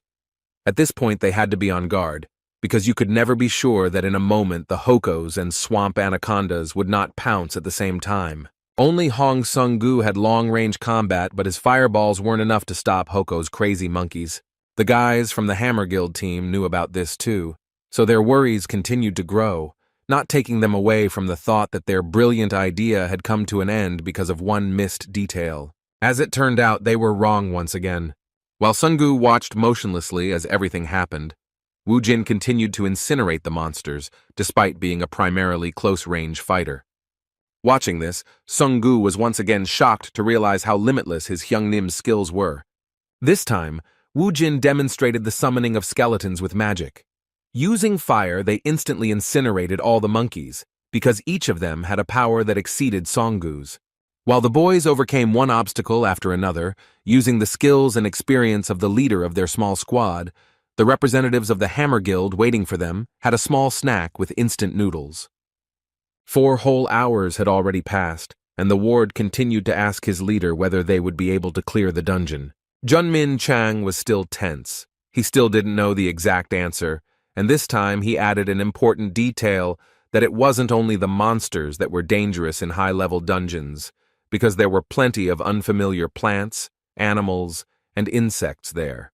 They didn't even doubt that the newcomers who entered a high-level dungeon for the first time knew nothing about such ecosystems. This meant that there was a high chance that they would eat something poisonous due to hunger. Meanwhile, Sun-gu, who was under the care of the all-knowing Hyungnim, was enjoying tropical fruits. He liked them very much, because they were sweet and very tasty. Wu Jin explained to him that they were mortally dangerous when raw, but after cooking on fire, they became edible. Hearing this, the ward became frightened and immediately spat out everything he had managed to chew. He even started to resent his Hyungnim for not warning him in advance. Wu Jin laughed good-naturedly at his protege's clumsiness, because he couldn't explain to him how he knew about everything inside such places. It was not yet time to reveal the secret that his life in Alphen had lasted for 20 years. While inside the dungeon, Wu Jin and Sun-gu took their time to avoid making a mistake. It was already dark outside, but the guys from the Hammer Guild were still waiting for them to return. Their conversations became more frank, and now the ward wanted to know if his leader had a reason why he wanted Kang Wu Jin so much. Their guild wasn't particularly interested in this deal, but over the past 5 years, it was Jun Min Chang who had been able to find a huge number of talents and believed that his eyes had never deceived him in this matter. Hamin was delighted to recall the stories of his leader recruiting rising stars that had become very famous. He assumed that he was the one who first learned about their A-rank fighter, known as Park Jin-woo. As it turned out, it was indeed Jun Min Chan, but he surprised his protege even more when he said that he was now more than sure that Kang Wu Jin would become much cooler than the one in question. He had put so much effort into recruiting Wu Jin, so now he hoped that his efforts would pay off, and that crazy guy would return alive. Otherwise, his death would be a huge loss for all of humanity. Ha-min couldn't even imagine that his captain had such thoughts in his head. He cheerfully suggested to his boss to pray for those guys to get out of the dungeon alive. In response, Mr. Jun once again said tensely that it would not be as easy as one might think. Even though he voiced his thoughts about Wu Jin's prospects, he was not confident that he could handle the guardian of the returning stone, which was a truly strong opponent. In fact, everyone knows how difficult it is to fight the guard, so Ha-min thought that praying for their return wouldn't be a bad idea. However, the leader continued to act extremely pessimistic, saying that Wu Jin would definitely meet his death in this fierce battle. Meanwhile, the boys continued to move forward. Now, they were in the middle of some wasteland, which led them to the place that was so necessary for their return. Song-gu stopped the moment he saw the stone of return in the distance. He began to hurry forward, joyfully saying that they would finally be able to get out of this terrible place. Seeing his ward rushing to die, Wu Jin stopped him by pulling his hood. A moment later, a trap appeared in front of them, the surface suddenly crumbling, revealing sharp bamboo sticks below. Song-gu almost lost his life in his haste, so he thanked his Hyung-nim with great gratitude for watching over him. Wu Jin didn't react in any way, but only continued to look into the distance with particular interest. His friend didn't understand what had caught his savior's attention, so he looked around. It only took him a moment to realize that the trap wasn't the only thing that could stop them from getting the Hearthstone. A moment after the trap was activated, they saw a large number of high-level monsters appear. It seemed like a real problem, but Wu Jin had expected something like this. In front of them appeared quite serious enemies, which were much stronger than the crocodile they encountered as soon as they passed through the portal. It was a small detachment of Alphen orcs, consisting of warriors and mages of level. The population of Alphen consists of a huge number of races, among which are humans, elves, dwarves, beastmen, and even orcs. Another question was what they were doing in the dungeon on Earth. They had no other option but to find out personally. Not much time had passed since Wu Jin's return to Earth, so he still had a good command of the Alphen language, with which he inquired why the orcs were on his planet. Seeing how the enemies reacted to the boss's mysterious speech, Song-gu was once again at a loss, realizing that he still didn't know much about his new friend. The orcs began to look around, not understanding how this man from a planet not native to them knew their language. In response, one of them asked who he was and how he knew the language of Alphen. Wu Jin didn't intend to answer this question, so he asked them to ignore it and asked again what they were doing in such a place. One of the orcs paused for a moment before answering. It seemed to him that it was unpleasant and difficult to talk about how they had all lost their home. Jin was shocked because his guess was correct. Tranet defeated them all. According to the orc, when the balance was broken, Tranet became the master of everything that was on Alphen. They are here precisely because of the contract with the new master of their planet. It was strange to hear about some kind of contract from the lips of the orcs who had lost everything because of the new master of Alphen.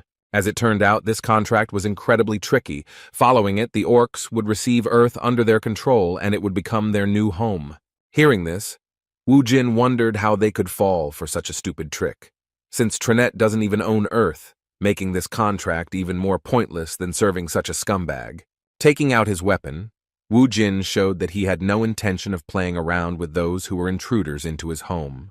In response to his determination, the orc leader shouted to his squad to immediately rush into the attack.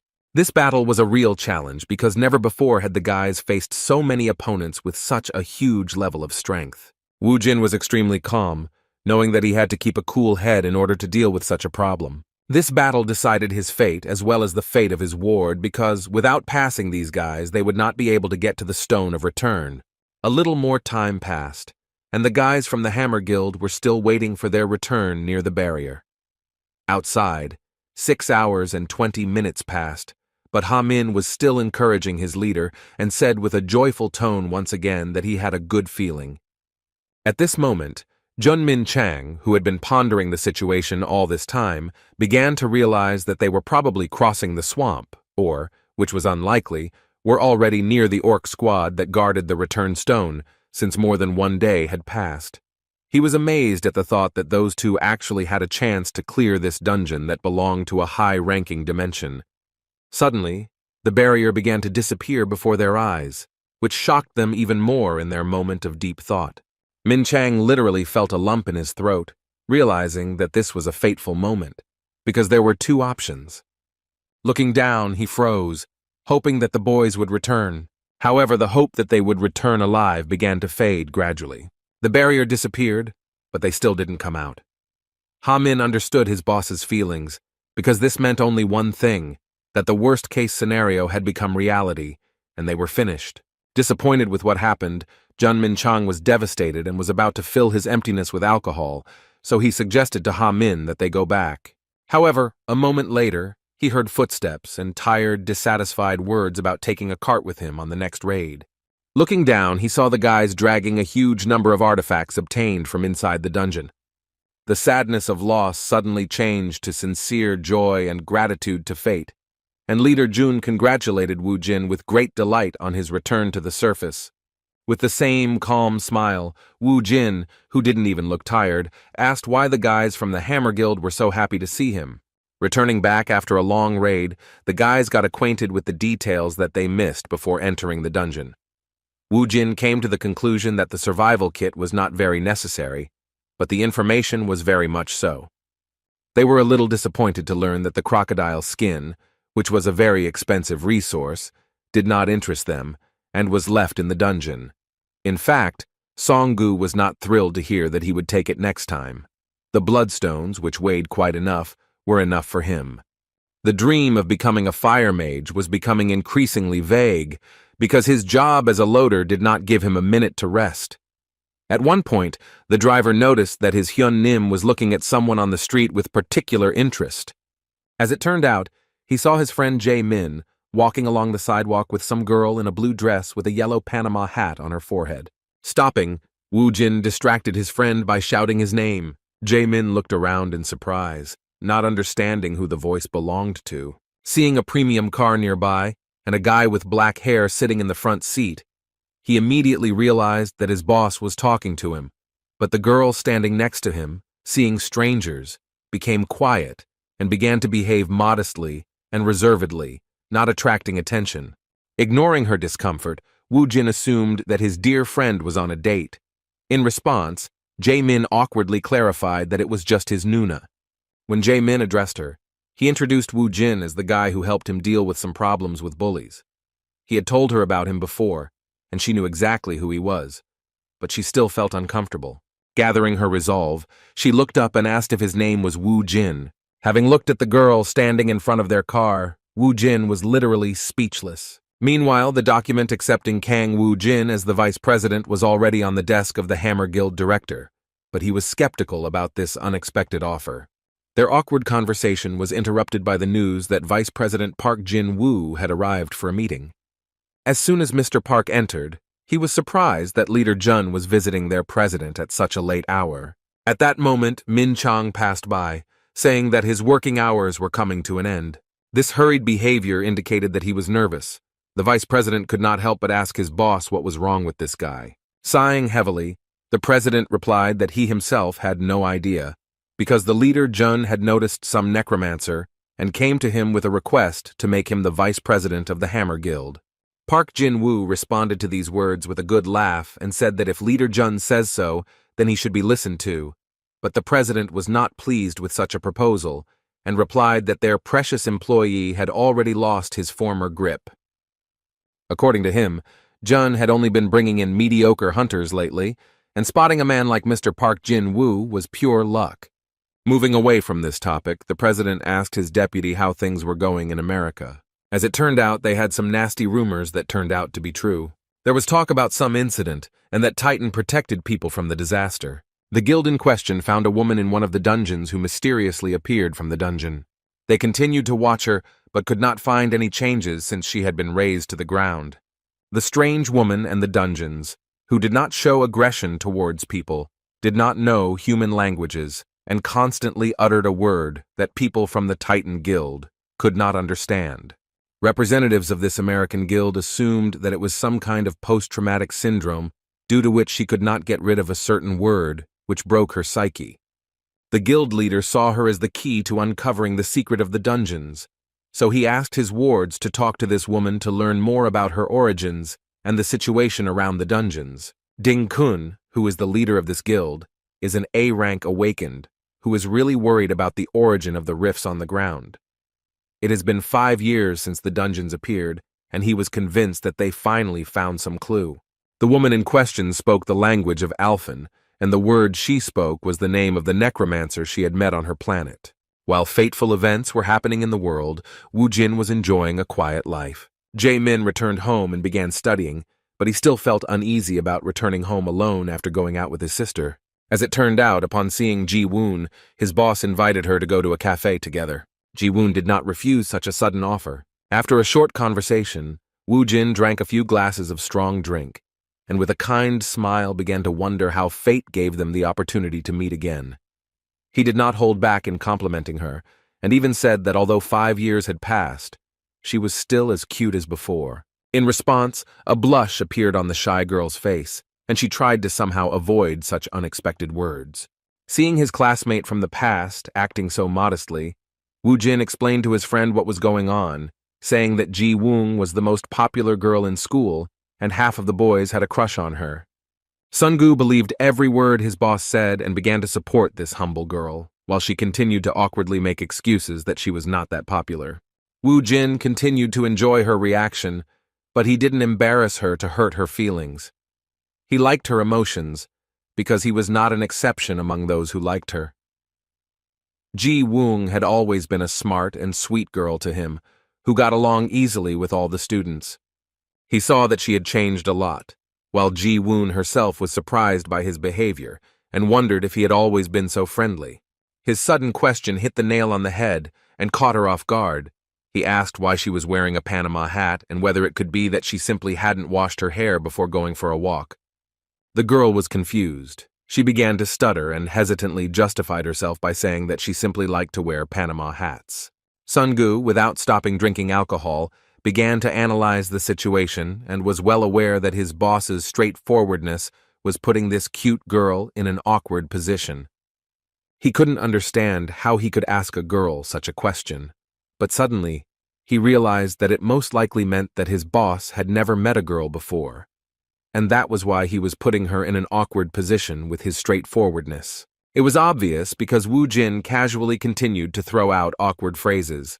For example, he assumed that it was inconvenient for her, so he suggested that she take it off despite her excuses. Seeing Ji Woong's obvious discomfort, Sungu decided to take it upon himself to change the subject before she pulled that sun hat up to her chin. In a cheerful mood, the ward suggested that Nuna and the boss play a drinking game. Wu Jin became a little wary and asked why they were suddenly playing a game. In the end, the alcohol did its job, and after half an hour, they were already so drunk that Sungu was already drinking alcohol from the bottle on his own, singing some love songs. He was drunk and looked so awkward that Wu Jin couldn't utter a word. At that moment, he felt some anger towards his ward and said in a threatening voice that if he himself did not sit down at the table, then he would help him with this. A threatening aura, reminiscent of a thirst for blood, did its job in an instant. Having calmed down his restless drunk friend, Wu Jin turned his attention to Ji Woon, who, after so much alcohol, was trying to collect her feelings and lay down on the table. At this point, it was clear that she had had enough alcohol, and it was time to replenish her water supply with carbonated water. As it turned out, she had already fallen asleep and suddenly woke up with a start, accidentally throwing her Panama hat off her head. As soon as the Panama hat fell to the ground, its secret was revealed. Sungu saw what it was about. At first he thought he was imagining things because he was drunk. However, judging by the reaction of some random visitor, it became clear that his eyes were not lying to him. Ji Woon had a burn on her forehead that she was so embarrassed about, and a woman passing by justified her lack of self-confidence, because she soon began to discuss it with her friend with some disgust. Sungu was alarmed by this, because now they both understood what was causing Nuna's behavior. Despite this, Wu Jin continued to be cold-blooded. Luckily, Ji Woon was asleep again at that moment, so she didn't notice what happened. As usual, it was up to Wu Jin to deal with the situation. He picked up her hat and asked his friend not to make a noise as if something big had happened. Putting a Panama hat on her head to hide her burn, he said that it was no big deal, because even with him, she was still just as cute. After drinking one last time, the guys went home, first of all taking Ji Woon home. When she woke up, the first thing she felt was a headache due to a hangover, because alcohol is a senseless and disgusting thing. Remembering what happened that evening, she wondered where she was, But when she looked around, she saw her younger brother and realized that she had been sleeping in her own bed. Jae-min saw his sister finally wake up when she first asked how she got home. The brother replied that Woo-jin had brought her, after which he offered her to wash up and have some soup, which is great for overcoming a hangover. Ji-woon did so, but when she entered the bathroom, she was surprised to notice a Panama hat on her head. At first, she thought she had fallen asleep right in it, but at that very moment, a very important memory from that evening came into her head. She remembered being so drunk that she felt a lightness in her head, which was due to the fact that the Panama hat had fallen to the floor. However, at another point, she clearly remembered being carried in someone's arms, and the Panama hat was already on her head. Her heart began to flutter with excitement at the realization that he had finally seen her secret. It was about the scar she got during the dungeon breakthrough 5 years ago, when she was attacked by a monster.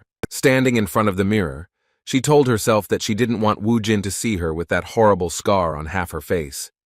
She wanted him to think that she was still the same as she was when they were in school. At that moment, she suddenly blushed, remembering the moment when Woo-jin carefully put a Panama hat on her head and called her cute, despite the scar that ruined her life. For the first time in 5 years, she heard such words, a compliment from a man who not only saw her forehead for the first time, but was also not indifferent to her. She felt warmth, while before others reacted to her scar coldly and cruelly. At that moment, Woo-jin remembered the events of 5 years ago in his sleep, even before that incident occurred during the first appearance of the dungeons. After another school day, as usual, the question arose about who was on duty and who stayed after classes to clean the school classroom. The first in this pair was Kang Woo-jin. The second person turned out to be a rather unexpected choice. It was Ji-woon. Everyone left, and the boys quickly finished the task, but they worked silently the entire time. After locking the office, the boys began to leave the school when Ji-woon started the conversation first, asking if they had forgotten to do anything. Kang Woo-jin answered very briefly and calmly, which surprised her greatly. As Ji-woon continued walking through the school hallways, she was surprised that he was so quiet. She even admitted that he reminded her of her brother, who always responded to her with one word no matter what she said. Woo-jin once again gave her a one-word answer, causing Ji-woon to quietly laugh, saying that at least by the second quarter they could start some kind of conversation. From then on, she suggested that they start saying hello every time they saw each other for the first time that day. The shy guy again agreed to her unexpected proposal, after which Jae-woon stopped and said that she had something to tell him and she would do it in his ear. Kang Woo-jin was surprised by her words, and as soon as she came closer and reached for his ear, he blushed in surprise. What she said to him at that moment remains a mystery, but we must not forget that she was the girl that almost all the boys in school were in love with. This beautiful dream was interrupted by the appearance of Bibi in the body of a cat, who asked him to wake up. Jin was even a little angry because she interrupted such a pleasant dream, which brought him pleasant memories and warm feelings that he had not experienced for 20 years. The first thing Woo-jin said when he woke up was that Bibi had cast some kind of spell on him while he was fast asleep, and not expecting anything. As it turned out, the guys were staying at a hotel. When Woo-jin went down to the first floor, he was already met by Sungu, who had managed to book a nice dungeon. Sitting down opposite him, Woo-jin asked if any 4-star dungeons had been reserved. As it turned out, Sungu was still searching, because there are very few such dungeons. Medium and large guilds immediately reserve such options, so for guys like them, everything was not easy. The question was quite difficult. The guys couldn't waste time, so Woo-jin even thought about going to some 3-star dungeon to earn at least some money. Suddenly, he had some crazy idea and dialed a person from his contact book who was signed by the name of Weakling. Before making the call, Woo-jin began to laugh maliciously, and in response to his request, the same Weakling immediately replied that he would soon arrive at the meeting place. In response, Woo-jin said that he would not wait more than 15 minutes. As expected, Woo-jin's authority was impressive enough that the guy did not even try to ask for more time. Seeing such unusual behavior from his boss, his protege asked who he was calling. At first, Woo-jin suggested that Sungu try to guess, and after his futile attempts, he said with a sly smile that that person was like a generous tree for them. As it turned out, the one who was listed as a weakling by him was none other than the leader of the 4th team of the Hammer Guild. The man rushed into the hotel building in a great hurry, and Wu Jin, seeing him in front of him, praised him for getting to the meeting place so quickly. Trying to catch his breath, Jun Min Chang apologized with a happy expression for making his dear friend wait for so long, and then asked what his help was needed with. Sitting down next to him and clarifying the essence of the request, he said that if it was about finding 4-star dungeons, then he was one of the best specialists in this matter. According to him, the dungeon forum is really good, but only for beginners. Taking the laptop in his hands, he said that he could take advantage of the guild's exclusive program. According to him, the guild support team specializes in this matter, but he himself has access to the Hammer Guild base. Returning to how the guys spent the day after the last raid, he said that they can stay overnight for free in any hotels if they join them. Continuing to recruit them to his team, he stated that they could also provide a house for free, which was a very lucrative offer for any high-level hunter, and an exceptional thank you if they agreed to cooperate. With a cheerful smile, Wu Jin replied that it was great, although it was clear that he was not at all interested in their offer even after such statements, because he could already afford to buy houses, and soon he might even get the opportunity to get one of the good hotels. While they were talking, Jun Min Chang finally logged into their guild's database and suggested that they look into any raidable dungeons that might be at their disposal. With a good laugh, Wu Jin agreed that guilds were quite convenient, but he meant that they were convenient for using their resources without mutual obligations. They went to the dungeon location without any delays, and Ha Min, who also came to meet them, informed the leader that they had confirmed the reservation, and now the guys had unhindered access to their territory. Before sending Mr. Kang Wu Jin to the dungeon, the leader asked if he would be willing to enjoy a cup of tea while having a pleasant conversation. Seeing the friendly attitude of the young and promising hunter, he did not hesitate to clarify that at the same time he would be able to give them information about cooperation and, what is no less important, clarify what they could encounter inside the dungeon. Jin did not mind because it was profitable, as coming closer, an experienced recruiter from the Hammer Guild clarified that this was confidential information of their guild and that it should be awaited with special anticipation. With some awkwardness, Wu Jin played along, saying that these words warmed up his interest. Suddenly something happened that caught Songgu's attention. For the first time he saw in person how the dungeon was reset. At that moment Jun Min Chang felt a certain shock from the realization that he was following this dungeon reset. He immediately shouted to his protege to quickly contact the guild. The panic of the Hammer Guild representatives continued to grow, and the people who were near the dungeon and were removing the bright glow of the barrier could unknowingly be in the danger zone. Just like Songgu, Wu Jin still didn't know what a dungeon reset was and what dangers came with it. Meanwhile, journalists appeared at the scene and began recording breaking news. Seeing all this fuss, as the military began to gather at the site, the guys understood that there was no time to go have some tea. The passage to the dungeon was closed in an instant, and according to the leader of June, this mine had already finished its work. He clarified that the point is that dungeons can be in 3 states. The first state is the mine, the most common state of the dungeon, which is usually worked with by beginners.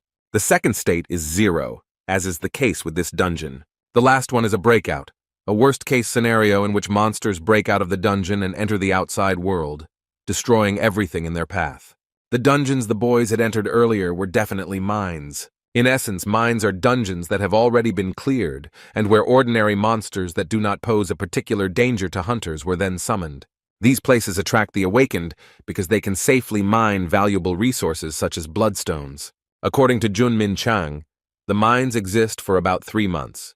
But when this stage comes to an end, a reset occurs, and a new dungeon appears.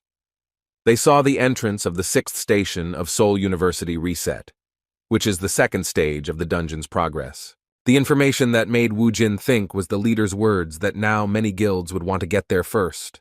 Hearing this, Wu Jin asked if this meant that this dungeon now had no owner. With a cheerful tone, Mr. Jun replied that it did, in other words, it was waiting for a new owner. A moment later, he was no longer laughing, because he realized why Wu Jin asked this question. With some excitement, he decided to make sure that Wu Jin had not gone crazy once again and was not planning to try to cleanse him. When the madman answered if there was any problem with that, Junmin Chang shouted in panic that they couldn't go on a Thai crazy raid because the monsters in the first raid were much more dangerous than normal monsters. The leader of the fourth team tried to convince him that the guild should take care of it, but Kang Woo-jin took his words as an attempt to convince him that the dungeon should not go to him, but to the Hammer Guild. Mr. Jun tried to convince him that he did not mean that. Such attempts were futile, and he understood this perfectly well. So he nevertheless admitted that the charter of the Hunters Association did not prohibit him from accessing the new dungeon, but he would only be able to enter after measuring the energy, because this dungeon was high level. It was a lucky coincidence that the Hunter Association team had just arrived at the scene and began measuring the energy that the dungeon emitted during the reset. This was necessary in order to assign the dungeon a class from 1 to 6 stars. To enter a 4-star dungeon, you must officially have at least a C rank, while 5 stars require a B rank. A-ranked attack squads are the only forces that have the right to enter 6-star dungeons. With a somewhat thoughtful look, Kang Woo-jin reminded his new friend that he had already told him once that he was a C-rank representative, and then, with a crazy, anticipatory smile, he said that in that case, he would be able to enter the dungeon if it turned out to be a 4-star one. Due to a major misfortune, this dungeon turned out to be a 5-star dungeon after the reset, causing Kang Woo-jin to lose the opportunity to visit it. Hearing this, Mr. Jun felt a certain relief and admitted with a smile that he was glad that at least this would be what would make him give up this idea. A moment later, the boys were distracted by the sudden noise of a crowd of onlookers. They were delighted by the Cinnabar squad, which was nearby, and arrived at the location of the Zero dungeon without delay. Now it has become clear that this dungeon will go to the Hwarang Guild. Noticing the leader of the team from the Hwarang Guild, the necromancer immediately remembered who she was. It was that crazy girl who dared to step on his face. By showing up in front of him, even if it wasn't on purpose, Lee Yoon-hee made a serious mistake, because Kang Woo-jin doesn't forget grievances. Woo-jin took action, suddenly walking towards Team Cinnabar and feigning excitement, saying that he couldn't believe that an A-rank awakened would arrive at the scene so quickly. His words about clearing this dungeon without any problems were mockery.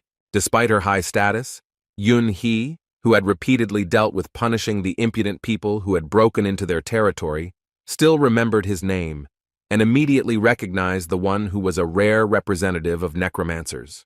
Continuing to feign delight, Woo-jin continued walking towards her and complimented her that as an A-rank hunter, her equipment was simply amazing. In response, the cheeky girl said that he didn't belong there because a 5-star dungeon wasn't for weaklings. She suggested that he stop being rude and hide before more problems appeared in his life. Woo-jin took her words with a sly smile. Everything was according to his plan. He continued to pester her and came even closer, telling her that she shouldn't be so angry because he just wanted to look at her incredible equipment, which he couldn't even dream of. Saying that nothing bad would happen to the equipment if he touched it once, he pulled his hand towards Yoon-hee's shoulder. The captain of the Hwarang team was beside herself with anger. She fell for all these provocations and angrily said that no one allowed him to touch her. Nothing foreshadowed trouble. Ha-min and Sun-gu ran to get coffee for their bosses, talking about all sorts of topics that they hadn't had time for before. When they returned to the dungeon, they noticed a sudden crowd forming with Woo-jin and Yoon-hee standing in the center, who were not in the best mood. A moment later, they heard her angry cry for him to remove his hands and the wave she made to push him aside so he wouldn't touch her equipment.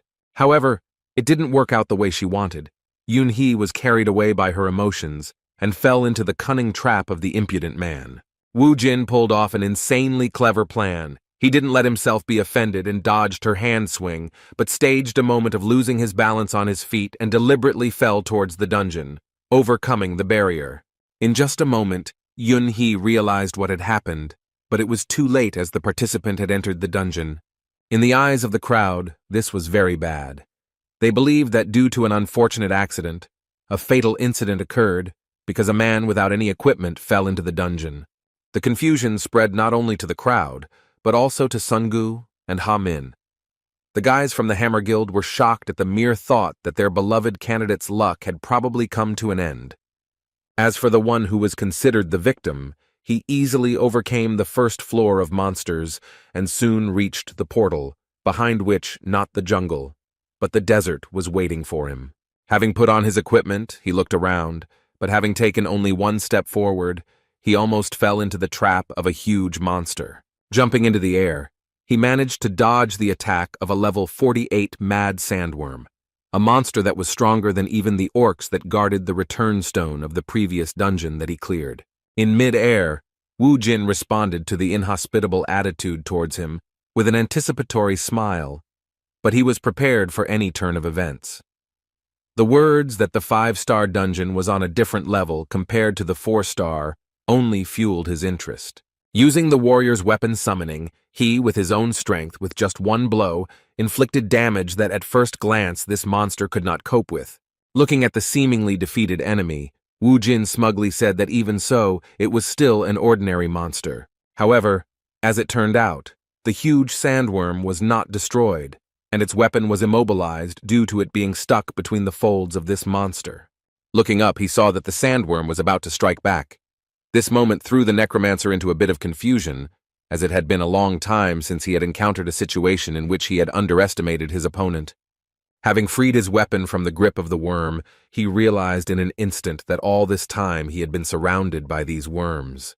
This was no joke, as they quickly made a real cage out of their bodies, pointing their deadly teeth in his direction. However, even in a closed, hopeless situation, he managed to deal them a fatal blow, using the full power of his weapon in slashing blows. By cutting down level 48 monsters like Tofu, he demonstrated the power of the warrior's special weapon form, the level 20 spear. Fortunately, he had raised his level by clearing out the orcs. Otherwise, there would have been big problems in such an unfair battle. Not even a few seconds had passed before some huge round stones began rushing towards him. That's what one might think when first looking at these monsters, which turned out to be desert beetles. Their number and the density of their attacks made him realize that he would have a hard time in this dungeon if he yawned instead of being on guard all the time. Grabbing his spear, he threw it at one of the monsters from a safe distance. Just as he had dealt significant damage with this attack, one of the desert beetles collapsed with a huge noise. The sudden explosion of this monster's body raised many questions in his mind, as he had never encountered such a monster before. As it turned out, the destruction of the desert beetle caused an explosion with the release of a large amount of energy, similar to explosives, as well as the spread of toxic smoke. It became obvious that fighting these monsters at close range without proper equipment was tantamount to suicide. He was surrounded and forced to react as quickly as possible, so in an instant, he built a bone wall from the corpses of the monsters, creating a barrier that saved him from colliding with the monsters. The bone wall did indeed protect him from the blast, but the surprise attack was still very dangerous. After getting out, Wu Jin grabbed his head due to the large amount of damage he had received due to this attack. Without wasting any time, he used the spatial technique to replenish his mana reserves, and also used the medicinal potion and antidote. After regaining his strength, Kong Wu Jin said with a serious attitude that he now had no doubt that the 5-star dungeon was on a completely different level. To add to his words, it's worth mentioning that what makes it even more difficult is the fact that he is the first one to enter it after the previous dungeon was reset, making it even more difficult due to the advanced level of the monsters. Outside, panic continued. People's opinions were divided, and most were inclined to believe that Kong Wu Jin had somehow managed to find a safe place where he was waiting in terror for his death, avoiding encounters with monsters. This infuriated the Yunhee fighters, because they thought he was just chilling out there. Watching all this and the stupid conclusions of some fools from the Hwarang Guild, a close friend of Wu Jin could not stand it and shouted that his Hunim was not chilling there, but was capturing the dungeon. In response, the Hwarang representative mockingly said that C rank was useless there. He continued to escalate the situation by saying that Wu Jin was probably hiding somewhere to delay the moment of his helpless death.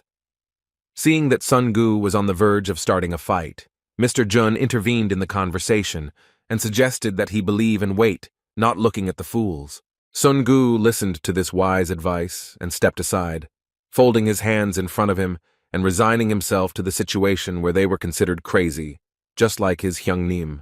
Trying to somehow distract himself from his latest worries, Jun Min Chang approached the incredible necromancer's protege, and with sincere curiosity, asked if he really thought that Wu Jin would be able to clear even such a dungeon on his own. Sungu answered without hesitation that it was out of the question, and that his incredible Hyungnim would definitely return alive. His answer seemed like some kind of childish romanticization of a terribly dangerous situation, but Jun restrained his reaction and took the opportunity to ask if he could tell him what skills his boss had that could give him an advantage in such a situation. Even though he was angry and emotional, Songgu did not follow Mr. Jun's lead and shook his head firmly, saying that he would not tell them anything. In the eyes of the guys from the Hammer Guild, he was truly stubborn, because until then he had not said anything important. They were surprised by how loyal he was. It even made them truly respect him.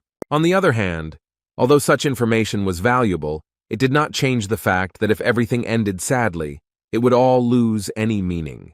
However, the mere thought of Woo Jin surviving left Mr. Jun in a daze.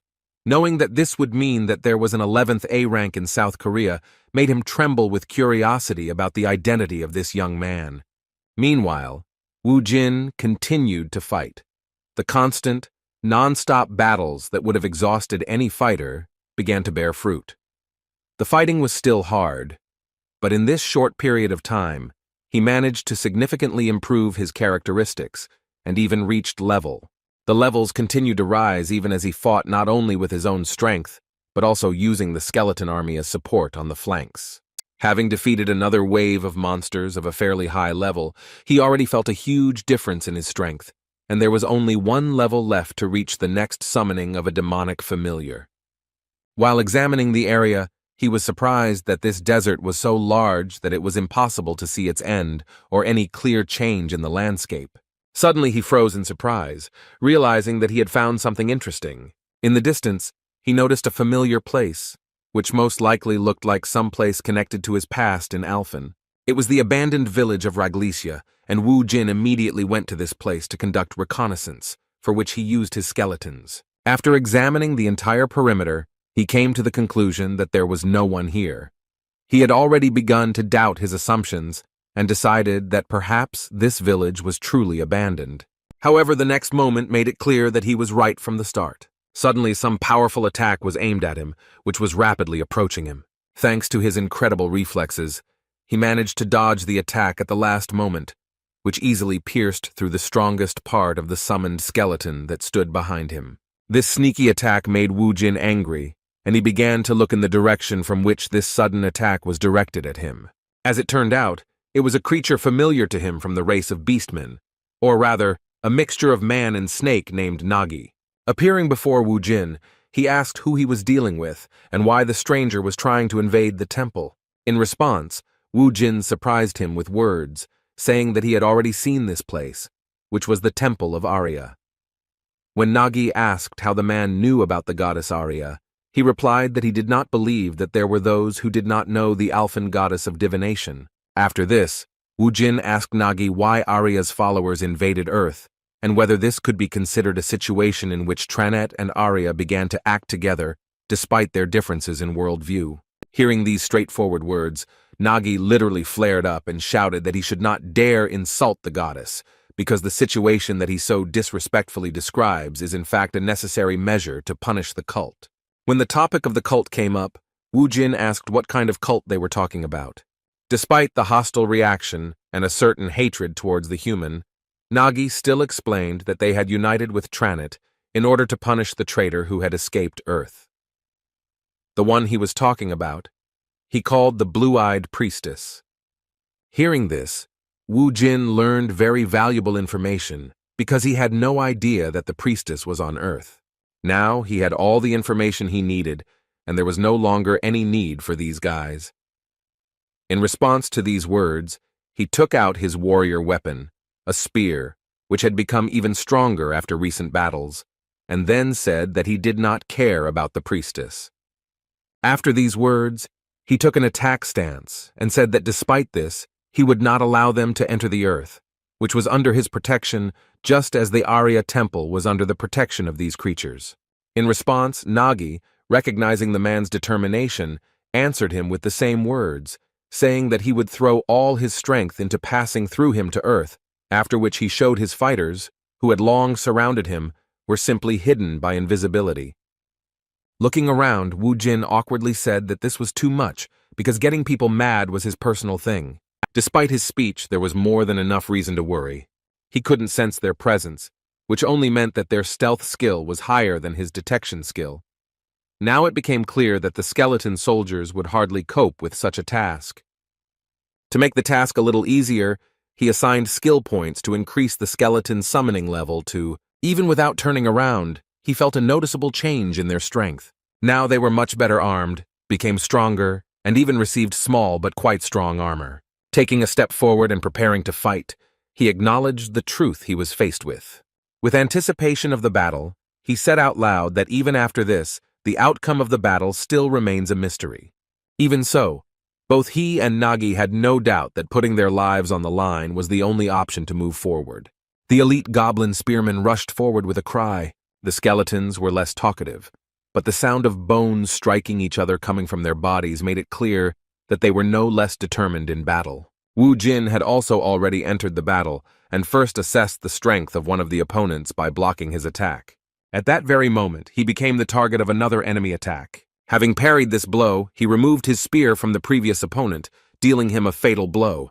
The multitude of enemies with the ability to fight at a distance did not give him peace, and he was forced to watch out for all possible attacks, including unexpected magic arrows from the air. The destructive power of these Alphan warriors was at a level to be reckoned with. They had no shame in attacking him from behind to achieve their goal, which made them very dangerous enemies. He had no other choice but to protect himself from enemies with long-range techniques. Using bone spears, Wu Jin immediately launched a counterattack, but it was unsuccessful due to the enemy taking cover behind a wall. The cunning orcs mocked his failures, working in the most complex manner. As soon as Wu Jin was distracted by the long-range group, one of Alphan's tailed monsters rushed at him at the same time, so he was forced to hide with the help of a bone wall, which reliably protected him from external attempts to penetrate inside. After getting outside, he sighed heavily because the enemy attacks really made him nervous. The difference in enemy levels was really significant.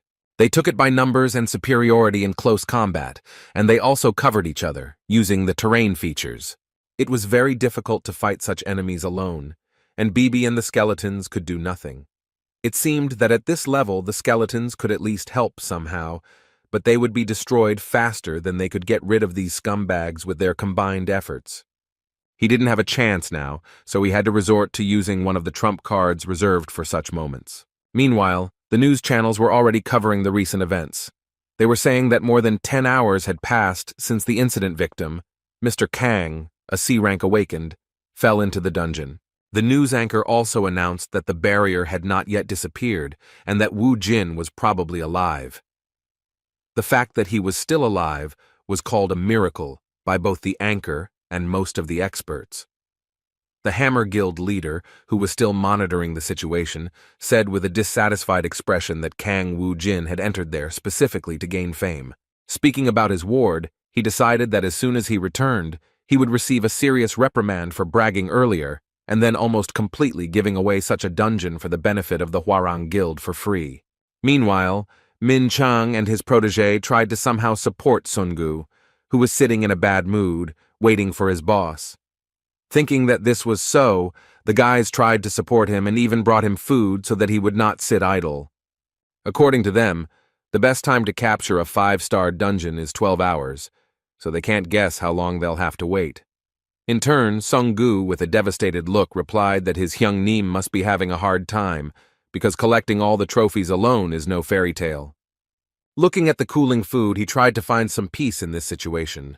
With tears in his eyes, he accepted the offer of a snack to somehow shorten the time spent waiting for his boss to return. Meanwhile, the situation inside the temple became really tense. Despite a desperate battle, Wu Jin's side was defeated, and their vile enemy forced him to his knees before him, mockingly asking if he really intended to crush the temple with such a weak force. Without raising his head, Wu Jin replied with a laugh that he didn't believe that the 5-star dungeon really irritated him. Considering his self-confident speech as a bluff, Nagi asked with a sly smile why his defeated opponent continued to bluff. He went berserk the moment he heard Wu Jin's cheerful reply that his behavior was not delusional at all. As it turned out, he fought until the very end just to increase his level and get a new familiar from the sealed Devil Stone. As he removed the seal, he caused a bright, blinding color to appear, causing his enemies to become worried at the sudden and incomprehensible turn of events. Within a moment, the demon was summoned and the surface began to tremble. The reason for this behavior of the surface was the appearance of a demon that began to break through the earth. Seeing the stone monster in front of him, Nagi began to panic, shouting that Wu Jin was a real scumbag. When his old comrade appeared next to him, the necromancer said with a sly smile that he was glad to meet them. His servant, who lifted him up on his body, became his reliable help, throwing the enemy aside. The demon incarnated into a golem, using the environment made of sand. Sweeping away everything in its path, the golem began to move forward, rapidly reducing the number of opponents.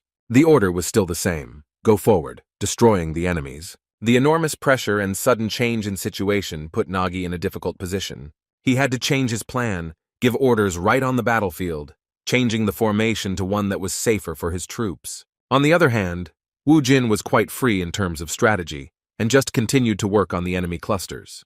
The power of his sand golem was far superior to that of the enemy, and gave them no chance of survival, even despite their well-coordinated teamwork. Rushing forward with spears in their hands, the spearmen were doomed to certain death. While fighting for their leader, they lost their lives as the balance of power suddenly shifted towards Wu Jin. The temple area suddenly turned into a battlefield, where the battle was already over for most of the participants. Nagi was in despair. He was incredibly angry at the realization that his incredible warriors had been defeated by the enemy's ace in the hole.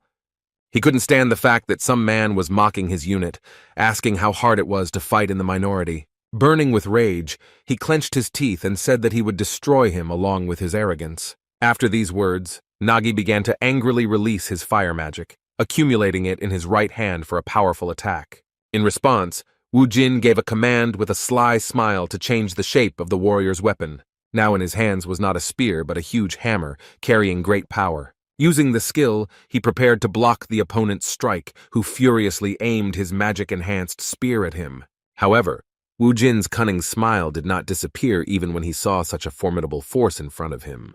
As it turned out, his skill was to create a powerful vortex that would swallow up everything around it. By using his second trump card, he was able to easily defeat the strongest monster in this dungeon. Wiping the blood from his mouth, Nagi couldn't come to terms with what had happened. Looking at the beaten opponent, Wu Jin guessed that he couldn't get any information out of this stubborn guy because he was the boss of the dungeon. Looking down, Nagi wondered in response where someone so strong among earthlings came from. As it turned out, his anger knew no bounds and he couldn't just give up.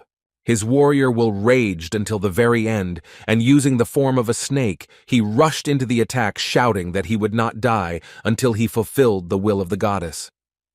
These were his last words because just a moment later, Wu Jin destroyed him with one powerful blow of his warrior hammer. Nagi had lost his own life by talking too much, but even without that, he had little chance of seeing the next sunset. The dungeon boss had been defeated, but the people outside didn't know about it yet. While eating instant noodles, Songgu continued to think about his boss, but even in this situation, he noted that the food was quite tasty due to the fact that he was already noticeably hungry. Suddenly, he heard a tricky question about why they only took 3 servings of noodles. As it turned out, it was Wu Jin's voice, and upon hearing it, Songgu completely forgot about his delicious dinner and beamed with happiness. He started running towards his boss just as reporters started flashing their cameras at them. There was a lot of noise around, but Songgu didn't pay attention to it, because he wanted to ask his boss whether he was okay or not. Looking around, Wu Jin saw Yunhee standing next to him, and with a sly smile, noted that he didn't expect her to be waiting for him to come out of the dungeon all this time. Taking a few steps towards her, he asked why she was pushing in front of a dangerous dungeon if she knew that he could die from such a situation. As expected, Yunhee was furious once she saw that he was able to return alive after clearing the new 5th-level dungeon single-handedly. Journalists managed to capture their conversation, but it was of little importance, since the focus was on Wu Jin. Now all the media were ready to publish a new article about the fact that a new A-rank hunter had appeared in Korea. Guild leader Hammer only learned about what had happened at the end of his workday. He was just about to go home when he heard breaking news that Mr. Khan, who had fallen into the dungeon at around 11 a.m. on Friday, had miraculously returned alive. The man couldn't believe his ears. because even his wildest guesses didn't include an option in which Kang Woo-jin would return alive and well. Just a moment later, he saw on live television how one of the journalists tried to ask a few questions to the new A-rank hunter after he returned from the dungeon. Suddenly, this attempt at an interview was interrupted by Mr. Jun, who abruptly covered the camera with his hand, saying that the man who had just cleared the 5-star dungeon single-handedly was in no condition to give an interview after such a terrifying workload. A large number of flashes continued to illuminate the street, but Sungu, Min Chang, and Ha Min shielded Wu Jin from the bright light, leading him closer to the car. It was simply unbelievable. Even the heads of large organizations were shocked by what happened at the end of a normal working day. The Hammer Guild president at that moment remembered his subordinate's words that this guy named Wu Jin was definitely an awakened one with outstanding abilities. He then replied that he could no longer invest in Leader Jun's intuition, as his recent awakenings had not shown any decent results since joining the organization. This time, his intuition actually worked, and now the president understood that if he brought Kang Woo-jin into their guild, then they would become the first organization in Korea to have 3 A-ranked hunters in their ranks. Although he began to regret his words, the prospects literally clouded his mind. With incredible joy, he began to think that Leader Jun had already completed his task, and Kang Woo-jin was now in their hands. Meanwhile, in one of the city's establishments, a celebration of the end of the working week was taking place. The Hwarang Guild president was reporting to a certain minister, saying that their business was going smoothly, and that a large number of people were involved. The minister repeated once again that not the slightest mistake should be made, but Lee Sang-ho insisted that all preparations had already been completed. In response, the government representative said that he had complete confidence in him and was willing to leave the rest of the business to him. Naturally, he also mentioned that at the end of this matter, the Hwarang Guild would receive a generous reward. At one point, Mr. Lee was distracted by a message on his phone, which shocked him to such an extent that he completely forgot about the conversation with the minister. At that moment, he learned that Kang Woo-jin had become the new A-rank hunter among the warriors of Korea. When the minister asked him what had happened, he answered politely and patiently that it was nothing important. Now he had no time for dinner with the minister, because he was beginning to be tormented by the thought that Kang Woo-jin was indeed not a simple awakened one. He guessed that this guy had a pretty high level, but he couldn't even imagine that he would become the new A-rank.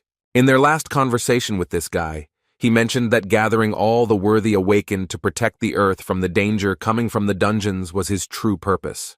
He tried to hook Wu Jin with such sweet talk, saying that he really hoped that the new promising hunter would entrust them with his power. However, despite his attempts, Wu Jin did not feel any affection for him. He was not interested in this proposal, because he understood that it was the most ordinary lie. With some condemnation at the end of their last conversation, he called his speech beautiful despite the fact that he himself is a rotten person inside. Even though it was a personal insult, Lee Sang-ho was willing to endure such impudence towards him in order to achieve his goal. He answered with a reserved smile that he still had not earned the trust of such a mysterious hunter, so he suggested that they continue the conversation another time. Remembering that situation, Sang-ho no longer doubted that Wu Jin had some kind of secret. Now the president wanted to see this guy and his team even more. He was ready to achieve this result at any cost. Suddenly, an idea appeared in his head, for the implementation of which he took advantage of the situation and asked the minister for a favor. As expected, the minister had close ties with him, and within the framework of business relations, he was willing to reward the Hwarang Guild president. With a sly smile, Sang-ho said that he would like to involve a certain interesting hunter in their business. During the following days off from work, Kang Woo-jin spent his free time pleasantly. What was pleasant for him turned out to be torture for his friend. Jae-min tried to concentrate on his studies, but the love drama Woo-jin was watching on his TV was so loud that it interrupted his thoughts and discouraged him from continuing to study.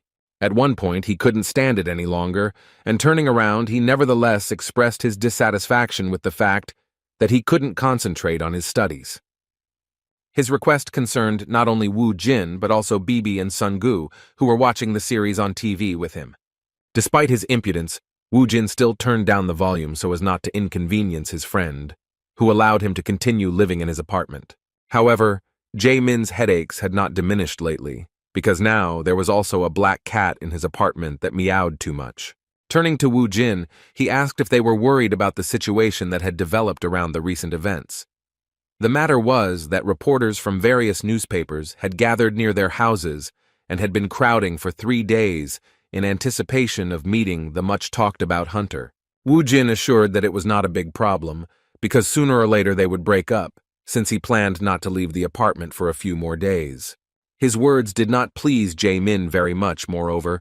The impudence turned out to be even more serious, because his new problematic and now even famous friend began to order some products from the store from him in order to enjoy movies with delicious food.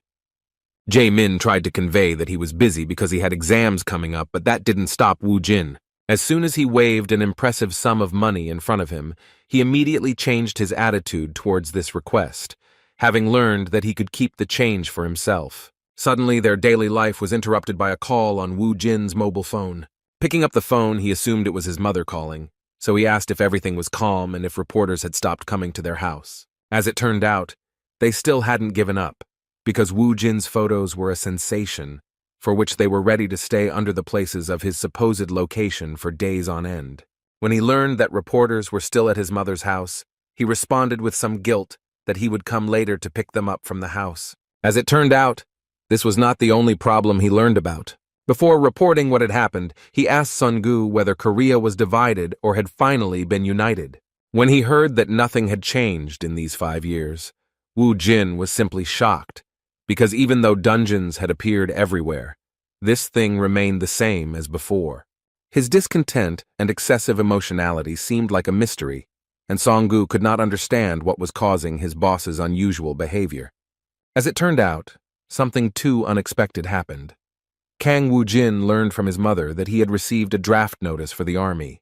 He didn't like this kind of thing, so he was determined to find a way out of the situation as soon as possible. He was so desperate that he seriously suggested to the guys that they kill the head of North Korea so that Korea would become united again and there would be no more need to conscript the guys into the army. Sun-gu was simply shocked when he heard from his boss such madness that he was ready to go to avoid going to the army. Trying to hold him back with all his might, he shouted at him to calm down, but Woo Jin was already prepared to unite Korea and was going to do it before he was called up.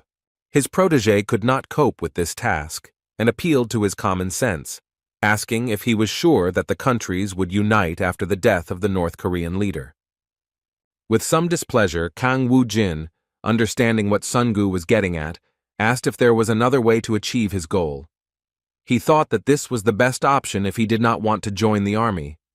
Sun-gu did not give up trying to stop the boss and tried to convey to him that there were other ways he could avoid being drafted into the army. At this awkward moment, when Sun-gu was holding on to Woo Jin's clothes, kneeling and screaming desperately, Jae-min came back into the house.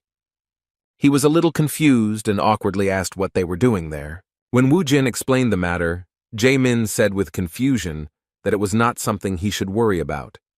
According to him, an awakened person would not be a regular anyway, and in fact, this could be a good opportunity for him to grow. According to him, awakened people are usually assigned to a special division, but even in this case, there is an alternative. The guys were interested in what is an alternative to conscription. As it turned out, in order to avoid conscription, you can join a certified guild and help eliminate monsters at the request of the Ministry of Defense. Hearing this, Woo Jin was surprised that Jae-min even knew such things. As it turned out, his friend actually wanted to join a big guild, so he studied such things. Having learned new options on how to avoid being drafted, Woo Jin looked at his protege with distrust. He put Song-gu in an awkward position and made him feel guilty for saying that he was of so little use. Meanwhile, a small celebration began in the Hammer Guild, as Ha-min came to his leader with a very happy look on his face, saying that he had done an incredible thing. It was the first time Mr. Jun had seen him in such a mood, so he wanted to know where his protege got so much pathos from and what feat could have made him so happy and proud of the result. With an equally cheerful look, he stated that Mr. Woo Jin had made an appointment with him to talk about the guild. Moving closer to the shocked boss, he said that in other words, this meant that the most promising A-rank awakened was going to join their organization, raising them to the first place among all the hunter organizations in Korea. After these words, Min Chang began to recall the recent events, all his efforts when he tried in every way to help Woo Jin. He came to the realization that all his good deeds were not in vain and that he had worried in vain. Ha Min continued to shout about how his leader had done something great again, but Min Chang tried to remain calm and proudly said that they shouldn't make a fuss about it. Straightening his jacket, he headed to the president's office to report to him about the appointment of such an important meeting for their organization. Now he had no doubt that he still had not lost his grip. A sudden knock on the guild president's large office distracted him from his work, but he was glad to see his beloved protégé, whom he had recently considered useless.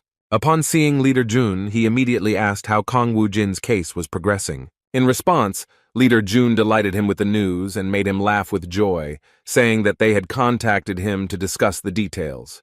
Hearing this, the president rushed towards him, grabbed his hands, and began to happily talk about how, as always, he had done an incredible job. Leader Jun was in no hurry and decided to mention the situation with the vice president, but the president responded without hesitation that he would give up the position if there was a need. With a good laugh, anticipating incredible events, the president said that the Hammer Guild was able to become the best guild in Korea only thanks to such an incredible leader. At the end of the conversation, Min Chang thanked the president for his attention and special attitude to the situation and said that he would take this as his gratitude after the matter was completed. After finishing all the preparations, Ha Min and his boss went to a cafe where he made an appointment with the incredible awakened that every guild in Korea wanted to get their hands on. However, here they were suddenly disappointed, because they did not expect that the conversation would not be about what they thought. As it turned out, Woo Jin didn't mean that he wanted to join the Hammer Guild. In fact, he wanted to propose that they create their own guild. Confused, Leader Jun tried to resolve the situation, believing it to be a misunderstanding, so he reminded him that they had previously talked about him joining the Hammer Guild. In response, Woo Jin explained clearly that he had no need for that, and that it would be better for Leader Jun and Mr. Ha Min to join them. Leader Jun, who thought that success was already in his pocket, clutched his head and said with some tension that they were already sure of signing the contract. Such an unexpected proposal put them in a difficult position. Ha Min was also confused and thoughtful. However, even though everything didn't turn out the way they wanted, Ha Min still found the strength to step out of his comfort zone and ask what the terms of their cooperation would be if they agreed to work in the organization that Woo Jin was planning to create. They were shocked when they heard that they were being offered an incredible amount of money. Woo Jin tried to lure them into working for his organization with incredible conditions, including increasing their current salaries by as much as 100 million won. While adjusting his hair, Leader Jun sighed heavily, regained his composure, and replied that it was not just about money. Trying to get back to the previous question, he reminded him that he was the leader of the Hammer Guild.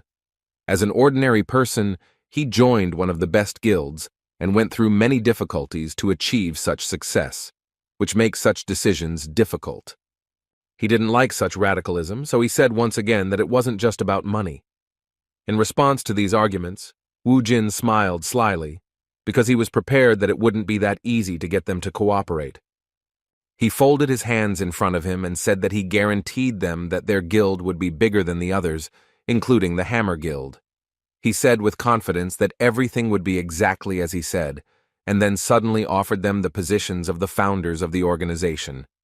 As expected, such words, which contained real trust, were deeply imprinted in the minds of the guys from the Hammer Guild. So on the way home, Ha Min still confessed to the leader that he was going to go under Woo Jin's leadership. His colleague was taken by surprise. He could not believe that his loyal protégé so easily agreed to this sudden proposal.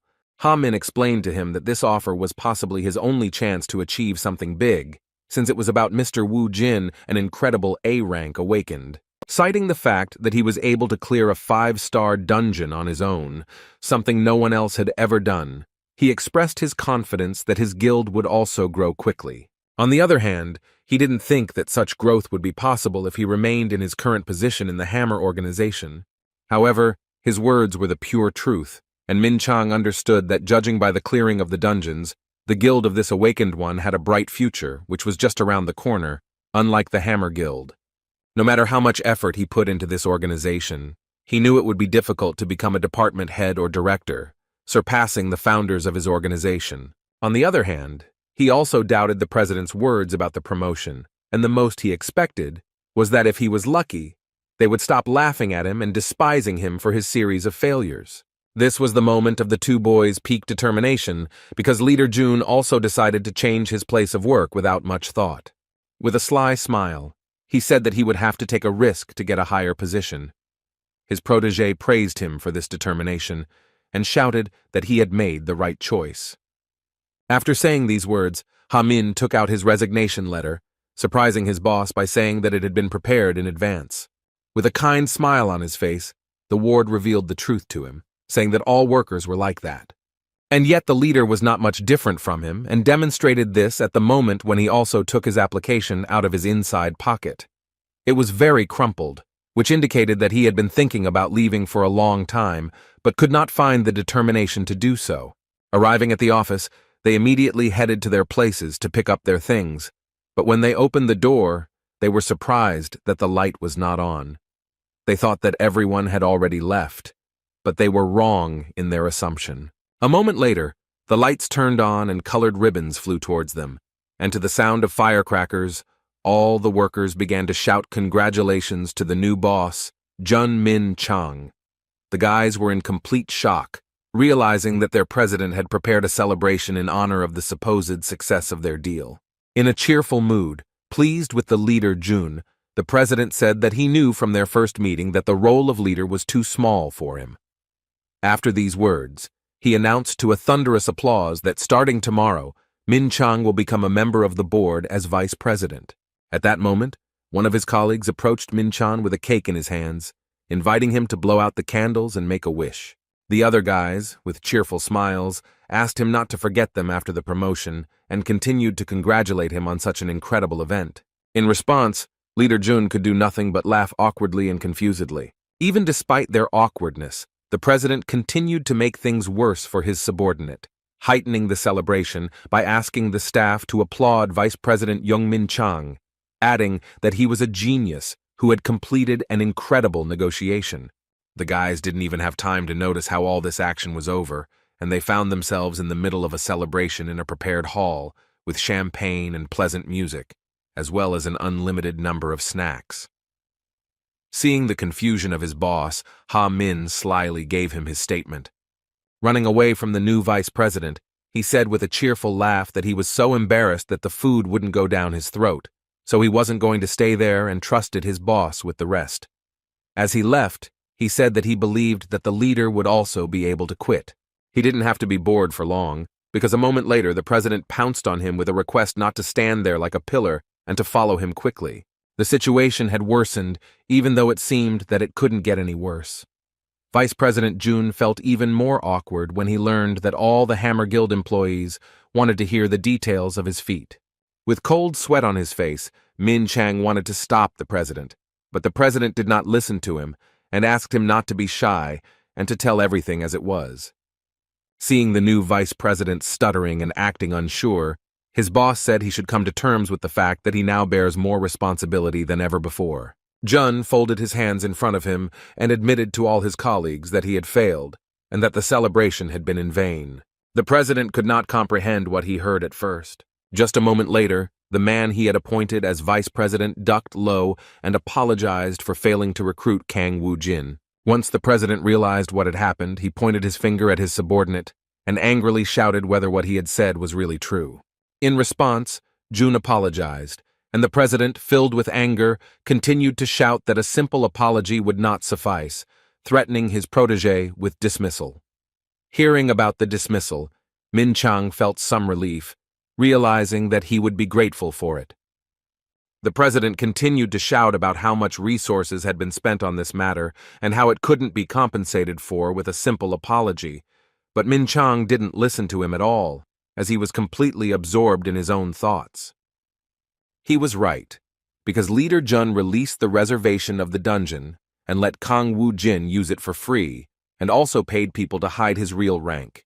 Things went too far, So Min Chang took advantage of the situation to take out a resignation letter and said that he would take responsibility.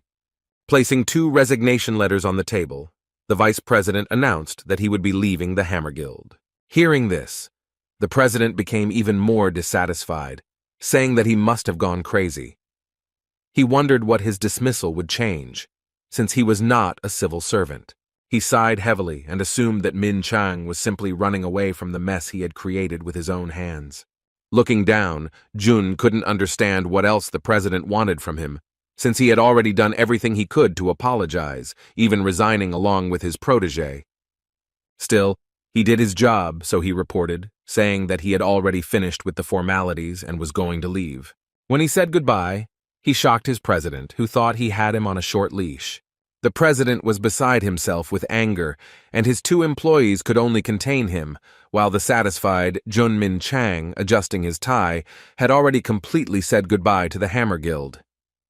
He was ready to face all the difficulties of his new life, trusting his intuition and faith in Wu Jin.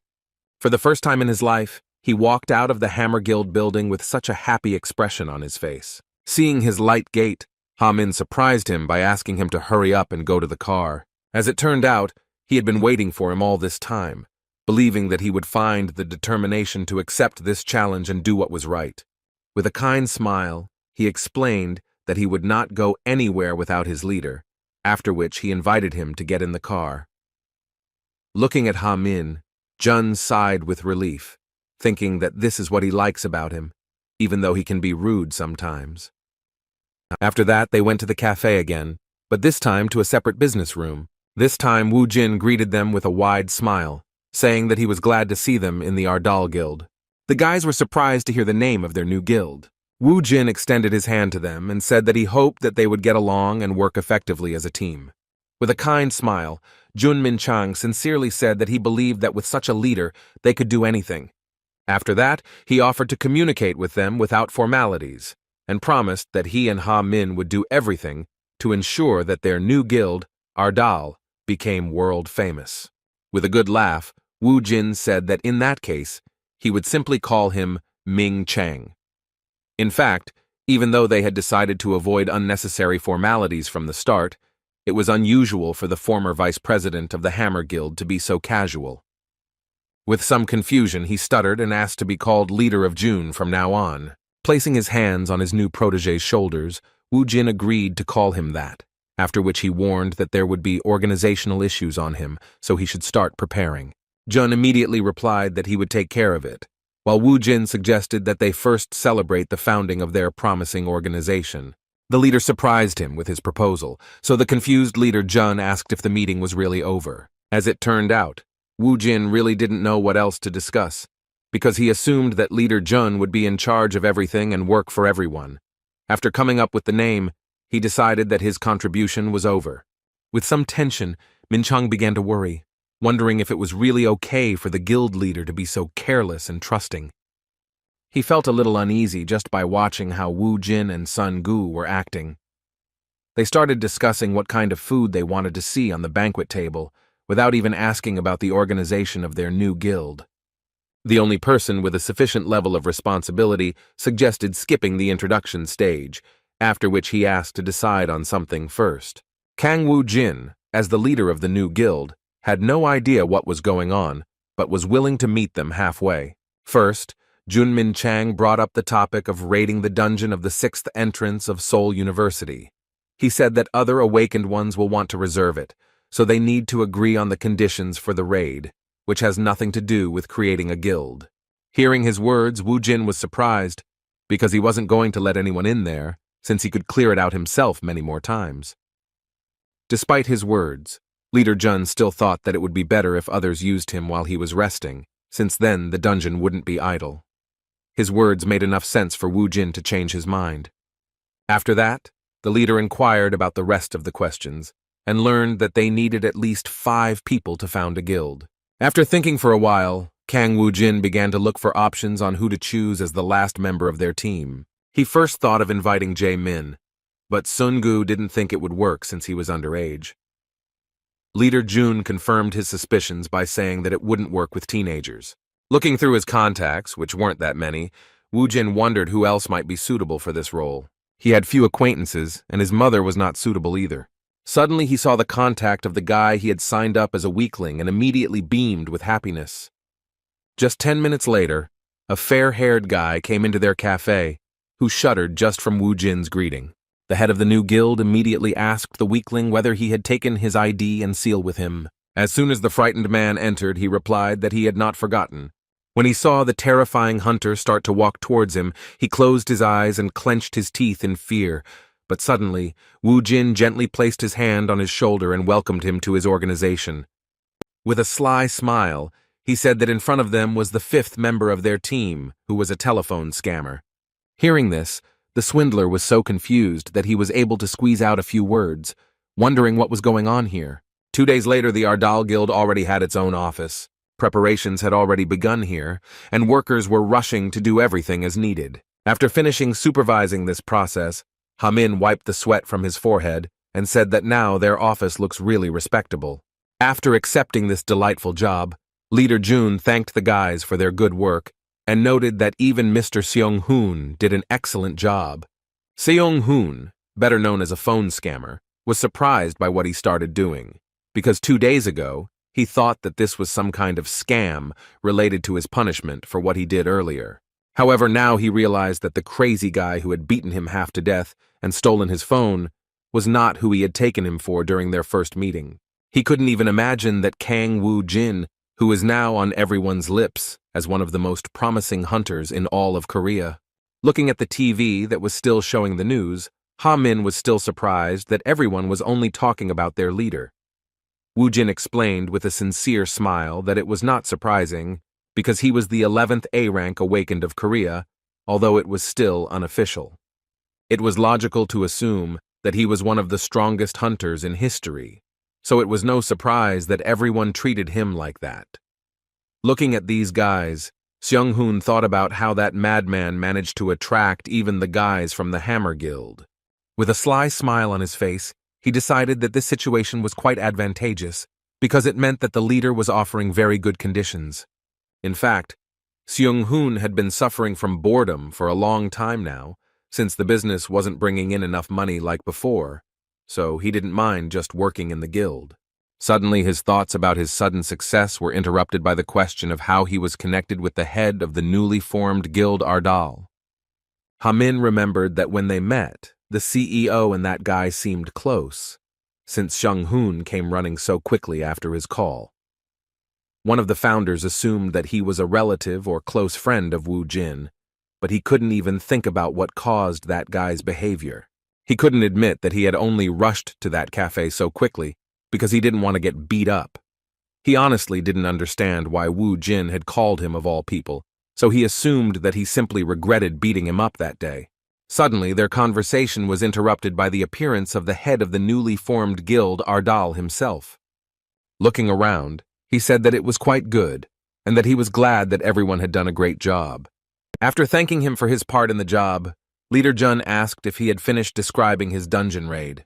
Looking back at the barely alive and exhausted Sungu, he said that this guy was the only one who had to really sweat. Seeing him in such a state, Ha Min and Jun Min Chun were simply shocked, realizing how much their leader had driven him to. Sungu decided to pass by, while the caring leader Jun reached out to him and asked if he was feeling okay. His appearance answered the question itself, and Ha Min clarified that they had a lot to write down, even if it was a successful raid on a 5-star dungeon. As soon as the chieftain's ward, who was responsible for the trophies, sat down at the table, it seemed to everyone that his soul was leaving his body. Seeing this, the worried founders decided that he should be given some kind of allowance for such hard work, and preferably that this allowance be for life. After resting a bit, Kong Woo Jin, as the head of the Ardal Guild, gathered the guys in the meeting room for the first time in order to decide what, in his words, was the most important thing at the moment. First of all, he turned to the most trusted person, the leader Jun. He was wondering what position he would take in order to do as many useful things for the guild as possible. Hearing this question, Leader Jun was a little confused because he didn't think that he would be given such freedom of choice. At first, he thought it was just irresponsibility and lack of experience of their leader. He was partly right, and Wu Jin himself explained that they had few people, so it was worth distributing responsibilities so that the work would go better. He suggested that everyone say their desired place in the guild hierarchy. Upon hearing this, everyone was shocked to realize that they had freedom of choice in what position to take. The one who was most shocked was the phone scammer Seung-hoon, because he couldn't even imagine that his life would turn upside down after being beaten by some madman whom he tried to deceive, considering him a simpleton. Everyone became silent, so Wu Jin took the initiative again and started with Leader Jun, asking what positions were usually needed first in guilds. Leader Jun immediately replied that there were two categories, awakened and ordinary workers. Leadership positions were usually given to awakened workers, but he said that was not so important. What he thought was really important were the details of the contract, such as the rate and percentage of dungeon raids and such. After listening to his words, Wu Jin moved on to Sungu, asking him again what he wanted. The confused guy awkwardly replied that he had been working as his manager recently and had no idea what to do next. Seeing that he was extremely indecisive, Wu Jin gave him the position of guild director without discussion. Hearing this, Songgu shuddered in shock, but seeing his boss's kind smile, he immediately realized that this was no joke. With an incredible sparkle in his eyes and a blush on his cheeks, he felt enormous pride in the fact that at 21 years old he had already become a director. As it turned out, he began to rejoice too early, because in fact the boss appointed him as the director of collecting loot in the dungeons. The difficult life that seemed to be ending after being appointed to the director's position was in fact only made worse by even greater workload and responsibility. The guys from the Hammer Guild weren't thrilled either, as they had never heard of such a position. Turning again to the experienced former representative of one of the largest hunter guilds, Wu Jin asked what departments the guild had. Leader Jun replied that it was the accounting department, the administrative department, the sales and support department, and the management department. After thinking for a while, Wu Jin noticed a discrepancy between the number of founders and the number of departments, and decided that it would be worth splitting it all into three. First of all, he decided to give a place in the hierarchy to the leader Jun. Considering his knowledge in organizing the guild's work, he pleased him by appointing him as the general manager of the entire Ardal Guild. A joyful Jun replied that he would give his all to achieve common goals. Next up was Ha Min, and he knew exactly what he wanted as the head of the support department. Without further ado, Wu Jin agreed with his wish, and he got the position he wanted. With a good laugh, he said that he promised to do his best. The last one left was a telephone scammer, frightened but touched by the leader's sudden generosity. Looking at Seung-hoon, Wu Jin turned to Leader Jun with confusion and asked what this guy was doing among them. Leader Jun was at a loss, stuttering as he asked if the leader had told them that he would be one of the founders of the Ardal Guild. It was true that this fair-haired trickster was the fifth member of their team. In response, Wu Jin said that he just wanted to use his name. Now he couldn't do anything about it, because that guy really did become the fifth member of their guild. Seeing how Seung-hoon began to panic, the guys thought about what they should do with the last participant in the meeting. With a sly smile, Wu Jin came up with a pretty good plan. He folded his hands in front of him and said that since this bastard was here, then he should be given a proper job. What his decision turned out to be is still unknown, but there is no doubt that it was quite insidious. Returning to more pressing matters, Leader Jun, who became the guild's general manager, inquired about hiring new employees. The boss didn't understand why he needed new employees, which greatly puzzled his protege. Jun was forced to explain that as the guild grew, the number of awakened would increase, so they would need more workers. In response to his words, the chief handed him a summons to the army, and with a sly smile explained that in fact, he only went on raids to dodge the army. He believed that they no longer needed employees for such a task. With a shudder running through his body, Jun Minchang realized that he had been used for such a petty purpose. The reason why a madman like Wu Jin would decide to found his own guild was in his hands. It was hard for him to realize that it was because of his pride that he had never decided to join the Hammer Guild. He also felt heavy with the knowledge that if Wu Jin had chosen the easier path for him and joined the Hammer Guild, then he would have become the head of the department and would have lived happily ever after, without bothering himself with as many worries as in the newly formed Ardal Guild. Seeing the concern of his organization's general manager, Wu Jin asked why he suddenly became silent. In response, he hesitantly said that he thought they would still need a couple more workers to make all the work processes easier. Wu Jin was not against it and suggested that he take care of it without bothering the others. He shocked his protege even more by saying that now the work of the support department would be entirely in the hands of the general manager. Wu Jin's kind smile seemed like a mystery, because Junmin Chang couldn't figure out whether he really trusted him or was just dumping troublesome work on him. Meanwhile, news about Kang Wu Jin became so widespread that all smartphone users knew that he had become the 11th awakened person in South Korea. He became very popular, and Ji-woon, who was reading this news, couldn't believe that she had been drinking with such a person. Moreover, the one who was just her classmate at school turned out to be a completely different person after 5 years of his absence from the city. During their last meeting, something happened that she couldn't even imagine. The moment the Panama hat that was hiding her scar, which she found disgusting, fell off her head, Wu Jin put the Panama hat back on her head, saying that even like this, she was still cute. Just remembering that moment made her feel butterflies in her stomach, and she couldn't sit still. A blush appeared on her face, and she began to distract herself from such thoughts, telling herself that she should not think about such things. Suddenly she heard the creak of the front door. After that, she was shouted at by an angry woman who said that she was scaring people.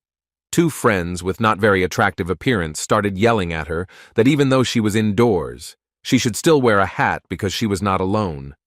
They asked her to behave appropriately, once again demonstrating the disgusting character traits of those people who did not treat her scar with understanding.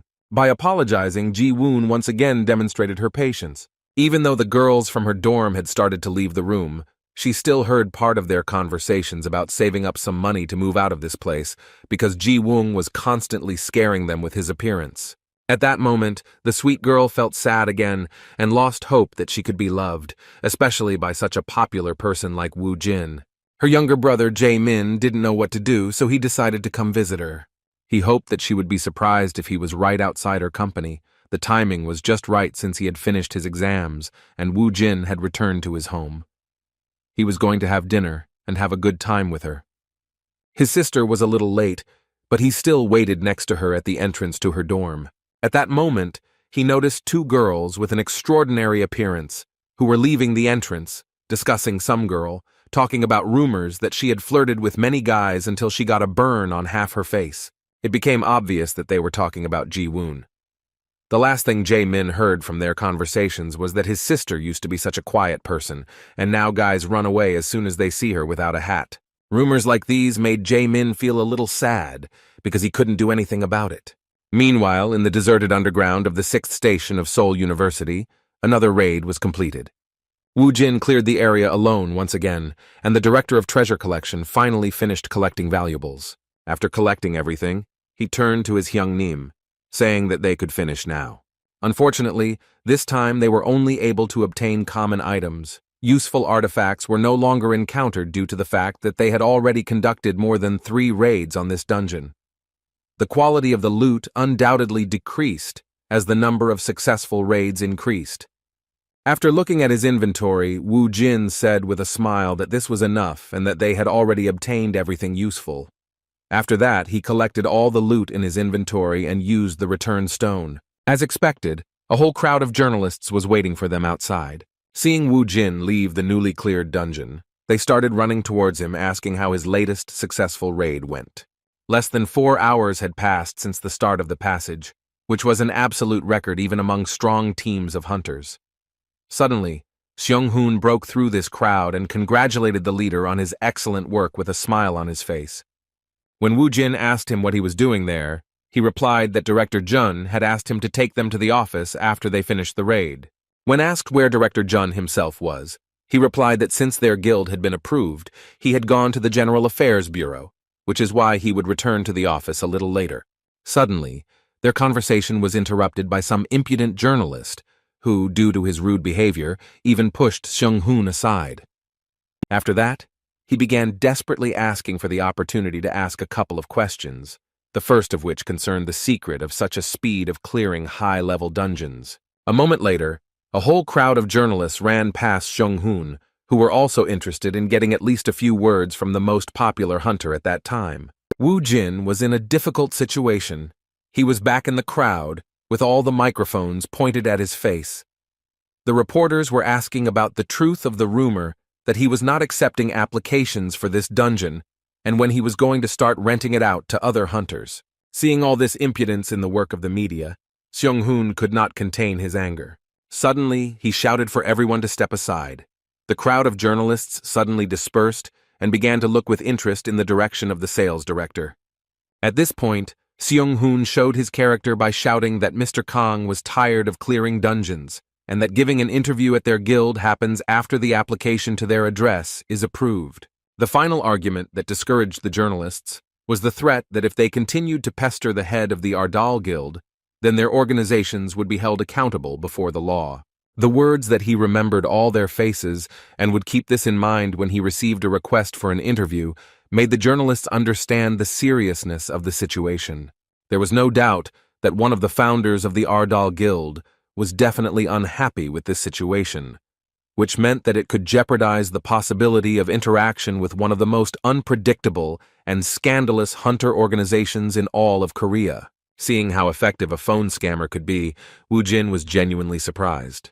A moment later, Seung-hoon pleased him by telling him that he should wait a little longer until he brought him the car. As the sales director ran towards the parking lot where his car was, Woo-jin continued talking to Sun-gu. He was surprised that the phone scammer was so angry about being pushed, and also asked if the strange guy had been so aggressive before. Taking advantage of the moment, Sun-gu decided to ask how his Hyun-nim knew Seung-hoon. With a sly smile, Woo-jin remembered that this was the guy who sold him the bad phone. As it turns out, the threat of being beaten works wonders. At first, Seung-hoon didn't know why he was called, but when he heard that all that was required of him was his name, his pride was hurt to such an extent that he firmly decided to make himself useful. For the sake of his goal, he had risked everything and even closed his shop, just because he had misunderstood everything. Now he had to stay in this guild at any cost, and was ready for anything, even for such blackmail, which he had scared off a crowd of journalists. Even 3 days later, the Ardal Guild continued to be at the top of all the news in the country. While in his office, Woo-jin was reading the news, and there were many interesting things among them. Many media outlets were discussing the fact that the much-talked-about Kang Woo-jin had passed the re-evaluation at the General Affairs Bureau and had officially become an A-rank hunter. No one knew what plans he and his guild had, but everyone believed that everything would be serious, because Ardal had already received approval from the General Affairs Bureau. He had many personal achievements to his credit, such as record-breaking speed in clearing dungeons and more. What Woo-jin was most interested in was the article comparing who was the strongest awakened in Korea.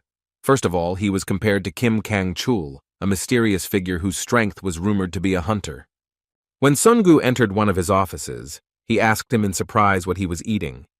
As it turned out, the jar that contained what looked like popcorn was actually overflowing with reinforcement stones that boosted a hunter's stats. Song-gu was shocked by this suggestion, saying that reinforcement stones were terribly valuable, costing around 1 billion won. He was embarrassed to ask for something like that, so Woo-jin decided to offer him a few himself to make his work easier. Sun-gu's hands, which were stretched out towards the benefactor, trembled at the mere thought of receiving such valuable stones. Hyun-nim told him that these 3 stones would increase his strength, agility, and endurance. Continuing to eat the jewels as if they were popcorn and generally petty expenses, Woo-jin asked his protege not to worry about it, and to do everything in order to improve his own characteristics. He himself looked at it from the practical point of view, because Sun-gu needed to become stronger to carry more things, and become faster to collect them faster. Of course, he also needed good stamina to work even harder for the benefit of their guild. At that moment, Jae-min suddenly came to visit them, and from the very beginning it was noticeable that he was not in a very good mood. Seeing his sad comrade in front of him, Woo-jin wondered what was wrong with him. A moment later, Jae-min said that he wanted to talk to him about something important and personal. He asked to give him a few minutes, and Woo-jin didn't mind. Half an hour later, Sun-gu visited his boss again, who was in his office. The first thing he asked was why Jae-min left so quickly. Upon learning that he had indeed returned home, Song-gu asked what had happened to make him look so serious and depressed at the same time. While choosing a suitable shirt, Woo Jin replied that it was a long story, something like a brother's love for a sister. These words seemed like a riddle. The boss continued that he needed to go out for a short walk. When Sungu asked him where he was going, he replied that he wanted to meet Ji-won. He also suggested that his protege take advantage of the moment of calm and leave work a little early. Hearing that the boss was going out with a girl, Sungu shouted in surprise that it was a real date. At that moment, Seung-hoon walked down the hallway and managed to hear such a mention. While doing all sorts of petty office work, like watering flowers, he decided that he finally had a serious task, a chance to show himself from his best side. He decided to act openly, so he immediately entered his boss's office. With a sly smile, he said that hiring him was an excellent decision.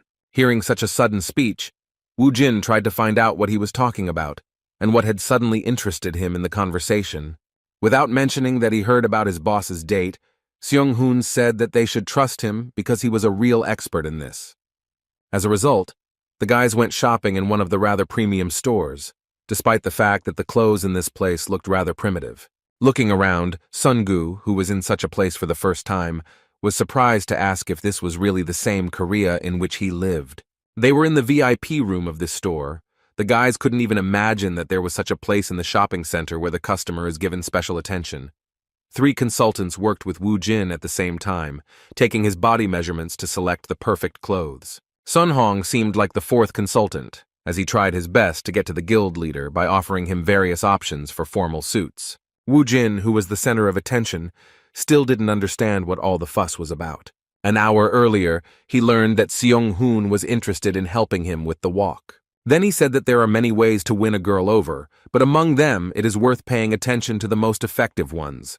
According to him, the most important thing is sincerity and the first impression. After that, he asked the kids to just do as he said and dragged them along with him on a shopping trip to the mall. Woo Jin still didn't fully understand what the phone scammer wanted from him. Winking back, Seung-hoon then said that wearing the right clothes is the first step to a girl's heart. Although the guild leader didn't take it as seriously as his charges, he still wasn't against it, thinking that sometimes it wouldn't hurt to buy something stylish and new. When he showed up in front of the guys in his new clothes, a crisp black suit with a dark blue shirt, the consultants could barely contain their delight, and the more sincere Seung-hoon and Sun-gi said that he really did look great. With a kind smile, the far from modest guy asked the guys to be quiet, realizing that their reaction was indeed genuine. Seung-hoon, who had been following him closely, once again suggested that he improve his appearance. This time he said that a suit and a watch would complete the look. Putting the watch on his hand, the leader began to walk towards the exit, but Seung-hoon asked him to take something else important. As it turned out, it was a plan to have fun in the area where his boss was going to meet a girl. When his subordinate asked him to just follow his plan, Woo Jin realized that he had been misunderstood. Still, he wanted to have a good time relaxing, so he decided to listen and thanked Seung-hoon for his efforts, saying that they could leave work early in honor of the upcoming weekend. Sun Hong was very happy with the result of his efforts, so he finally wished the leader good luck, shouting that he would succeed. As soon as he left, Song-gu fell onto the sofa in relief and said that now they could finally rest. As it turned out, this was not the end, because according to Seung-hoon, he still had one more tricky business left to do for the good of his leader. After that, he said a phrase about how every time he tries to bring people together, they inevitably become couples for life. Sun Hong was determined from start to finish, and even openly admitted that he was going to help the leader with his love. Hearing this, Sungu was at a loss, because he had just heard from his boss that he just wanted to go for a walk. He couldn't believe that Hyun Nim was actually going to meet her, and Seung-hoon only confirmed these words, although he himself was only relying on guesses related to part of the conversation he overheard. The sales director glanced at his watch and said that time was short and he had a lot to prepare. He then headed towards the exit, wishing the director good luck with collecting trophies and a good weekend. In just an instant, Seung-hoon disappeared and Sungu was left alone, without receiving answers to all his sudden questions. Despite how desperately his colleague tried to help the leader, he doubted that Hyun Nim was going to confess his love since he was telling him about some kind of medicine or something like that. Meanwhile, Ji-woon finished another workday and returned to the dormitory of Daesan Company. She was sad as usual, thinking that another day was torture, which she successfully overcame again. As she emerged from the shower, she noticed that she had a new message on her phone. As soon as she picked up the phone, she found out that Woo Jin had suddenly invited her out for a walk. Seeing this, a sparkle of happiness appeared in her eyes. She couldn't believe that he was actually inviting her for a walk, which could most likely be considered a date. Within a moment, she remembered her low self-esteem and inferiority complex due to the scar on her face, so she stopped even thinking about the possibility of someone asking her out. She decided that he must have some other reason for meeting. At that moment, Woo Jin called her on her mobile phone and shocked her by telling her that he was already right under her dorm. Coming to the window, she made sure that he had really come. She was simply shocked when she saw how he prepared for their walk. For the first time in her life, she saw him like this, in a smart formal suit that was perfect for a date, not an ordinary walk.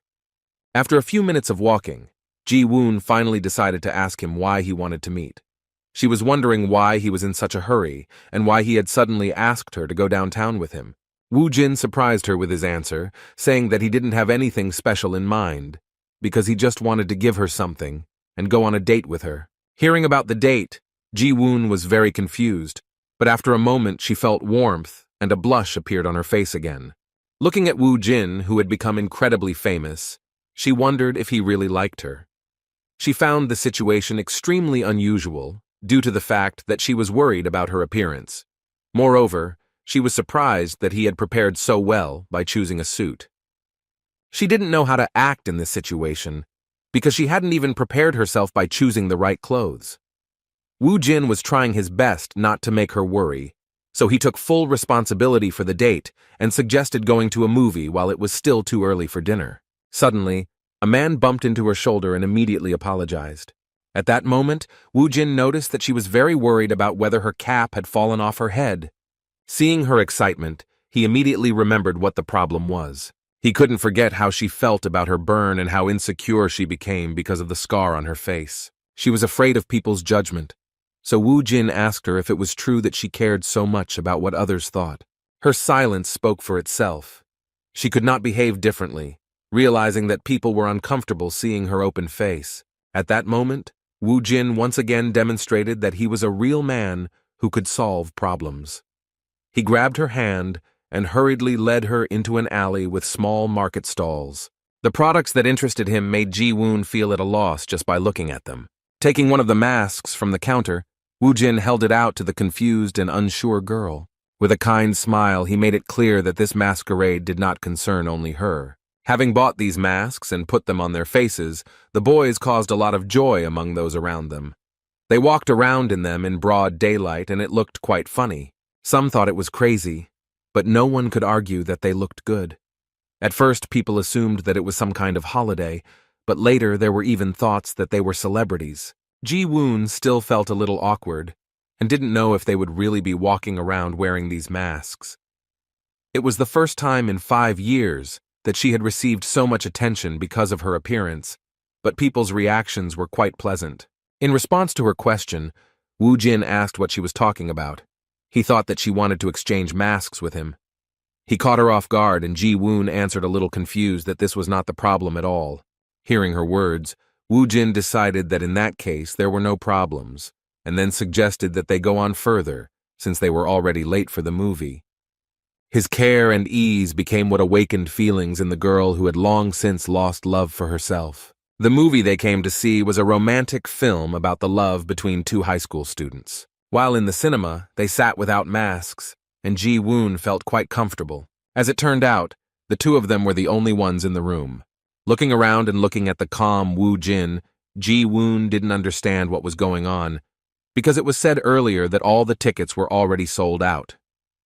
Woo Jin didn't show it, but she knew that he was probably involved in the fact that they were the only 2 here. As it turned out, half an hour ago, when they came to the cinema, they were told that all the tickets had already been sold out.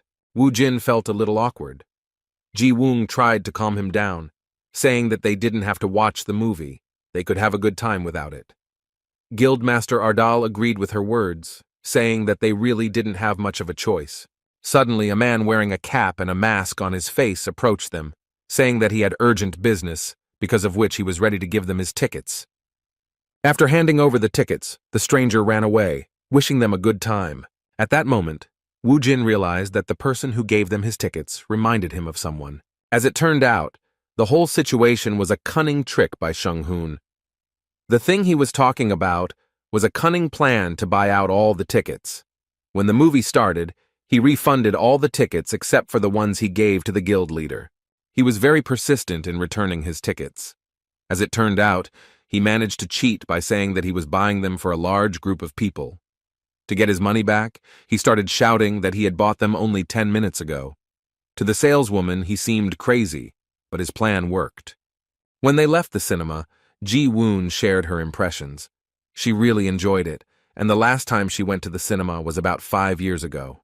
Wu Jin replied that he enjoyed it too, since he hadn't been to the cinema for 20 years. The girl took his words as a good joke, although he wasn't joking.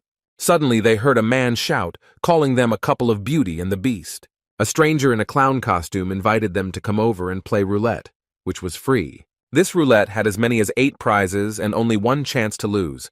According to the stranger, such an opportunity will not present itself again because the chance of winning is as much as 90%.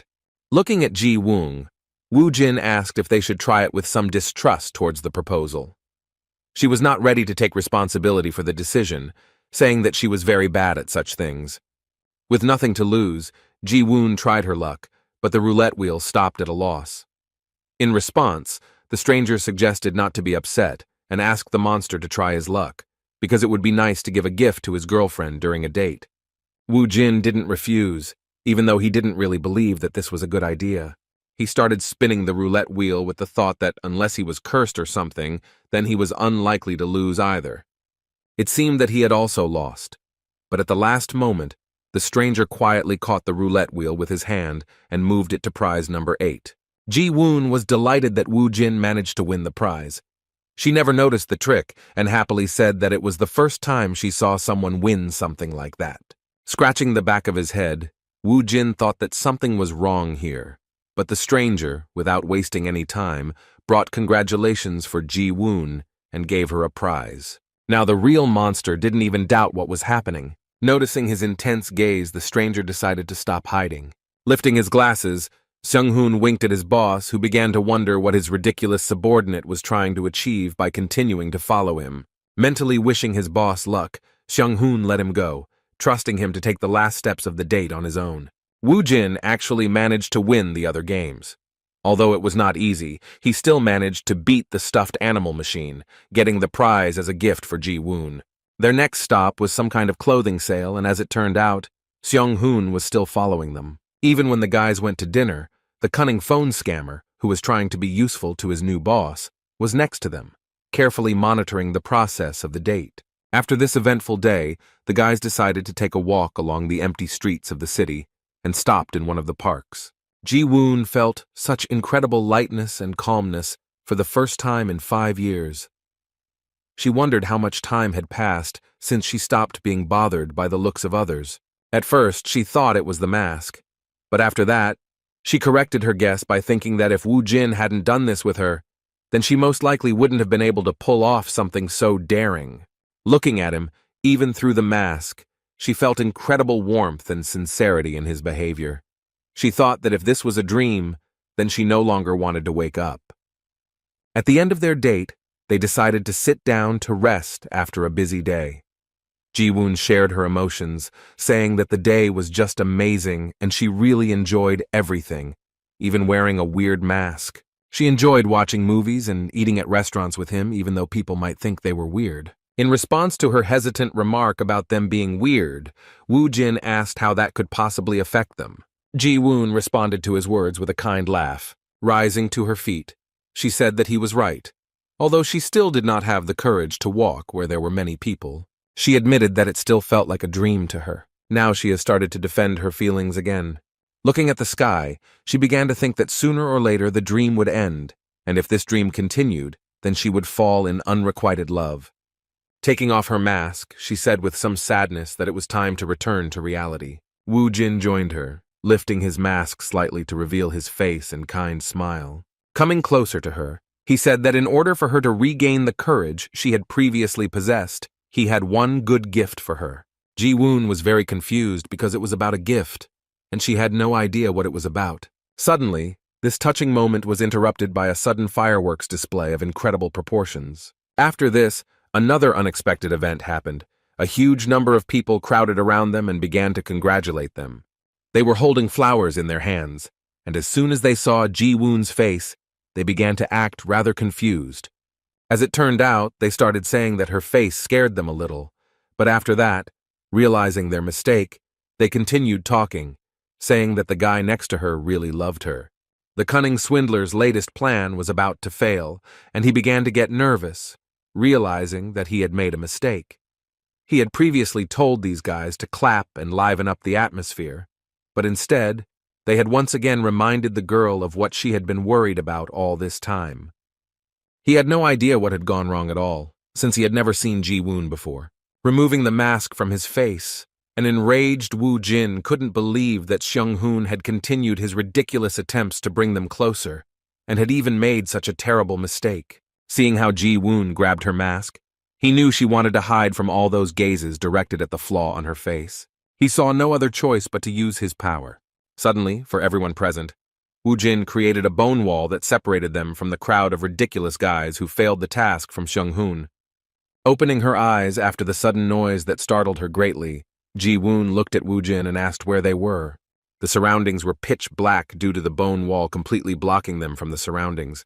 Looking into her eyes, Woo Jin asked her to close her eyes. Ji-woon was so touched that she couldn't utter a word. As it turned out, her brother Jae-min actually came to the office regarding her problem, which was preventing her from living a normal life. He told him that during the dungeon breakthrough, they lost their parents. From that moment on, Ji-woon stopped doing what she wanted, all for him. On that terrifying day, she was hurt by a monster during a dungeon breakthrough.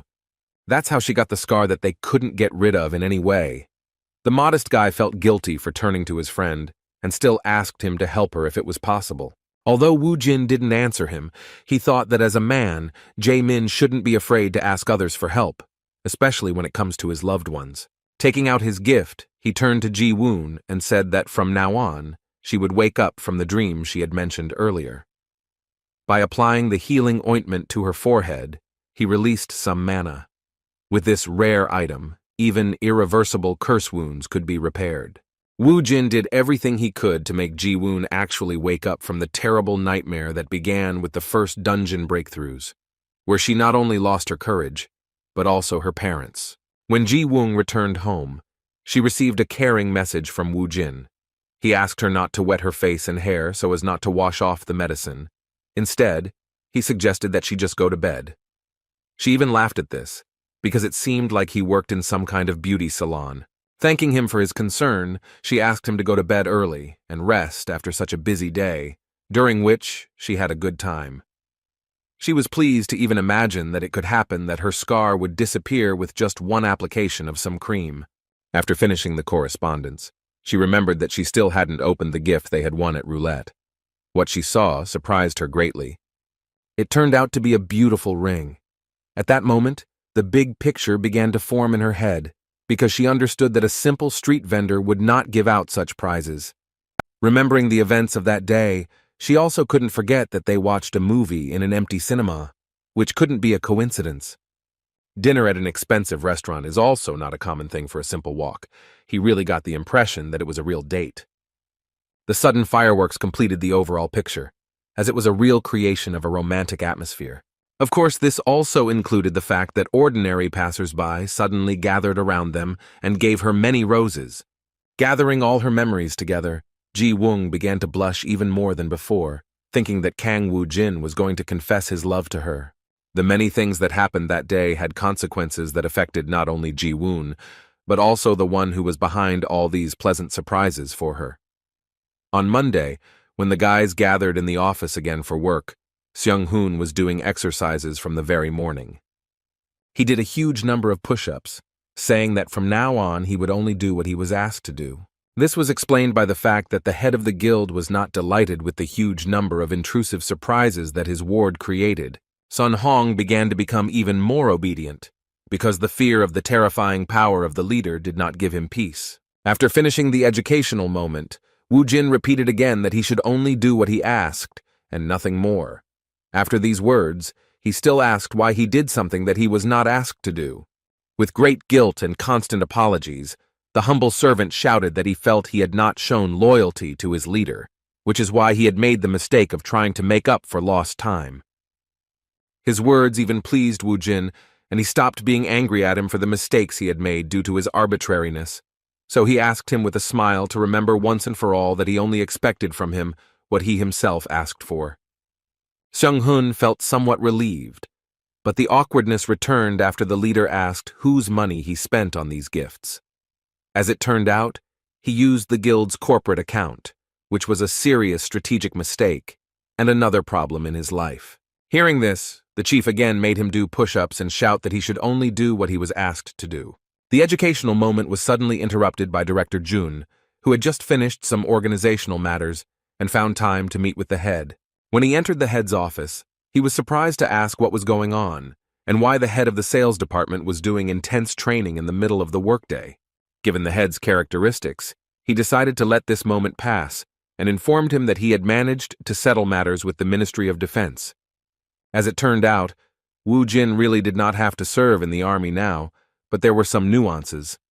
According to Director Jun, he was exempted from this on the condition that he fulfilled 10 requests from the army. He could not bring himself to continue the list of conditions, saying that this was unprecedented and unheard of. Surprised by his words, Wu Jin asked him not to delay and finish what he had started to say. Gathering all his determination and suppressing his awkwardness, Min Chang said that in connection with this agreement, Mr. Kang must be immediately mobilized to Daegu at Exit 3 of Yongan Station. As it turned out, in the place in question, his power would be a great help, because there was a breakthrough in the dungeon. Wu Jin immediately went to the previously mentioned place and found that there was not a soul around. It seemed to him that this area was some kind of separate ghost town.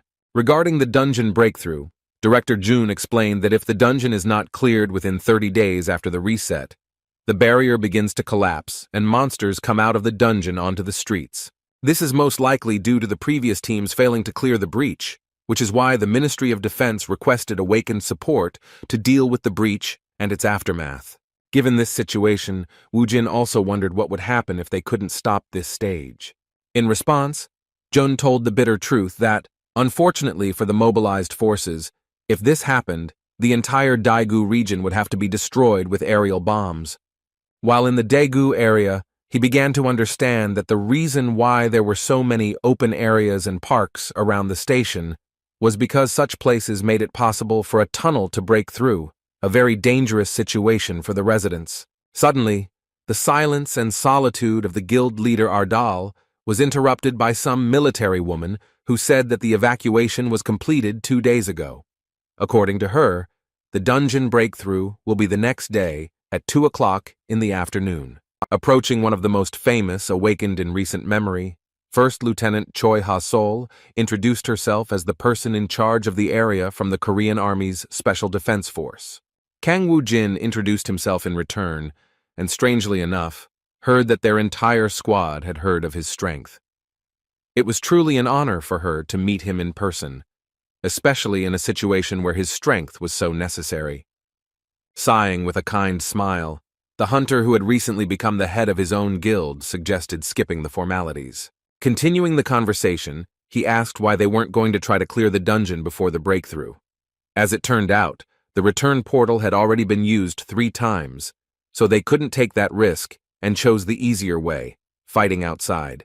Hearing about the return portal, Wu Jin was a little surprised, and Ha-sol explained to him that it was possible to escape from the dungeon in the middle of clearing using the return item. Wu Jin was surprised, because he didn't even know that this was possible, despite the fact that he had already cleared more than a dozen dungeons. The lieutenant also clarified the detail that this portal can only be used 3 times in one dungeon. As for this dungeon, the main squad of the Hwarang Guild tried to clear it first, but they failed.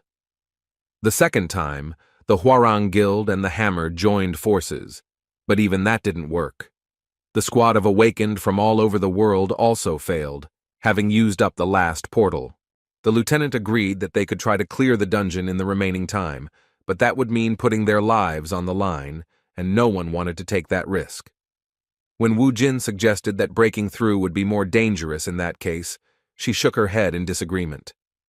Referring to his experience, she said that he probably already knew that the terrain of the dungeon played a significant role. Although the monsters in this dungeon were not very strong, it was the terrain that made this raid difficult. Despite this, she was sure that fighting outside would be fine, because even though modern weapons could not be brought into the dungeon, on their territory there was the possibility of fighting with them, and this gave them an incredible advantage. Using the full might of the Korean army, they had saved the city from underground breakthroughs more than once, so they had no doubt that it would work next time. Hearing so much praise for the army, Wu Jin asked a very logical question about the reason for his presence at this event, if the problem with guns and missiles could be solved. There was a weighty logic in his words, and the lieutenant even managed to get confused, but she also quickly figured out the answer, saying that the awakened also play an important role. Although the army is the main force, the awakened are always on standby in case the monsters break through the first line of defense. In addition, they initially had no information about the dungeon boss, so there was a need to prepare to fight with all the forces of the awakened. Trying to change the subject so as not to be asked such questions again, the lieutenant awkwardly suggested going to the waiting room, where other awakened ones were already waiting for them. All the guys gathered in a local cafe, which became a temporary waiting room for the awakened ones participating in this whole event. When Kang Wu Jin entered, everyone present recognized him. Just like him, the guys were dressed in regular clothes and hadn't even thought about changing into combat gear yet. In fact, they were happy to see such a strong reinforcement, knowing that Kang Wu Jin had become the 11th A-rank hunter. Looking around, Wu Jin couldn't find anyone interesting until he came across a lady, with whom ironically their paths crossed once again. Standing against the wall was Yun Hee, the troubled captain of one of the Hwarang teams. He looked at her and said with some mockery that they had met again. With a sly smile, he said that this was certainly his destiny. Yun Hee didn't know what to answer and just said his name angrily. She didn't end up in this place by chance. Her older brother had planned everything from the very beginning and entrusted her with a special task that, in his opinion, only she was capable of. Having made an appointment shortly before this incident, he explained to her the whole essence of his plan. What was discussed shocked her in some ways, but it is not known what they talked about that evening. Lee Sang-ho had high hopes that she would play her role correctly in this matter. Remembering that request, Yun Hee, despite her anger, was forced to follow the plan, not making any mistakes even when communicating with that guy. She still had some freedom, because it was the final result that was important, not the way it was achieved. As the conversation continued, Wu Jin continued to tease her and even apologized for cutting in line at Seoul Station, noting that 5-star dungeons weren't that important. With a sly smile, he hurt her pride by saying that in such places a whole squad was not needed because it was a waste of time. However, these words were not enough to undermine Miss Yun Hee's self-confidence. She withstood his pressure and even came up with an answer, saying that she was surprised that she remembered how just yesterday she had trampled his face into the asphalt, and now he had become stronger. Hearing her words, which were the real truth, the guys inside the temporary awakening room began to discuss her words, being surprised that Lee Yun Hee and Kang Wu Jin had fought before. They were delighted at the news that she beat him and even thought that the rumors about him were exaggerated. Her counter-provocation seemed to have an effect on Kang Wu Jin, but he most likely reacted this way on purpose to start a fight.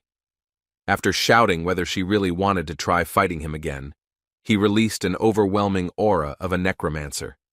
Lee Yun Hee also had no intention of standing aside and showed off her powerful warrior-class hunter aura. Lieutenant Choi Ha-sol, who was standing next to them, was very confused, because even though she was awakened, her strength was not even close to these monsters. She began to frantically beg them to stop, addressing the participants of the conflict one by one. The words that they were allies, that tomorrow they would fight shoulder to shoulder, brought the parties to the conflict to their senses a little. Having stopped pressuring him with her impressive strength, Yun Hee admitted that he had indeed become stronger, but noted that his behavior was still that of a child. Demonstrating her dominance in the conversation and the situation, she warned him that he shouldn't worry about it, because people could die because of his one mistake. Kong Woo Jin continued to be angry at her words, replying that he didn't understand why she was so stuck up and who she was to speak to him in such a tone. In an attempt to stop him, Ha-Sol informed him that Yoon-hee would be the leader of the awakened support team, and therefore such conflicts could not be carried out with her. Feeling victorious in the verbal altercation, the red-haired girl turned around with a smug laugh. At this point, the conflict ended. Everything went without a fight and no casualties. Once the two calmed down, the lieutenant who was in charge of the Awakened's participation in the operation to clear the breach let out a sigh of relief. After that, she was surprised by Kang Woo-jin's words that he couldn't do anything about it, so he wasn't going to disturb the peace of this group. He then turned to the lieutenant and asked if she could get information about what was inside the dungeon, which no one had been able to clear out, even despite using joint efforts. The lieutenant was a little worried, because soon there would be a dungeon breakthrough and she did not understand why he needed this information. In response, Woo Jin asked if it was a state secret, since she refused to answer him.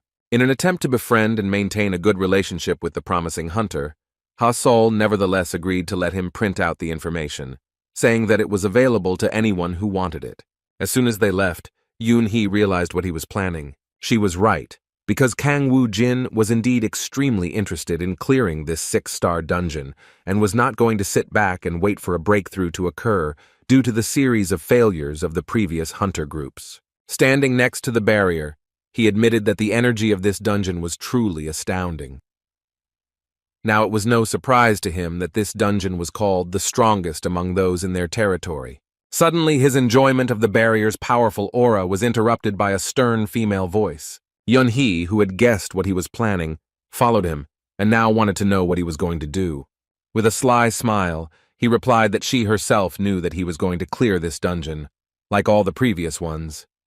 In response, Yoon-hee suggested that if he was going to do something so crazy, then he was definitely not in his right mind. Woo Jin responded to her suggestion with a sly laugh, because in his mind, things were not quite as she thought. He thought that the one who would share experience points and achievements with the army and other awakened ones would be more likely to be called crazy. Despite his self-confidence, Yoon-hee's common sense once again gave her a reason to warn him, saying that the best awakened had failed 3 times in this dungeon. She assumed that he was simply a fool who was seeking a hard death. As soon as she started talking about how it was no longer possible to use the return portal, he interrupted her, saying that she was talking too much. After that, he once again hurt her pride by saying that she was nothing more than a scared cat, saying that she was incapable of anything without the return portal. He touched the barrier and asked her to wait for him outside. A timid cat named Yoon-hee had no choice but to fall for his provocation. She was furious the moment he walked inside, trying to drag her with him into such a crazy place. At this time, President Hwarang was enjoying the evening while his sister had to carry out the plan. The call he received from the minister was something he clearly did not expect. They agreed with him that a breakthrough would occur, and the unfavorable area of the city would be erased from the earth in order to sell this territory to large corporations. But everything did not go according to plan, and the minister reported that Lee Yun-hee had begun clearing the dungeon in question. Hearing this, Mr. Lee could hardly contain his anger and apologized to the minister, asking him to contact him a little later after he found out what was really going on. He had no idea why Yun-hee had entered the dungeon, or how she could turn away from his mission. Yoon-hee actually fell for the provocation and went inside. Finding herself at the first location after passing the portal, she saw a very bloody place, which by its appearance alone indicated that a huge battle had already taken place here. The entire place was in traces of mana and battles, which told her that this was the work of soldiers summoned by the hands of a necromancer. Thinking about the scale of the battle, she guessed that Woo Jin wasn't alone. There were at least 20 soldiers with him. At first, she really thought he was crazy to clear the dungeon alone, but now she understood where his confidence came from.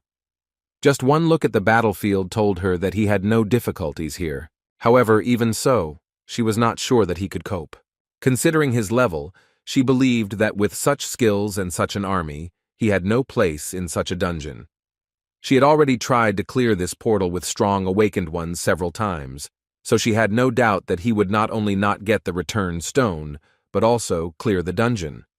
In a sense, she was right, and Wu Jin first experienced difficulties during his encounter with a level 60 ogre that could destroy an entire squad of his skeletons with one blow. However, after several minutes of fighting without any result, Wu Jin said with a smile that he had finally achieved his goal. He needed experience points in order to make a worthy counterattack. Taking advantage of the moment, he once again summoned his demonic familiar, which this time became a stone golem, befitting the environment he was in. After that, he pointed at the enemy and gave the order to his familiar to attack. Both monsters with unimaginable brute force clashed in a duel, and it became clear that they were matched in size. The sudden attack from the rock gave them a chance and an advantage, as the ogre was caught off guard and lost his balance. Taking advantage of the moment, Wu Jin used his familiar as a springboard and quickly closed the distance with his opponent. The ogre didn't have time to do anything because he was still falling and couldn't regain his balance. In the end, Wu Jin ended the fight with his warrior weapon, a hammer with unimaginable destructive power. After finishing the battle and defeating another powerful monster, Wu Jin was cheered up by the news that he had finally reached level 40, which gave him additional achievement points. He celebrated his small victory not alone, but to a stormy ovation from Bibi, who called the work done magnificent. In response, Wu Jin asked in surprise where she got so much emotion from and where she learned to communicate like that. Most likely, life in the body of a cat gave her some feelings, because even when she met Rocky after a long time inside the seal, she hugged him and called him a good man. Upon hearing that the golem had a name, the necromancer came to the conclusion that Bibi was watching too much TV, which is why she had similar feelings and desires to communicate even with the golem, calling it by a fictitious name. He was not going to delay, so he went further and asked to hurry up and not waste time on such things. However, taking a few more steps towards the supposed center of the dungeon, he discovered something very unexpected. He encountered a peculiarity of the landscape that was the reason why this dungeon could not be cleared by other awakened. Right under his nose was a huge cliff, due to which the path to the next part of the dungeon was blocked for most awakened. In his case, the situation was a little different, because he came to this place with an experience that no one else among the awakened of Earth could boast of. He had already heard of such a place, which is sacred from the legends of Alphen. At that moment, they were on the so-called Tart Plateau. After looking around this location, Wu Jin remembered a lesser-known name for this place. It was also known as the Temple of the Giants. This ravine was the reason for the previous raids to fail, so he had to prepare thoroughly. This was the right time to unlock special level bonuses.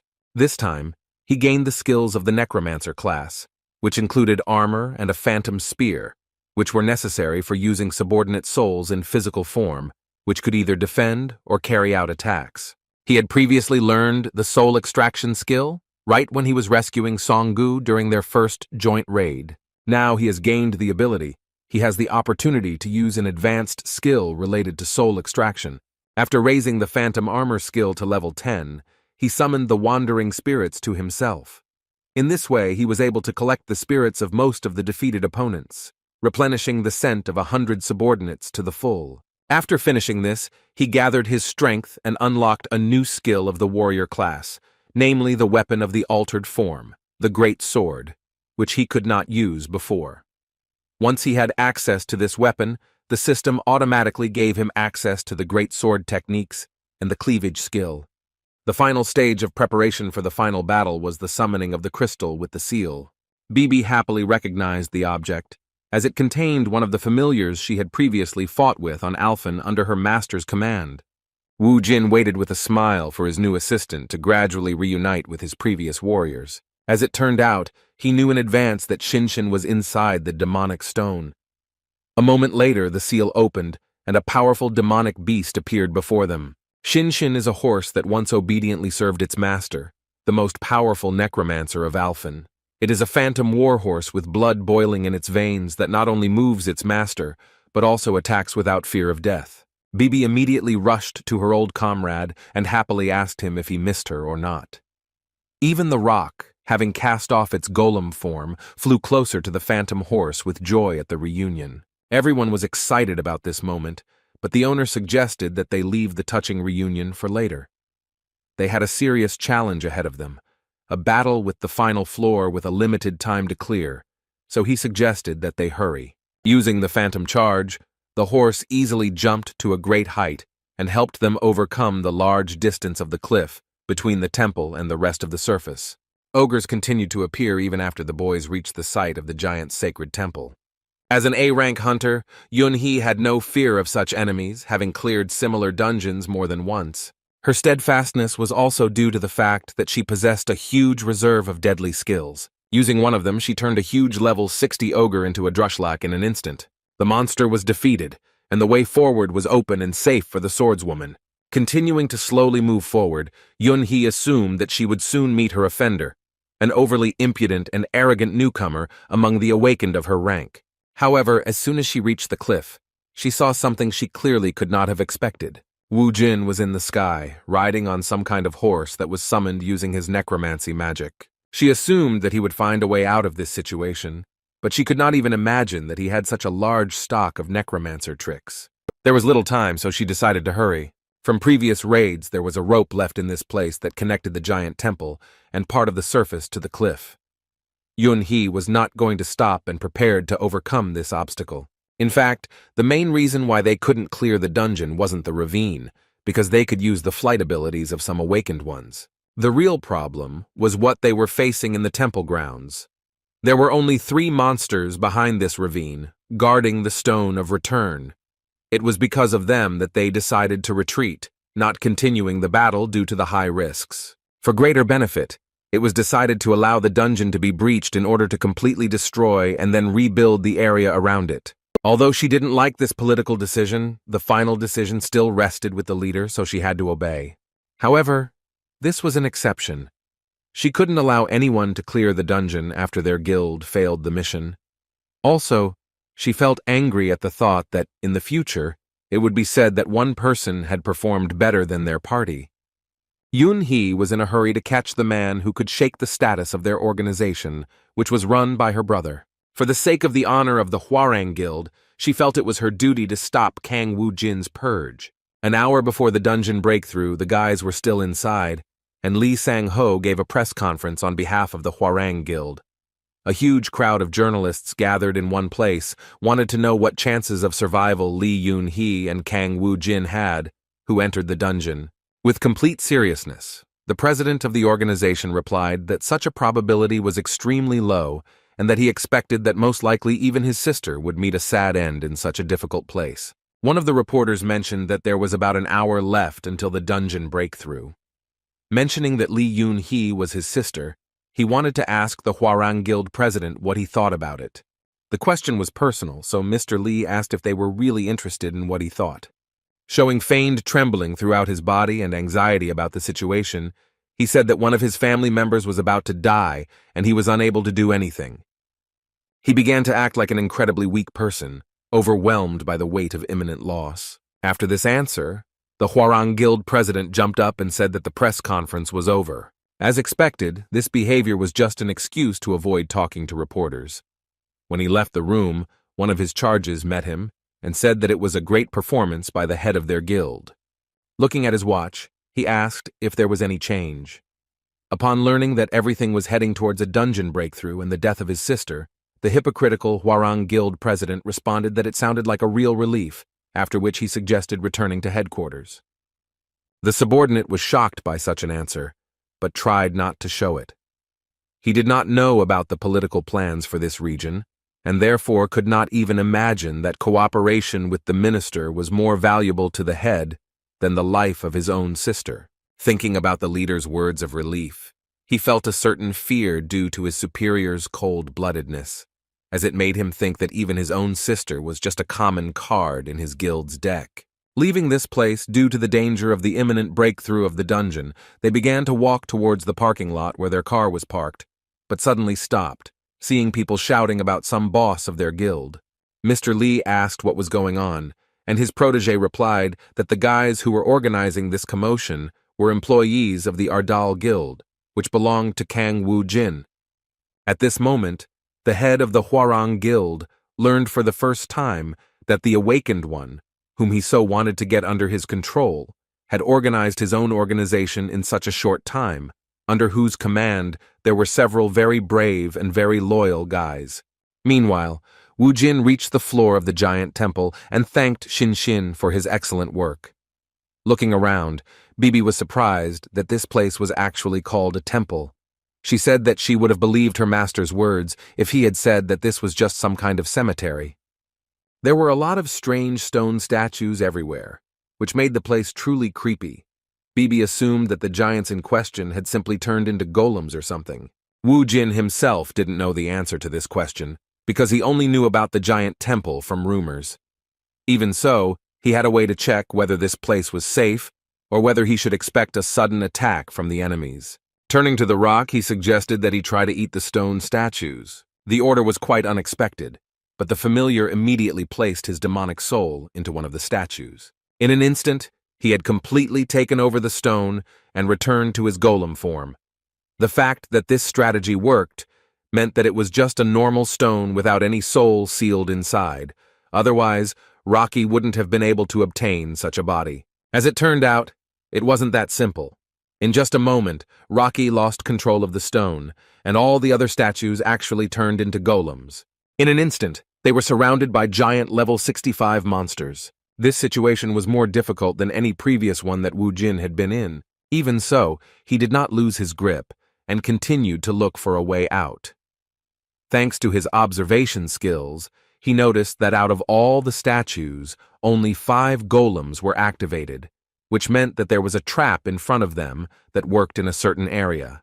Golems left no corpse or soul behind, which was somewhat useless for using his necromancer skills. Here he could only rely on his familiars and his own skills as a warrior, so he immediately summoned a weapon in the form of a hammer. With a smile that was in anticipation of battle, Wu Jin prepared to level up his warrior skills. Meanwhile, Yun-hee was already very close and managed to see the beginning of his battle. She was amazed by his agility and strength. She was shocked to realize that the necromancer looked like an awakened warrior class, which is not inferior to real warriors of his level. She hadn't fought on this floor yet, and hadn't even thought that all these statues would turn out to be golems. It was clear to her now that if they had gone further, and someone had simply walked madly towards the altar, then they would have been surrounded and destroyed in an instant, without any chance of survival. On the other hand, she watched as a necromancer class person, even without using his own skills, but only fighting with a strange hammer in his hands, gave a good rebuff to these powerful monsters. His instincts really surprised the woman who had been a warrior for the past 5 years. After several minutes of intense battle, the necromancer with the skills of a warrior finally brought the matter to an end. During the battle he was very tired, but his strength was restored the moment he destroyed all 5 golems. It seemed that the end was near, because the only advantage of the enemies of this temple was their numbers. Yet there was something that bothered Wu Jin. He felt that things were not so simple. There was still something that he didn't like from the very beginning. It was the 3 monsters that stood motionless in one place next to the altar.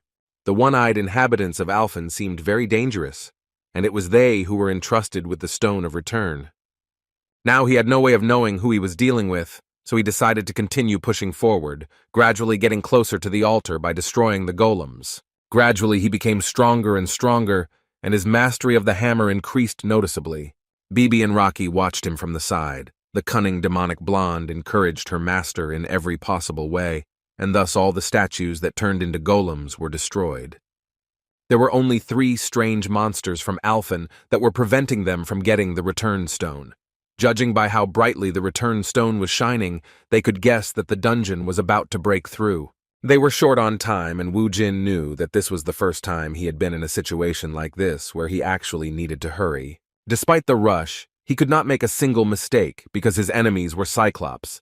Cyclops are one of the races that originated from the line of ancient giants. Although they are descended from the same stock as the ogres, they differ from them in that they lack the barbaric qualities and savage nature.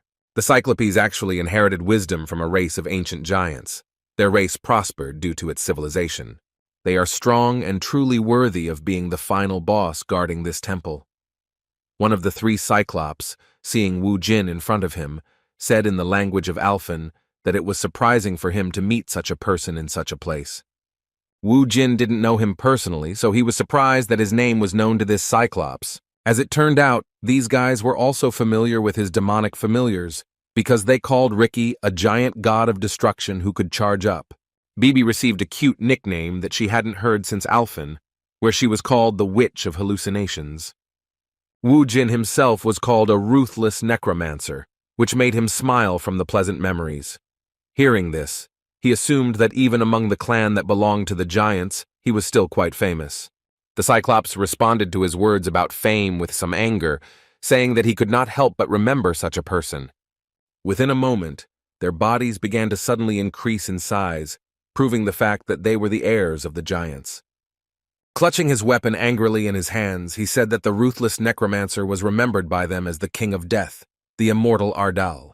There was no surprise that his name from the time of Alphen was spoken out loud, but Wu Jin was extremely concerned about the gigantification ability that the Cyclopes had demonstrated. In just a moment, the huge Cyclops aimed his shining, deadly mace at his opponent. Wu Jin reacted skillfully and ordered his familiar to take a defensive position. Rocky, using his entire body, successfully blocked the blow of a large mace.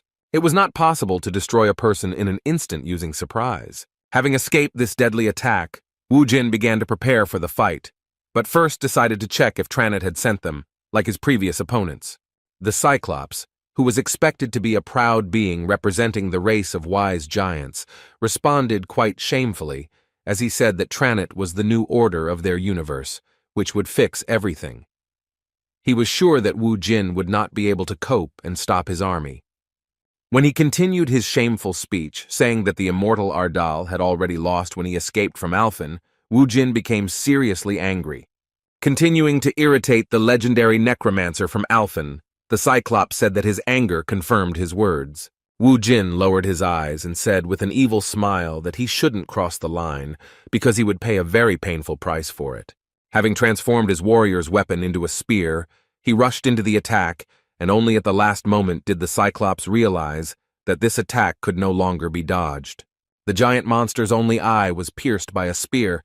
This is the weakest point of this Alphen race. Wu Jin thought with a satisfied smile that this was the end for his opponent, and there were only 2 of them left. However, a moment later the Cyclops unexpectedly struck back, slapping him with his palms. Squeezing his palms with all his might, he said that now the immortal Ardal had come to an end. However, just a moment later, Wu Jin proved that he was still not suppressed, and used a whirlwind of blades to cut his limbs like tofu, freeing himself from his grip. Returning to the surface, he ignored Bibi's concerns, and uttered words of incomprehension regarding the Cyclops being normal, even after he pierced his eye with a spear. In just a moment, the system reported that the Cyclops had completely healed all of its wounds, and the lost limbs had returned to their original appearance. This news was quite bad. It was too powerful an ability that Wu Jin did not expect to see in such a place. Meanwhile, the conflict between the military and the guys from the Ardal Guild continued outside. A scandal broke out at the 4th guard post because the guild founders asked to let them through to the place where their guildmaster entered the dungeon. They were refused to find out about his condition, no matter how much they asked. According to army representatives, they have already reported all the necessary information to the media, and being in such close proximity is too dangerous due to the threat of a dungeon breakthrough. Ji Wung, who came to this troubled place with her brother, couldn't stop worrying about whether Kang Wu Jin was okay or not.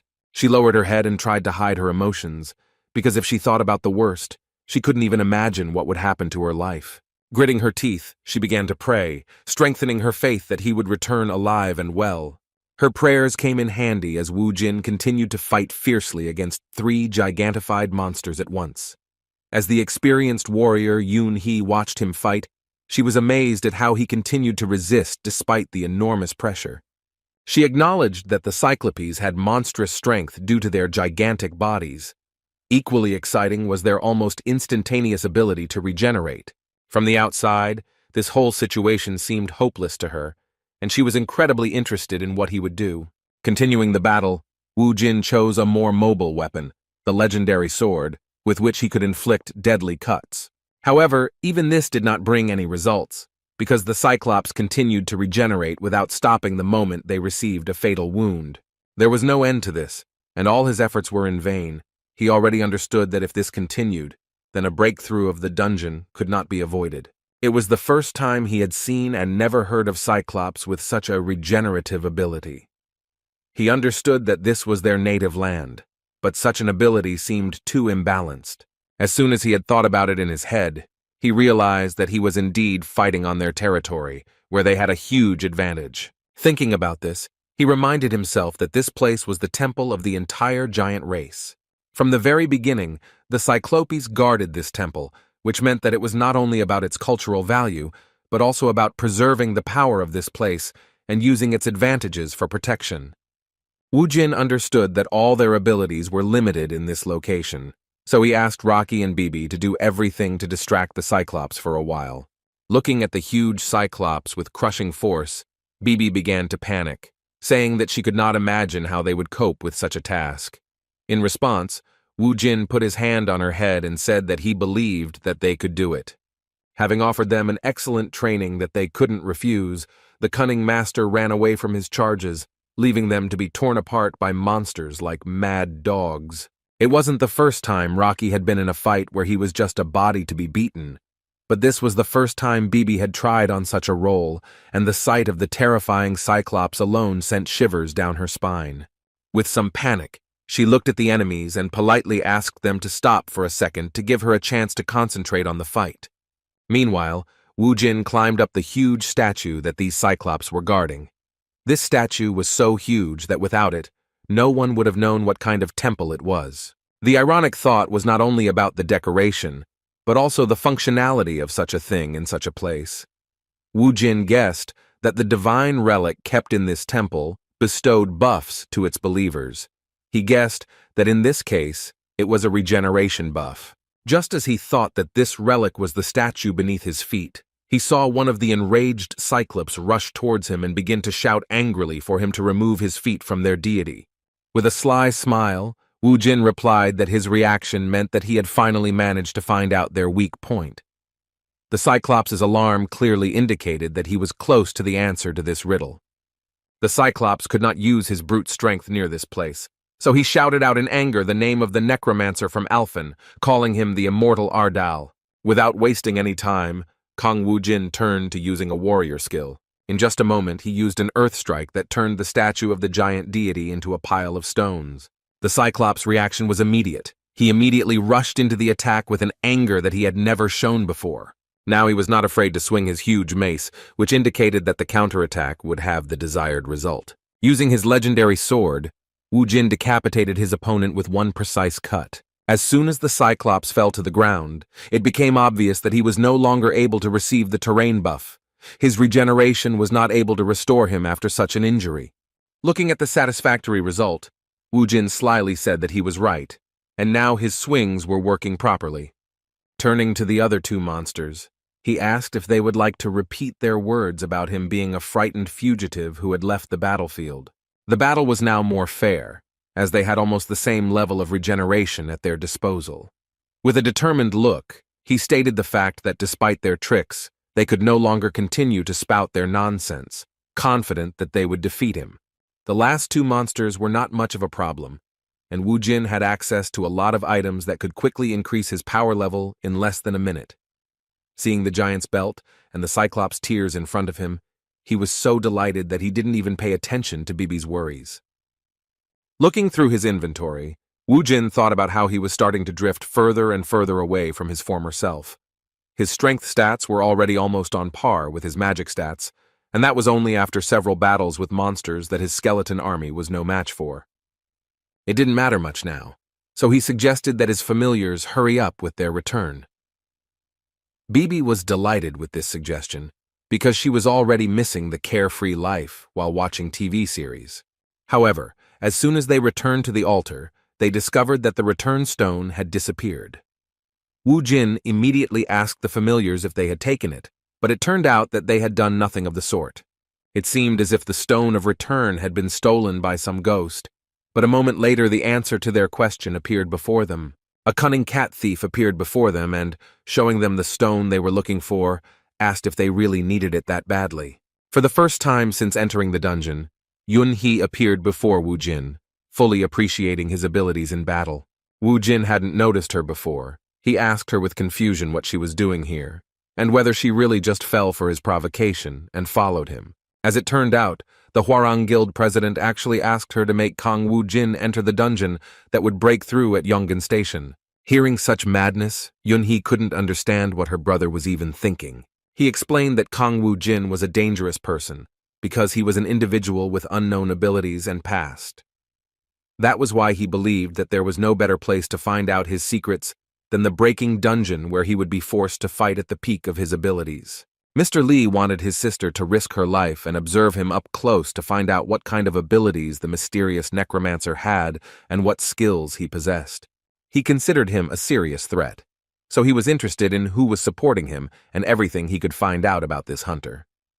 Hearing such a difficult request, Yoon-hee was not thrilled. She wondered why she had to do this and whether it was possible to send someone of lower rank. Mr. Lee replied that he was sure that only she could do that. In addition, he really wanted to have Kang Woo-jin on his side, but it was impossible due to him founding his own independent force, the Ardal Guild. Now he didn't care what Kang Woo-jin was doing, because the fact that he was able to clear dungeons single-handedly in the shortest amount of time meant that it would not be difficult for him to carry out a revolution in the Bloodstone market, which would shake the authority of the strongest guilds in Korea that were in balance. While in this place, Yoon-hee knew that she wouldn't be able to get him, so she thought about how it would be better to get rid of him before he gained influence. For the first time since they met, the red-haired girl showed some respect towards Woo-jin, saying that she was surprised when she heard that he was clearing the dungeon alone. She initially thought he was using some tricks, but now she admitted that he was indeed strong. Despite her words, Woo-jin was still wary and replied that he didn't need her gratitude. After that, he reminded him that the dungeon was about to break through and he had to return the hearthstone to him as quickly as possible. Hearing his threatening tone towards her, Yoon-hee rushed to the attack without hesitation and tried to strike first. Woo-jin was amazed by her strength, as she was indeed a true A-rank warrior class. After blocking her attack with difficulty, he angrily asked her what she was doing and whether she knew that they would both be finished if they were in this place during the dungeon breakthrough. In response, the mad woman said that it just so happened that she could not allow him to leave this place alive. Meanwhile, the guys from the Ardal Guild continued to try to get to the entrance of the dungeon, saying that they had a direct relationship with the person involved in this incident. They were not going to find out the details through the media because we are talking about the leader of their organization. Their conversation with the army representative was suddenly interrupted by Mr. Lee, the president of the Hwarang Guild, whose interests also affected this situation. Upon seeing him, Min Chung introduced this red-haired scoundrel to his colleagues, the founders of Ardal. When he approached Mr. Lee, he was counting on his help, so he introduced himself as Director Ardal and explained that they were there because they heard that their guild master had entered that dungeon. Analyzing the situation, Lee Sang-ho came to the conclusion that both the boss and his subordinates simply did not understand the hints from their side. He decided that Woo-jin really fell for Yoon-hee's provocations and followed her lead, signing his own death sentence. Adjusting his glasses, he warned them that a dungeon breakthrough was coming soon, so they had better stay away from that place. He immediately began to lead them to think of a tragic outcome, saying that responsibility and compensation for the losses would happen after they dealt with the breakthrough. Director Jun couldn't believe that President Hwarang was willing to just accept the loss of his own sister. Sungu was always convinced that his incredible boss would return. He asked in bewilderment, with a cry of confusion, why the dungeon had to break through, and then spoke words of faith that his Hyun Nim would definitely break the barrier and return soon. As expected, his straightforwardness really offended the one who thinks that everything in this life is under his control. Mr. Lee's self-confidence and arrogance were hurt by how some boy sincerely believed in his comrade's success. Suddenly, their tension was interrupted by a commotion among the military. Those near the entrance to the station where the dungeon was were shocked by what they saw, as the barrier suddenly stopped responding. This was unlike any dungeon breach they had encountered before. Their cries of someone leaving the station left Mr. Lee in shock, as he now realized that his plan had been ruined and the consequences of breaking the agreement with the Prime Minister were inevitable. It was still unknown who the steps that were heard at the exit belonged to. An hour before this event, The battle inside the dungeon against the inhabitants of another dimension had been completely completed. But even despite this, the sounds of battle continued to fill the area. The cruel Li Yunhee tried with all her might to destroy her opponent, Wu Jin, who threatened his guild and could upset the balance of power among all the guilds with his incredible power. The sheer brute strength of this crazy red-haired girl was enough to drive the necromancer into a corner. However, she had no intention of playing with him and even resorted to using the skill before he even began to resist. Her Shadow Dash skill made it clear from the start that this was a movement speed on a whole other level. Seeing the superior warrior class hunter approaching at an incredible speed, Wu Jin realized that he was in a very bad situation. Just as he prepared himself and took a stance with his sword to try and stop her attack, Yunhee suddenly appeared behind him and prepared to attack. Even though the necromancer managed to notice her moving so quickly behind him, he still didn't have time to dodge. The fatal blow was aimed at his back, and fortunately, he managed to use a barrier that at least somehow weakened the attack. Right before the eyes of his familiars, the necromancer flew into the rock at great speed. Within moments, Rocky had joined the fight, his sphere beginning to gather stone to recreate the golem's body. With a loud animal roar, he rushed to attack, but Yunhee was still calm. She didn't feel any danger, and even mocked the situation, saying that Wu Jin was such a weak warrior that he hoped that summoning a golem would help him with something. From the very beginning, she knew where Rocky's core was, so he was crushed without much difficulty. It became clear that the only one who could fight with such a skilled warrior was Wu Jin. Although Wu Jin had taken a serious hit, he was able to withstand it thanks to his ghost armor. The last attack had used up 2 of his 100 souls, but he knew that he was being pushed back, and if he didn't change anything, it would only be a matter of time before his armor lost its power reserves. Analyzing the situation, he came to the conclusion that it was not a question of strength at all, since their attack power was roughly equal, but Yunhee had a significant advantage in terms of speed. As he thought, it was not without reason that she was ranked A, since it was clear that she had a huge reserve of experience, which made her so strong. As soon as Wu Jin started to approach the warrior from the Hwarang Guild, she said with particular interest that the barrier would not help him, because he was weak. She wondered what he was trying to achieve by just blocking her attacks, because if he waited too long, the dungeon breakthrough would be inevitable. In response, Wu Jin mockingly called her funny, noting that she was talking as if a breakthrough would affect her. She had no answer to his words about their battle, looking like she really wanted a breakthrough to actually happen. Understanding the Hwarang Guild's presumed motives, Wu Jin concluded that those who had a grain of power were actually very dark souls. It was quite difficult for him to understand what they were really thinking, since the people were very different from the people of Alphen. Still, he didn't particularly like this dialogue, so he again assumed a fighting stance and said with a fighting spirit that he didn't care what they were planning, because he would still destroy everything they tried to do. The words of the one who had just been lying on the ground seemed quite funny to Yunhee, so she mockingly said that her opponent was as confident as usual. It seems her interest in the battle has also suddenly increased. Within a moment, she took the initiative and rushed into the attack with lightning speed, closing the distance between them in an instant. Her strike with great force, which was blocked by Wu Jin's huge sword, created a powerful air current that broke the sound barrier. The battle was so fierce that everything around him was gradually collapsing. Yunhee continued to apply incredible pressure with her superior speed, which, coupled with her great strength, made the fight very difficult for Wu Jin. He had no experience fighting such dangerous opponents yet, so his soul barrier gradually weakened due to the blows he took. Taking advantage of the moments, he tried in every possible way to strike back, using various skills of fighting at a distance. The ghost spears were one of those attacks that Yunhee was not familiar with yet.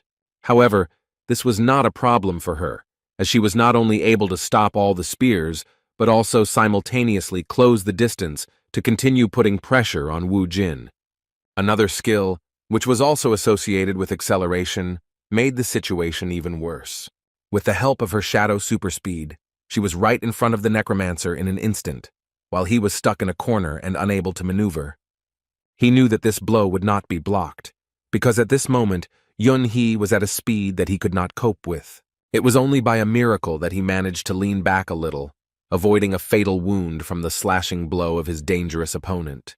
He clutched his face, feeling incredible anger, because she had actually managed to leave a large scar between his eyes. While he was barely coping with this pressure, Yun-hee became more and more serious. She believed that she was already one step away from victory, since Wu Jin's barrier had reached its limit. Noticing this, she suggested that they finish quickly so that one of them could get out of this dungeon. Her next deadly attack was the Moon Slash skill, which released even more of her magical power than any move she had used before. Despite such danger, Wu Jin looked quite calm as he watched her with a confident smile on his face. In just a moment, Yun-hee rushed forward and aimed a direct blow at him, which at first glance seemed impossible to escape from. Bibi couldn't help her master in any way and only screamed in panic for him to run away.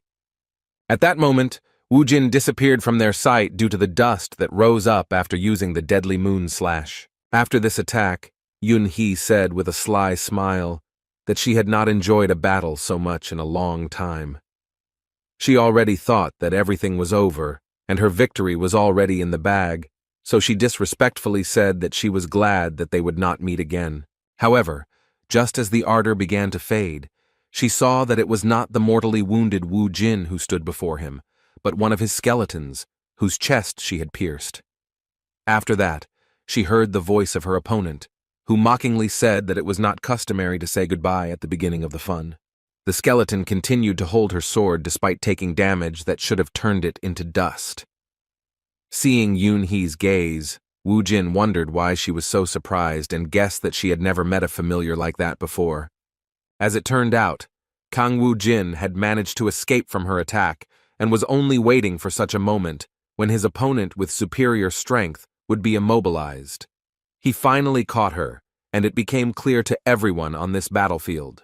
Cold sweat appeared on the face of the fatally mistaken Yun-hee, realizing that her cunning opponent was only pretending to be cornered, luring her to a place where he could summon the undead.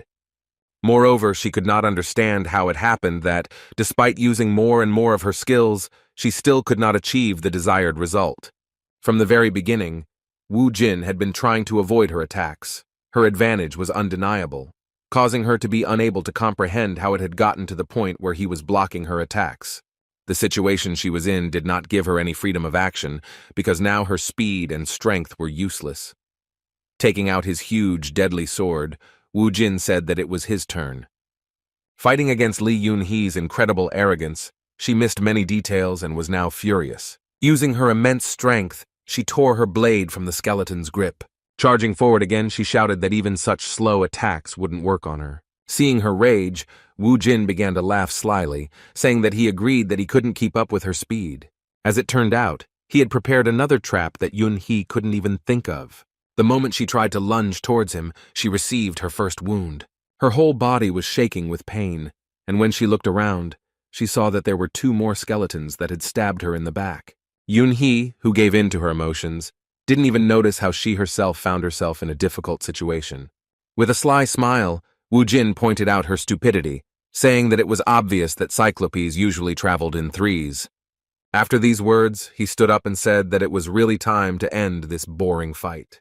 The immobilized and badly wounded Yun-hee began to shout insults at him, but it was all over for her. In just a moment, Wu Jin delivered the killing blow and said goodbye to her.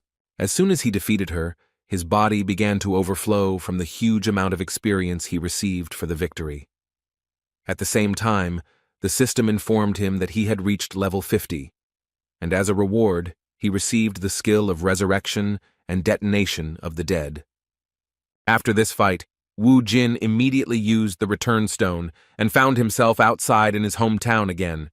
He didn't pay attention to the shouts at the entrance to the fenced area, but he heard that the voices belonged to his friends.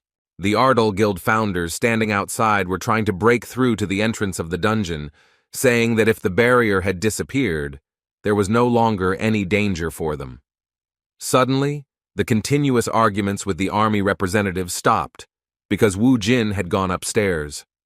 He didn't look the same as before, but the guys were incredibly happy that he came back alive. Seeing his friends, Wu Jin asked in surprise when they managed to arrive at this place. The guys didn't care about his questions because they wanted to hug their boss as soon as possible, for whom they were so worried about like never before. Director Jun said that they came running as soon as they heard the news. They were all horrified when they saw the wound on Hyung Nim's face, but the boss asked them to ignore it, saying that it was only temporary. Turning to the boys, he remembered that he had left his clothes and phone somewhere nearby, after which he asked them to look for right-handed things. Director Jun again could not understand his boss, because at that moment, the whole country was indebted to him for saving a huge residential area of the city, and he was only concerned about things. Just as Woo Jin gave a small task to the excited founders of his guild, he heard a young girl's voice shouting his name. It was Ji-woon, and she rushed at him with great speed and hugged him. With tears streaming down her face, she began to scream at him for being a fool for making her worry so much. She wanted to know how he could just rush into such a dangerous dungeon alone. Woo Jin was pleasantly surprised by her reaction to the situation, but decided to pay attention to how she looked. Saying that all her problems should have passed by now, he asked why she was still wearing a cap. As soon as Ji-woon looked up, he said that she had become even more beautiful. As it turned out, in this situation, she thought that her scar disappearing meant nothing compared to the huge wound left on his face. Woo Jin, who had already forgotten about his scar, replied that it would also disappear after he used the ointment. It seemed that the worries should have passed, because Woo Jin was safe and sound in front of her. But this was not the end of her difficult conversation. Taking advantage of the moment, she decided to mention the ring he gave her. She was overwhelmed with emotion, and closing her eyes began to scream that if he really wanted to date her, then she was okay with it. Without listening to her speech to the end, Woo Jin caught the girl with a red face by surprise by saying that he did not know what ring she was talking about. The confused girl began to explain in a trembling voice that he was talking about that incident and that he had probably prepared it so that she would receive exactly that kind of gift. The confusion in Woo Jin's eyes told her that she had misunderstood. She began to feel so awkward that she was ready to sink into the ground. What scared her even more was that there were many people around who could misunderstand her and consider her some kind of naive fool.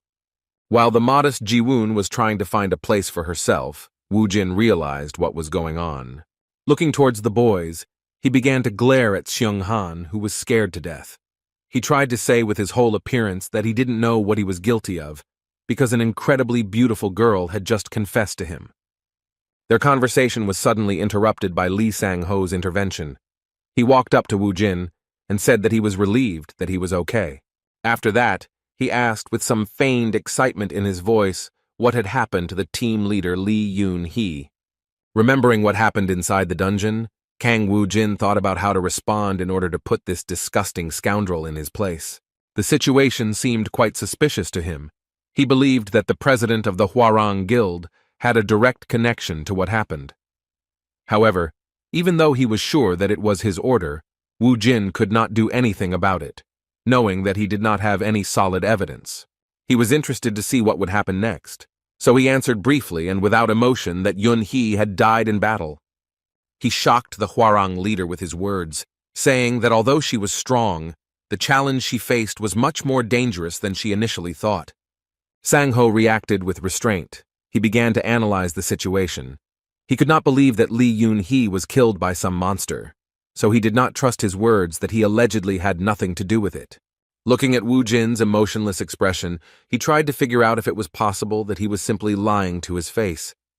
In response, Sang-ho asked with a serious look who killed her.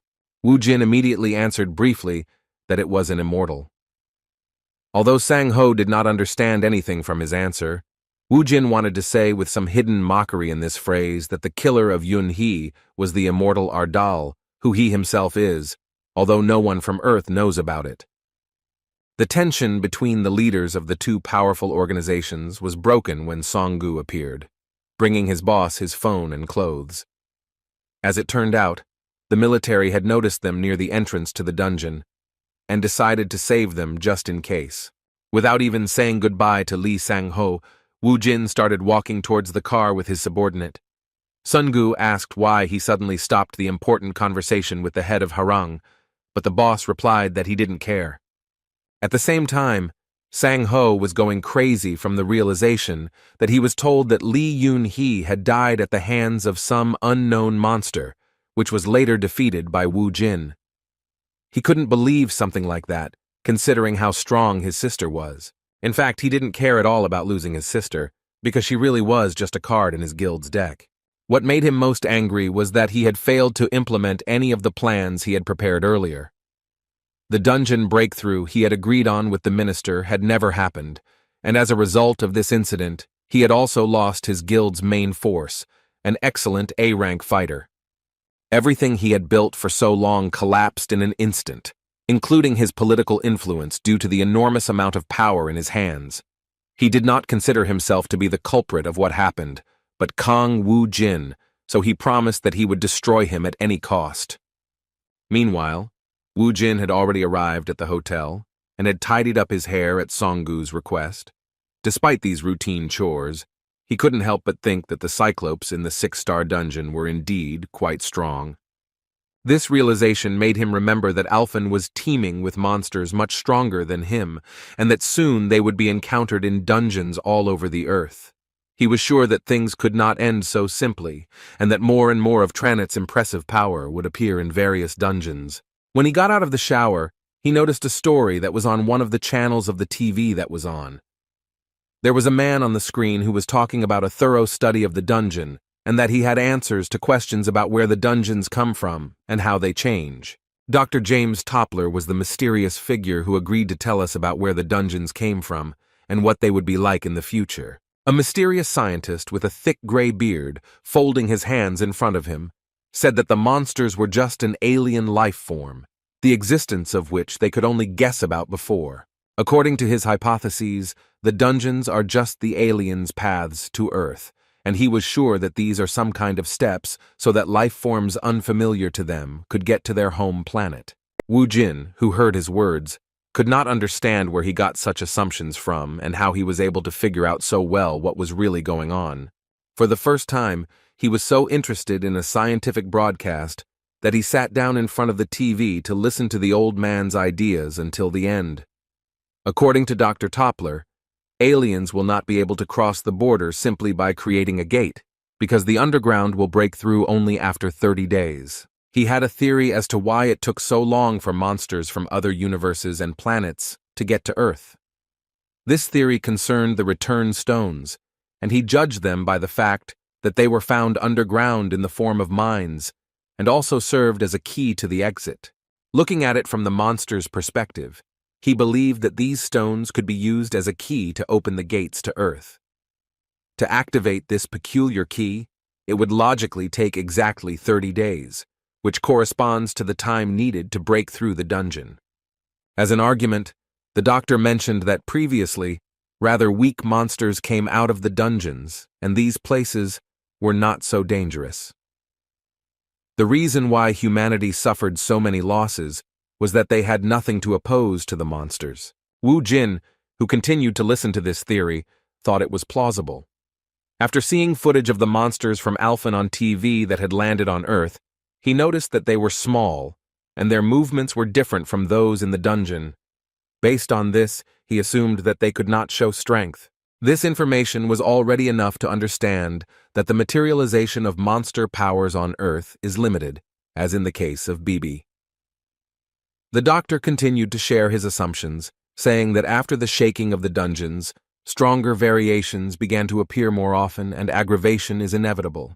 Wu Jin also noticed that after a short period of time, more dangerous dungeons began to appear. There were many more of them, and it became a problem for ordinary hunters. He also thought about it, but it was more important for him to find out what this phenomenon was connected with. The scientist continued to share his theory, saying that in fact, the dungeons are not only mines, because the bloodstones are just bait that the monsters installed there for some benefit. At that moment, Wu Jin realized what was going on. The more bloodstones there were on Earth, the more comfortable the monsters would be on their planet. The weak dungeons were just preparation for Earth to become a comfortable place for monsters to exist. The scientist's words made sense, and they opened up new perspectives for the necromancer who was pondering how to stop Tranit's invasion of his home planet. When it came to the theory of blood crystals, he remembered that on Alphen, the energy that was in these stones was called mana. Crystals increase the concentration of mana on Earth due to people who extract and use them. This method creates an environment for the materialization of monsters' powers.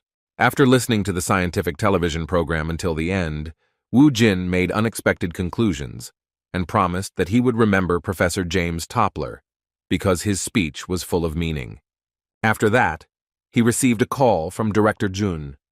He immediately apologized for disturbing his boss's rest and then said that he should come and take a look at it himself. Wu Jin was clearly not happy with what he heard on the phone. As it turned out, he was forced to appear at a sudden press conference dedicated to the situation that had occurred in the dungeon.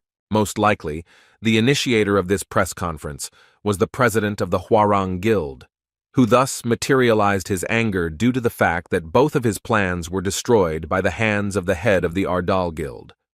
A large number of journalists and Director Jun were present in the small hall. Wu Jin's appearance was exactly what everyone was waiting for to start this sudden conference. As Wu Jin sat down between the Hwarang Guild leader and his director, Jun Min-chang apologized once again, saying that he couldn't stop the interview. He also advised his boss, who was new to this experience, not to answer difficult questions, so as not to make the situation worse. In fact, Wu Jin wasn't worried about this at all, as he was more interested in what the Hwarang Guild president had planned. He understood from the very beginning that this was his version of revenge for the loss of some opportunity connected with the dungeon, which could only be guessed at. Looking at Lee Sang-ho's bold expression, he knew that he had prepared something to undermine his authority. The press conference began, and the first journalist who dared to ask a question first addressed President Lee Sang-ho. Speaking about the endless cleanup before the dungeon breakthrough, he wanted to know whether it was an order from Hwarang or Ardal, or whether it was agreed upon between them. Adjusting his glasses, President Lee asserted his position, saying that the Ardals were not involved in this, since Vice Leader Lee Yan-hee and he himself personally took on this risky matter. Looking at President Ardal, he said that he was sure that she was only providing support to Kang Woo-jin, a hunter who has been in the spotlight of the media and all of Korea in recent days. In response to his words, the reporter assumed that this meant that the vice leader had thoughtlessly entered the dungeon in the hopes of helping Kang Woo-jin.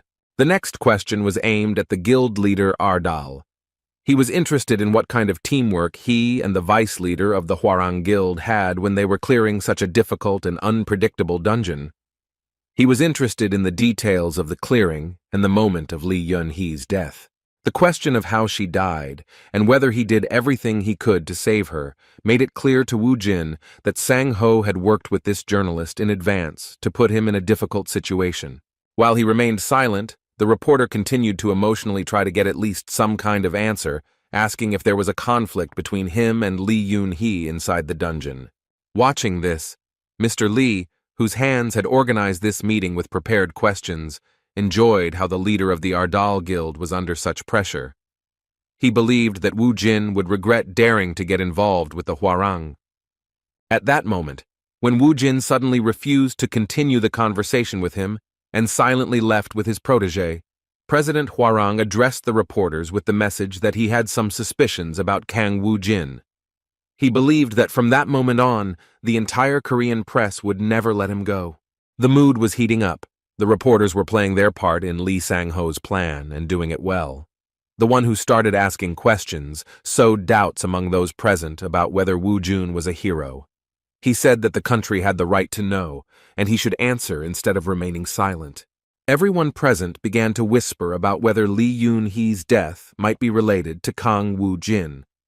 The reporters began to believe that it was possible, and Director Jun was horrified to realize that this had unexpectedly turned into a public hearing, a real trial among the media. If Jun had known in advance that this would happen, he would have definitely rejected this press conference. Seeing how his boss was lost in himself due to being accused of killing an A-rank hunter, he asked him to keep a low profile with some panic. Despite his words, Guildmaster Ardal boldly jumped up from his seat and asked directly with a disapproving look what they wanted from him. The reporter continued his speech about how the country had the right to know what happened inside, but Wu Jin would not tolerate this and sternly said that he should stop his meaningless chatter. This was the first time that such a bold response was directed at a reporter by a guild representative. The man in a white shirt was simply shocked by something so unexpected. Kang Woo-jin wasn't going to stop there, and immediately turned his attention to the culprit of all this chaos, the president of the Hwarang Guild. Mr. Lee Sang-ho didn't expect something like this to happen. He had no idea what the so-called defendant wanted from him. A moment later, Woo-jin unexpectedly kicked him in the shoulder, causing him to flip over along with his chair, and his glasses flew off to the side. Such rudeness was unheard of. It simply shocked all the reporters, and the director of the guild, Ardal, opened his mouth from the realization of the consequences they would face due to such behavior of their hot-tempered guildmaster. President Lee's free fall was short-lived, but he fell to the floor quite painfully. Rising to his feet, he, continuing to play the victim of the situation, grabbed his shoulder and in an angry, threatening tone asked his offender what this meant and what he wanted to tell the media present at this press conference with this unheard-of behavior. In response, Woo-jin said with an evil smile that this all looked like a very bad joke. He then accused President Lee of cheating and asked how he dared to use his dirty tricks right in front of his eyes. Continuing with this madness, Woo-jin walked up to the president again and grabbed him by the shirt, then lifted him into the air. Lee Sang-ho, who was shaking from the situation, hoped that he would gain an advantage from being beaten. Continuing to play the role of the victim, he asked what Woo-jin was trying to achieve by doing this in the middle of a live broadcast. There was genuine anger on his face. He was already enjoying the victory he had anticipated due to Kang Woo-jin's thoughtless actions. With some mockery, he said that the impudent man named Kang Woo-jin had made a serious mistake because the entire country was watching him at that very moment. However, his words did not shake Woo-jin's confidence at all, and with a sly smile, he asked his enemy if he was sure that it was really a mistake. While all the reporters present were taking pictures and videos of what was happening, Woo-jin wondered what the population was like on Alphen, where he had ended up 5 years ago.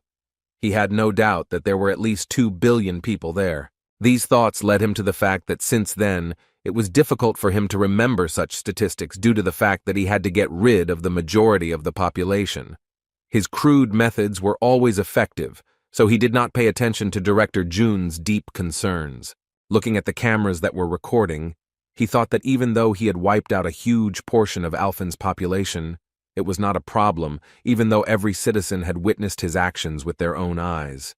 That was why he thought that a live broadcast from one country was nothing to him. Looking into the eyes of the defenseless president of the Hwarang Guild, he asked if he really wanted to be beaten in front of the entire country. When Lee Sang-ho responded to his serious question with disrespectful incomprehension, Woo-jin explained the situation to him in a language he could understand, the language of pain. Once Mr. Lee received a mind-blowing slap in the face, he realized the reality and that in this situation, he was not dragging his opponent into the mud, but was simply being made redundant in front of the entire country. Those watching this on television were in indescribable shock, especially those people who had at least some connection with the conflict between these two powerful organizations. Sun Han, clutching his face, thought with horror that he could have been in this poor fellow's place. He was horrified by the mere thought that he had tried to deceive this madman. Even with all that was going on, it was hard to realize that he was allowing himself to do something like that at a press conference. No one could believe that there really were people who didn't care about public opinion. Beating up leader Lee on live TV was not in the media's plans, so they stopped the broadcast and started another TV show. After this happened, Chung Han calmed down a bit and sighed heavily as he thought about how they would get out of the situation when their beloved leader was causing a fuss. This broadcast managed to fly all over the internet, and headlines about Kang Woo-jin's attack took first place. In parallel with this news about some new saint gained unprecedented popularity, which greatly interested one of the directors of Ardal. He decided to watch the video that went viral, and saw a woman in a beautiful dress with fair skin and hair, who had some marks on her forehead. Apparently in this video, she was supposed to demonstrate some kind of miracle.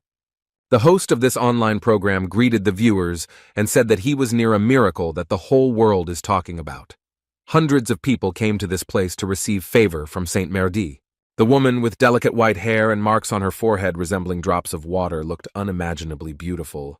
When Seung Han saw her for the first time, he almost had a panic attack because her beauty was simply beyond their world. A little later, the host said that she could be attributed to the race of elves, whose appearance is indeed distinguished by its tenderness and sophistication. The people gathered around her were watching a man sitting in a wheelchair. It was Mr. Smith, who had a congenital weakness of the body. It seemed that this was some kind of cult, but the experienced swindler's instinct told him otherwise. Meanwhile, the host, wondering whether Mr. Smith would be able to get back on his feet, invited all viewers to see this miracle with their own eyes. Placing her hand on the sick man's head, the saint began to release mana, causing a soft blue glow to appear. In just a moment, something happened that shocked everyone, even Sun Han. He was sure that this was not a performance, and that the man was actually healed thanks to her power. With a tremor running through his body and tears in his eyes, Mr. Smith began to sincerely thank Mrs. Murdy for saving his life. In response, she said that the Lord's favor has no limits to those who believe in him. She did not consider herself a benefactor, since she presented herself as a messenger of the Lord. It was hard to believe something like that, but Seung Han had no doubts about the authenticity of this video. There were plenty of awakened people with similar abilities or access to potions, but none of them could cure someone who was sick from birth. There was particular interest in this throughout the world, especially those who witnessed this miracle in person.